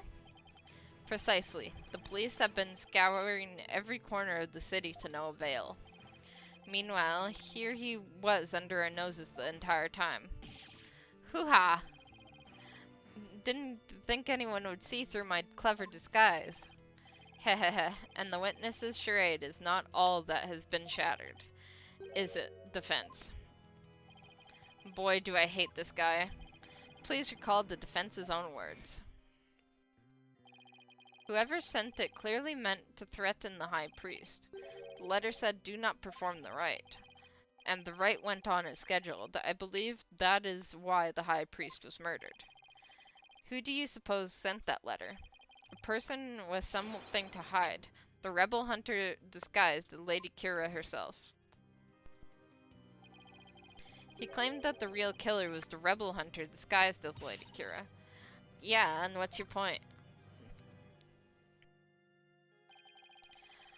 What of the witness's true identity? Only a paratrooper, or more precisely a former paratrooper, could have pulled that off.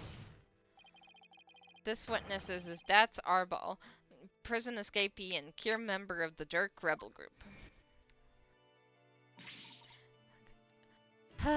Oh no! He is a rebel and an escaped prisoner. He could not possibly have been Lady Kira, mortal enemy of the rebels. No!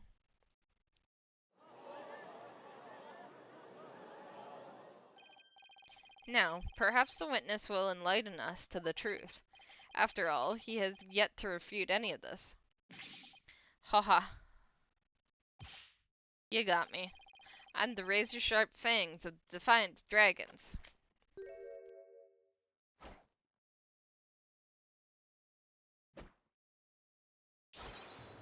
That's Arbal. Dude, you are so lame.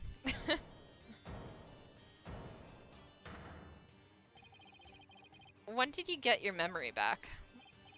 Oh, around the time you guys were talking about there being no wind. And you gotta give me credit for making up all that testimony off the top of my head. Are you prepared to tell us the truth now? Well, it's true I parachuted down to the inner sanctum, but I banged my head on impact and ended up unconscious outside the ritual curtain. In short, all my eyewitness testimony was a big fat lie. A big fat lie? Oh, and by the way, long time no see, Yeti. Wait, they know each other? Your Majesty. This filthy rubber... This filthy rebel belongs in a jail cell. Oh yes, of course. Bailiff, seize him at once. Seems you really have forgotten the will of the dragon, huh, Yeti? But I haven't, and no dogs of the Garan regime are gonna lay a finger on me. Alley-oop.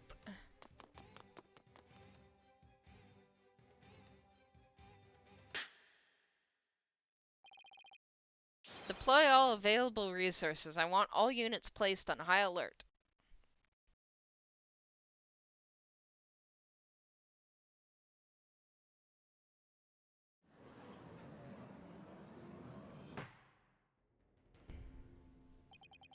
The escaped prisoner escaped again. The police force has been placed on high alert. He will be caught before long.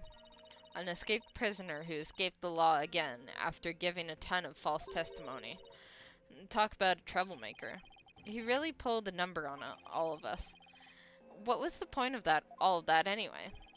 Well, I can't help but feel that entire episode was an enormous waste of time. Your Majesty, perhaps it is not a great waste of time as you might believe.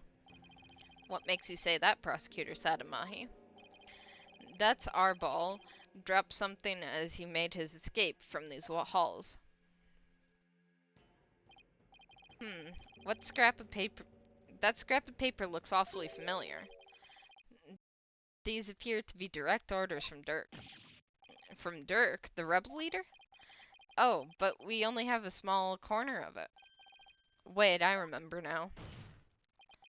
Your Majesty, I've seen that scrap paper before. You have? The scrap of paper that's Arbol dropped is a part of this. This one.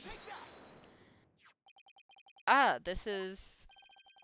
I found it at the scene of the crime. It appears to be a copy of that order that Mr. Arbol dropped. If we put the two together, we should be able to read what the order says.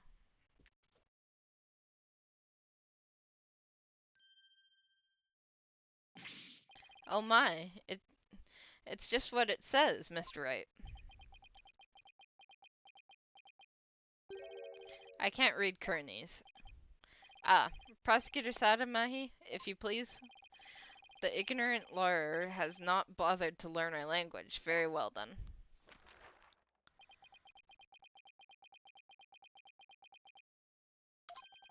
I do not understand.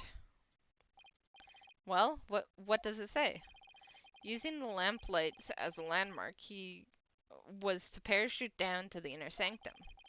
Upon the rite's completion, he was to don Lady Kira's robes and make his escape. What? This is how he was to escape from prison?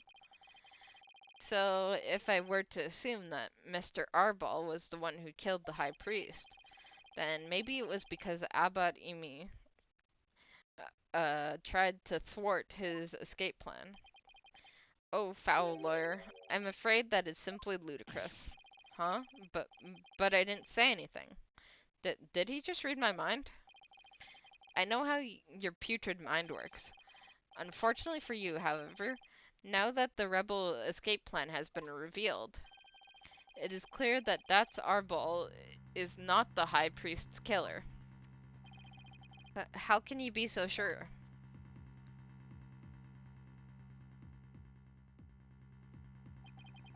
If only you would use that putrid brain of yours every once in a while. That's Arbol's plans could not have worked without the help of a certain individual. What do you mean? I'm speaking of Abbot Inmi, of course. If that's Arbol, simply donned Lady Kira's robes and made his escape alone, he would have been far too conspicuous. But where he by the... let me try that again. He would have been far too conspicuous. But were he by the High Priest's side, the faithful citizens praying in the plaza would have no cause to suspect anything. It is therefore unthinkable that that's Arbol was the High Priest's killer. Ah. So then you're saying the High Priest was a... Oh, I can't not bear to say it. I'm afraid so. He numbered among the rebels who threatened our kingdom. How could this be? The High Priest? A rebel? There must be some kind of mistake. Let it go and move on. Accept the truth. It is the only way. And that goes double for you, defense. Cease your futile battle now. And why should I? Because I will now put the final nail in the coffin of the accused. Now that we have eliminated That's Arbol from our list of suspects, there are only one person that still remains the accused, Maya Fey. Hold it right there. Aren't you forgetting something important? Something important? Please do explain, defense. We cannot end this trial without looking into the third party. I'm talking about the true identity of the Lady Kira we saw in the seance vision. If that wasn't That's Arbol, then who was it?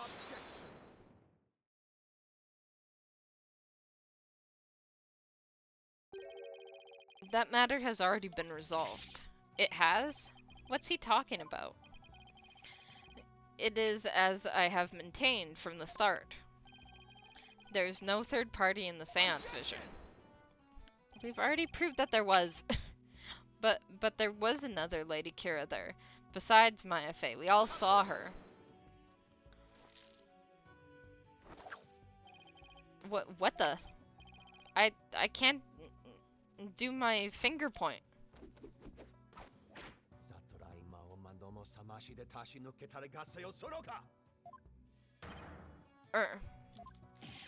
Yeah.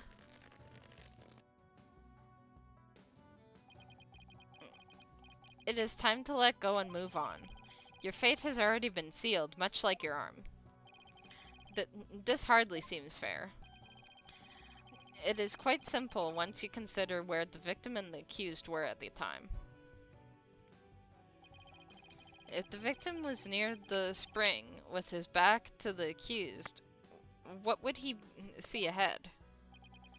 Besides the water itself, there is nothing but the Warbad statue. Precisely. Lady Kira we saw in the seance is the Warbad statue, draped in her sacred robes. No way! The accused wanted the false Lady Kira to appear in the seance vision before she came from behind and stabbed the victim and the dagger in the reversed grip. But why would the accused want to do something like create a false Lady Kira? To show it to the victim as he was being slain. And what reason would the accused to have fooled the victim she was about to kill? It was not the victim she was trying to fool. It was this very court itself. Come again? Suspicion would not fall on the accused if it looked as if another Lady Kira was there. And the defense was foolish enough to fall for it and claim it was a third party in disguise. Are you saying? I am. It was all a clever, wicked scheme perpetrated by the accused. A scheme in which she sought to use the seance vision to mislead us.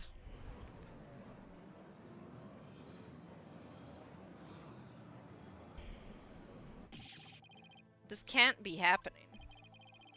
What a face you are making, defense. I am surprised you are taking this so hard. After all, did I not clearly state a while back that you were chasing after naught but a deluded fantasy? Hehehe, something has occurred to me, you see. And your allegations of a third party are but a deluded fantasy. You're telling me he knew this and how it would turn out all the way back then? And then he was just waiting for the most effective moment to spring it on me? Hehehe, do you understand now? I have had you dancing in the palm of my hand this entire time. It can't be. This is an outrage.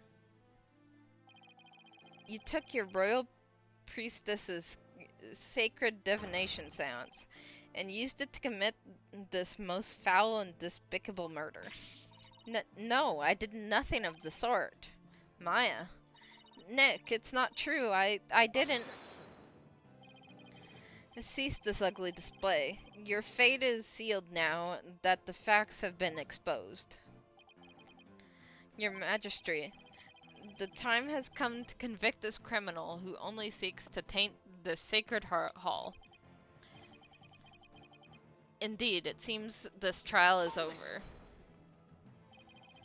Does the defense wish to offer up yet another counter-argument or something? The accused is not the killer. Here's why. Now what do I do? I've got nothing. It would appear that the defense has run out of arguments to make. I thought for sure that the rebel was the killer. The only person with a possible motive, the one dressed as Lady Kira, has vanished, and I've got nothing to use against Prosecutor Sadamahi's argument. Damn it, I can't lose now. Not like this. Very well then. I shall now render my verdict. Wait. Please wait. I'm begging you. It is time to let go and move on. This trial need not be drawn out any longer. The defense has failed to counter the charge filed by the prosecution. In accordance to the law, I invoke the Defense Culpability Act against the defense. Now then. This court finds the accused Maya Fey and the defense Phoenix Wright guilty. No. Ah. Okay, come on. Somebody save us.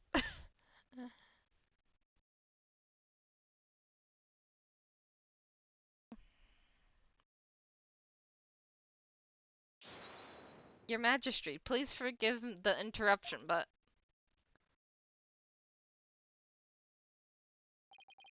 What is the meaning of this? A body has been found. In the Plaza of Devotion, Your Majesty. What's this? A body? What happened now? And who found this sticking out of the victim? Why's that Lady Kira's warband dagger? See, I told you. Maya didn't do it. She has come to defeat the rebels. In peace.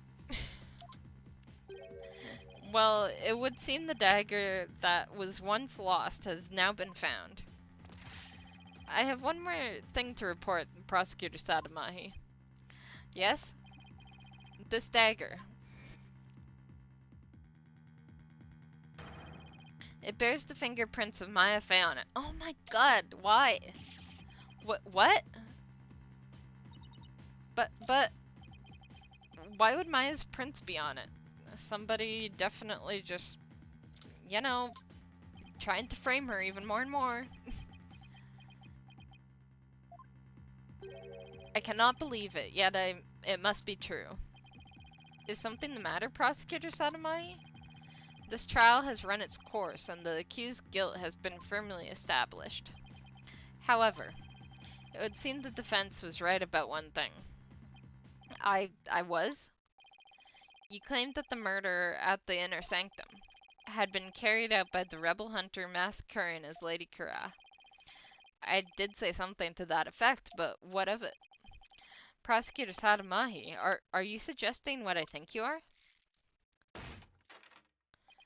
I believe that the true identity of the rebel hunter who has been masquerading as Lady Kira is none other than the accused Miss Maya Fey. Oh my god.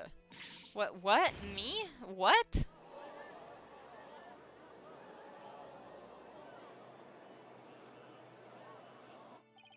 I realize now how shocking this must seem. Looking back, however, I now realize there was much that pointed to this fact. The rebel hunting Lady Kira was first sighted about 2 years ago, and the accused first came to our kingdom 2 years ago as well. Why? The timing matches perfectly. But there is more. That warning letter was found in the High Priest's bedroom 3 days before the rite, despite the house being locked up tight that night. Objection! How does that prove anything? It is difficult to believe an intruder could have found a way to enter such a secure house. However, the accused was known to come and freely go there, mainly to prepare for the purification rite. Ah, Abbott and me was an important figure with a ton of duties, including training acolytes. He was really kind, even to a foreigner like me. He even invited me over to his house whenever I was between training sessions.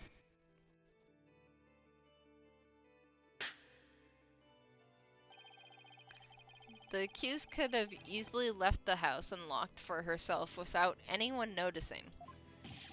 No.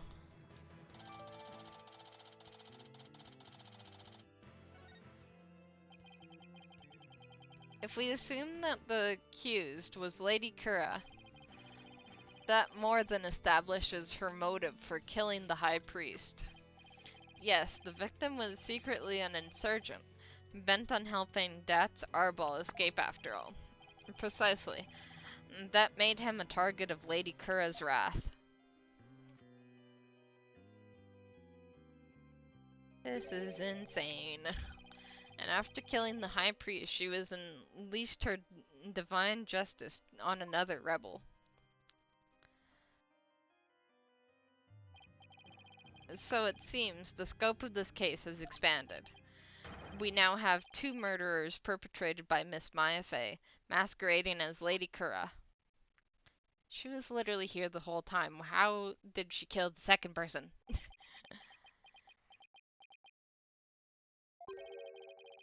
If Miss Fey is indeed a serial killer, it would affect the severity of her punishment.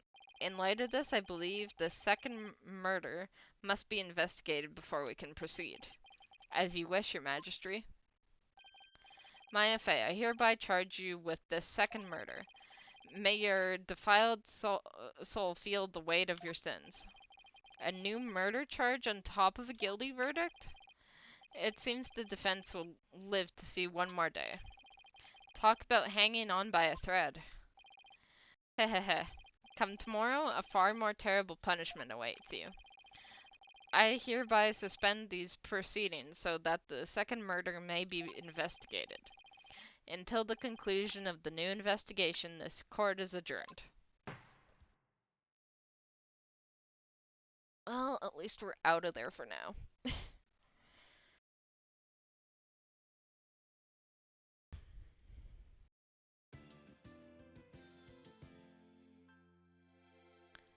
Alright. Time to save once again, and that'll be the end of stream. Hope y'all enjoyed. I'll be uploading this on my YouTube later tonight. And I'll be continuing this episode on Thursday. I would set a time, but it really depends when I'll get up, so I'll see y'all then. And if you want to watch me tomorrow, I'll be doing some embroidery. So see you for that too if you end up joining. Alright, see y'all later. Bye for now.